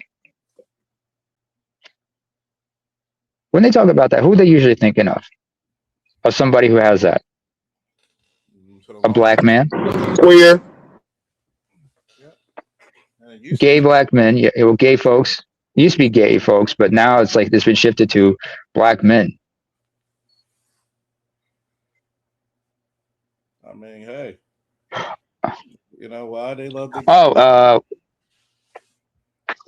the bear. Yeah, you're right, because a large burly gay men are called bears. If he's youthful looking, he's called a cub. Oh boy. Oh boy. Mm-hmm. And if he likes women that are very loose and promiscuous, he's called straight. Mm-hmm. I just Or a switch hitter. It's really what you call debauchery, especially when you look for this nigga trying Debauchery. because that's what it is. He really wants debauchery to rule. He wants debauchery. Decadence and debauchery. Decadence and debauchery. And look, those two go hand in hand. It's like their lifestyle is the equivalent of black women saying it should be normal for us to disrespect black men. No. No, it's not. No. Just like it's not normal for us to disrespect them. Respect is mutual, and it should be mutual. If you want to get disrespectful, be prepared to get disrespected as well. And that's why they're attracted to so much drama. Look who they learned how to be drama queens from, the drag queens. Yeah.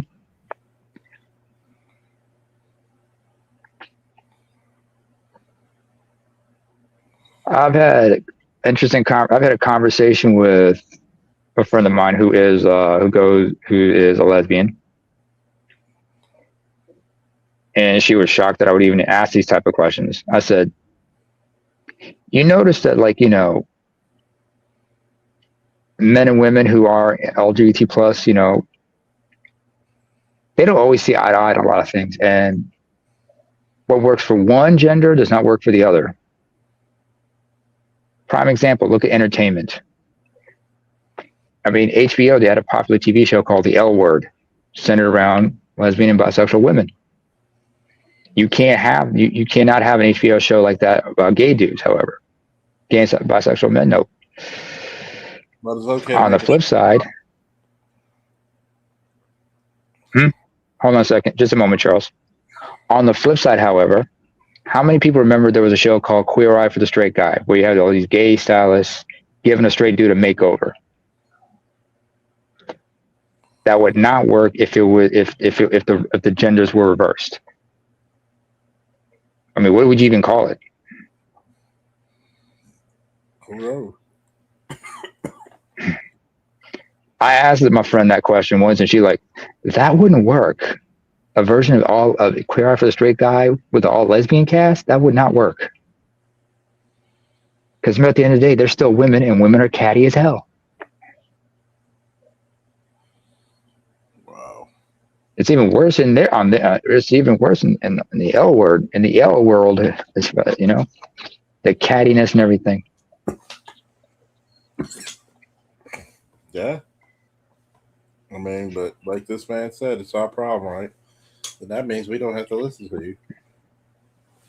You have no business in the realm of straight dudes, my dude. The only thing you can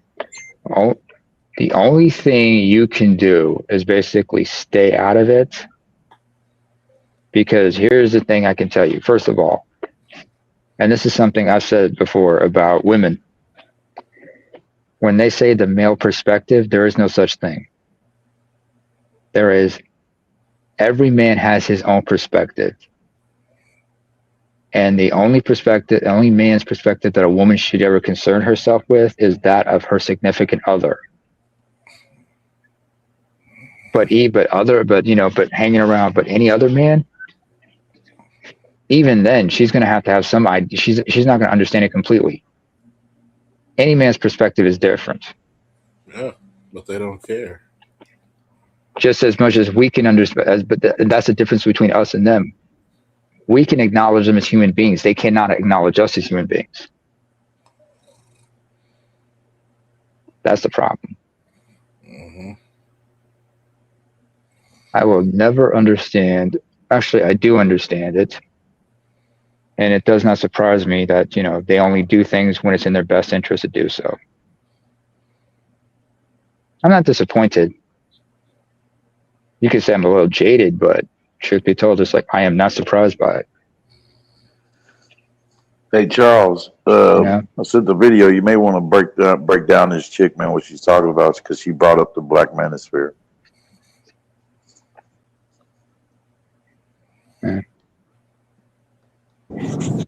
Ooh, sound like we got some material for tonight. I mean, yeah, it's only like I think it's like what, less than 14 minutes. So yeah. What we got?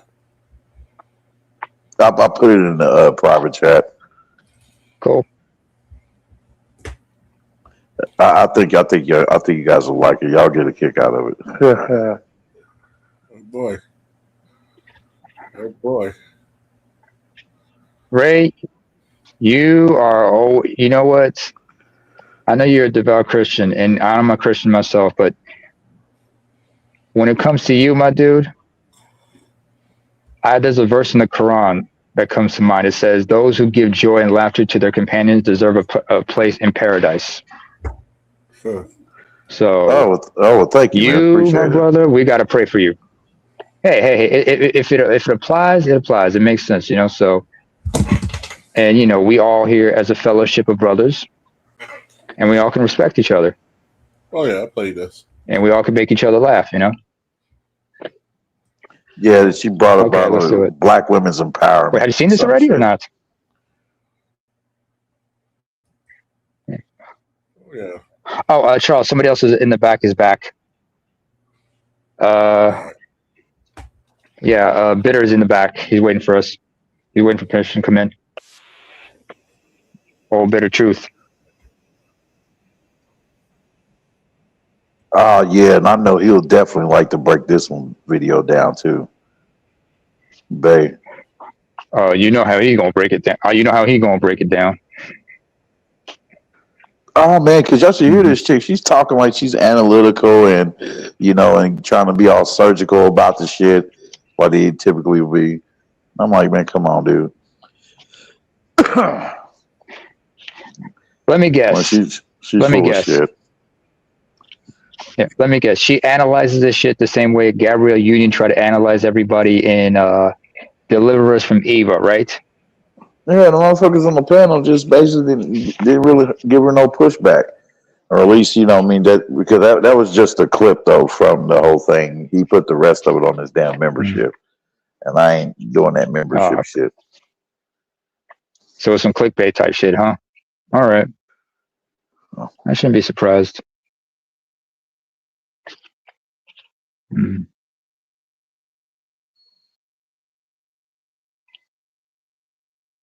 And It's still the video's still on pause. I'm still seeing this this creature. you bullheaded demon. Unless you got some more to play on this. Yeah. Oh, you bullhead. You know what? We gotta give Winston Duke his due. You know, because that phrase, "you bullheaded demon," that needs to be the new phrase. That should be the new response from now on. You know, we had the hair-hatted hooligan back in the day, but that doesn't apply. That's that's dated now. Yeah. I guess he wasn't coming in. He had to go out and come back. Charles. Yeah, you know, it's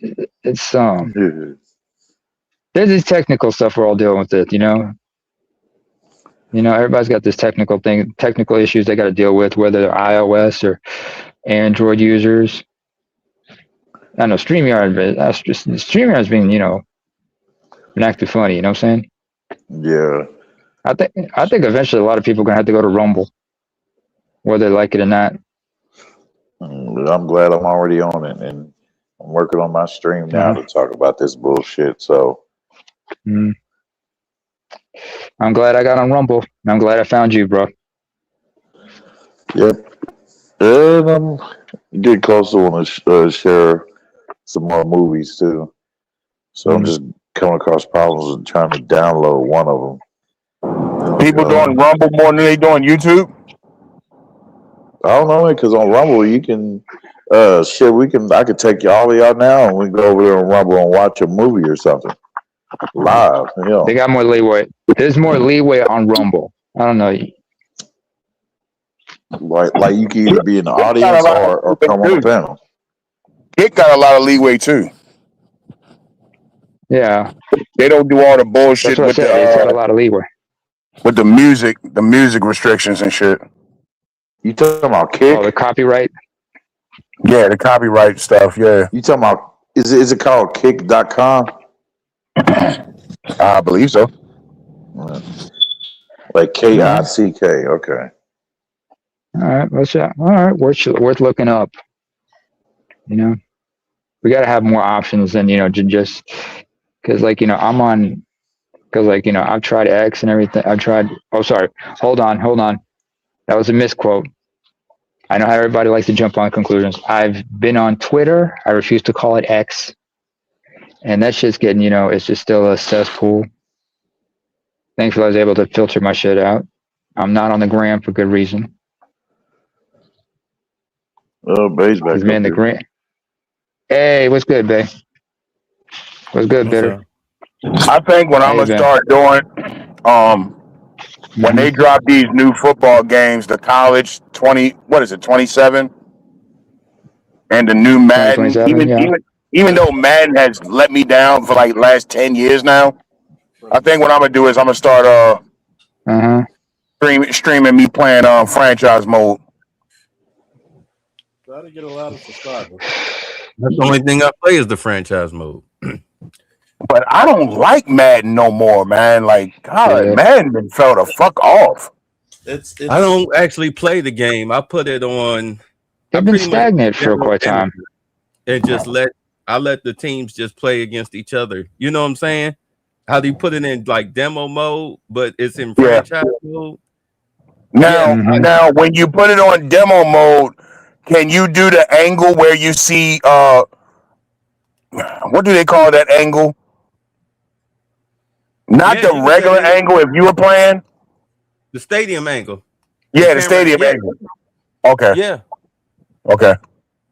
How is the instant replay? Did they take it back to Oh, you talking about the one camera button views and instant everything? replay? Okay, all right. Or do you gotta press No, do you gotta it's pause it and scroll down to instant replay? It's automatic. It's automatic. When you're in that mode, it's automatic. All right. If you playing on, I'm talking about when you playing the game yourself though. Oh, I don't know. I haven't played the game, like played the game myself in Mhm. years. Because it's boring. Yeah. I just put the link back in the private chat because I know you just came back up, Charles, and I know you won't see it when you came back because I know you had to drop off. I resubmitted it into the chat.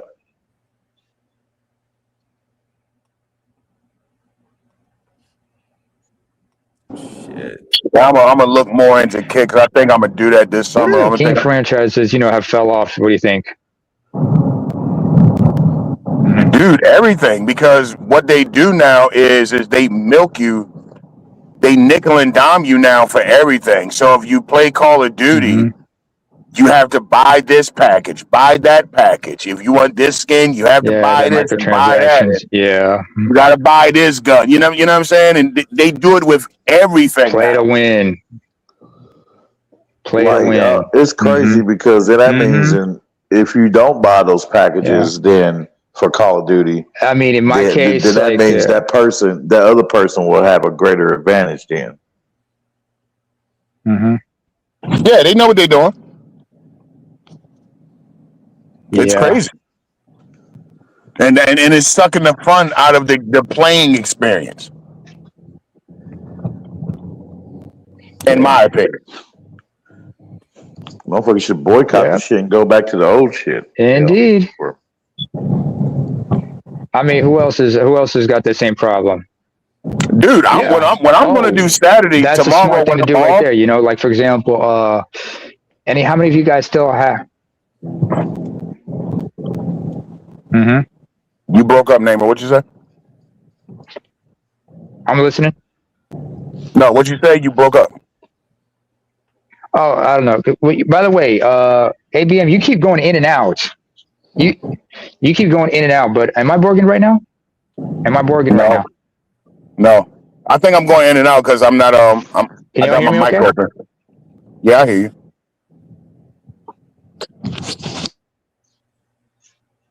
Yeah. Okay, cool. Okay, yeah. My side, I think there's a delay as well. Yeah, that happens sometimes, because like satellites adjusting the signal because I'm across the Atlantic from y'all. So there's a time for delays. But anyway, what I was gonna say, that's the best thing to do, go back to the old games, go back to like the previous system games, such as like the 6th and 7th generation console games. Back when you didn't have all the microtransactions and such.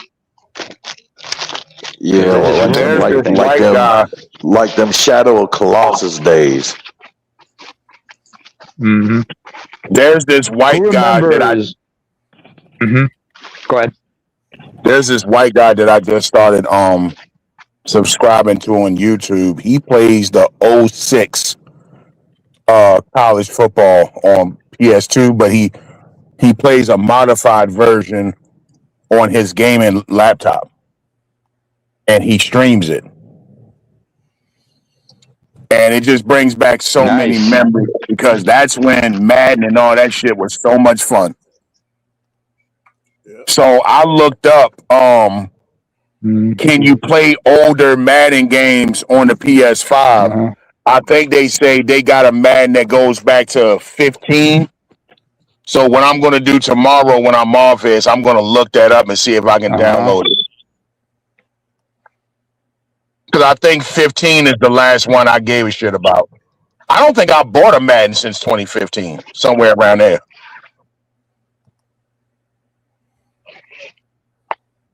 The only Maddens I have is Madden 12 on the PS3, and then I got Madden in 2005 and Madden 06.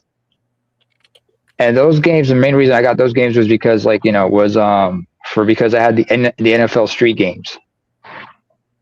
But, you know, I'm glad I got you know, Madden 2005. Why? Because one of my favorite running backs was you could play as. And I'm talking to like number 34 of the Dolphins, Ricky Williams. He wasn't available in the 06 version. Ricky Pot Smoke Williams. Ricky Mental Health Williams. Ricky, you know why? Ricky was a reason. No, I know. Ricky is not because of the weed. It's mostly because, you know, we spoke out about mental health and everything. Because that's the main reason I started come to terms with my own mental health issues.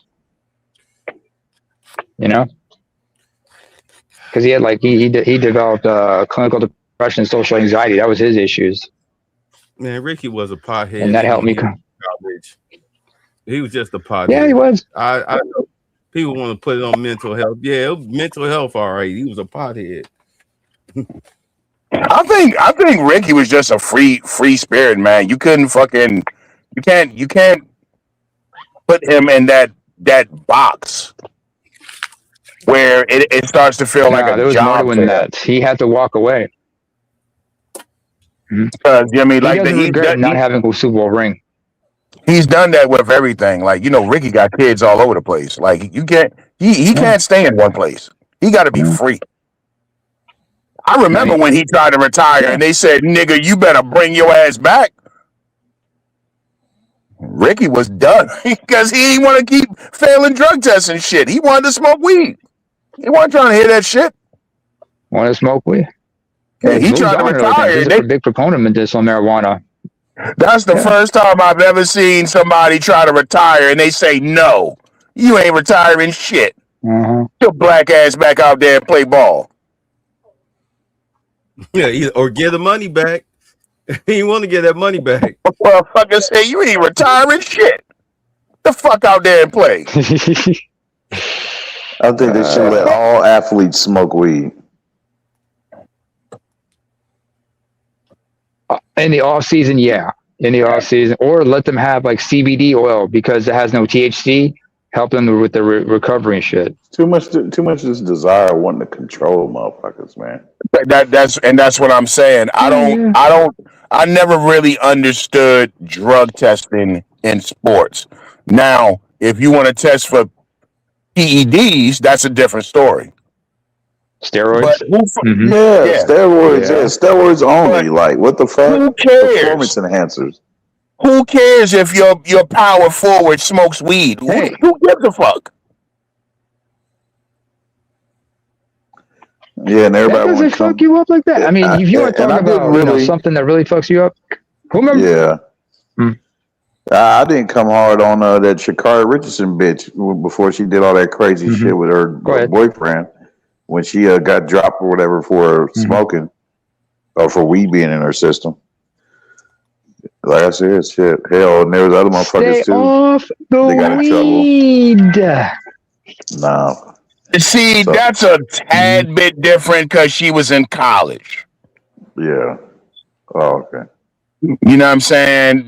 That was a tad bit different. But once you leave college and you out here on the pro circuit, I mean, again, whose fucking business is it some track broad smokes weed? Like, why do I give a fuck?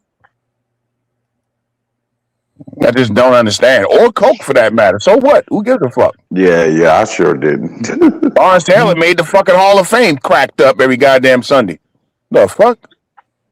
You're you so remember, bad. wait. You're a horrible person because you smoke weed.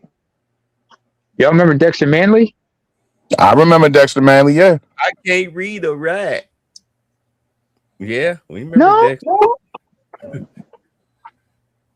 He was. But that's what I'm looking into. I'm looking into Kick.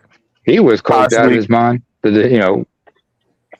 If Kick got a good interface and all that shit, where shit don't look all complicated, then I may rock with it. If you can share shit, It's similar to Twitch. If you know anything about Twitch, it's similar. That's where all the young people go. Like if you notice, young people don't really be on YouTube like that. Ooh, okay. All right. I like the sound. But I don't know nothing about the interface. I never really looked in it. I think I went to the Kick link one time and just looked at it. I didn't do anything with it. Because my wife was getting on me that I don't play the PlayStation. She bought me the PS5 and shit, and I don't play it. I'm like, yo, I always fucking work. I wonder what they use Kick for anyway. Everything. If you know anything about Sneeko, his bitch ass, he's like one of these phony ass right wing commentators, but he does everything from Kick. A lot of people use Kick. He got beat up one time, I think. Sneeko a bitch. What's his name? What's the young boy? ISO Speed. Yeah, that all of them. That's where they be at. Damn. So Kick does have a decent capacity, basically, kind of like close to YouTube, of how many people are on there, basically. It's tons of people on Kick. Any last words before we shut down? No, man, good show, man. I'm about to go in here and eat me some breakfast, take the kids to school. Yeah, right on for letting me up, bro. Appreciate it. How dare you eat breakfast?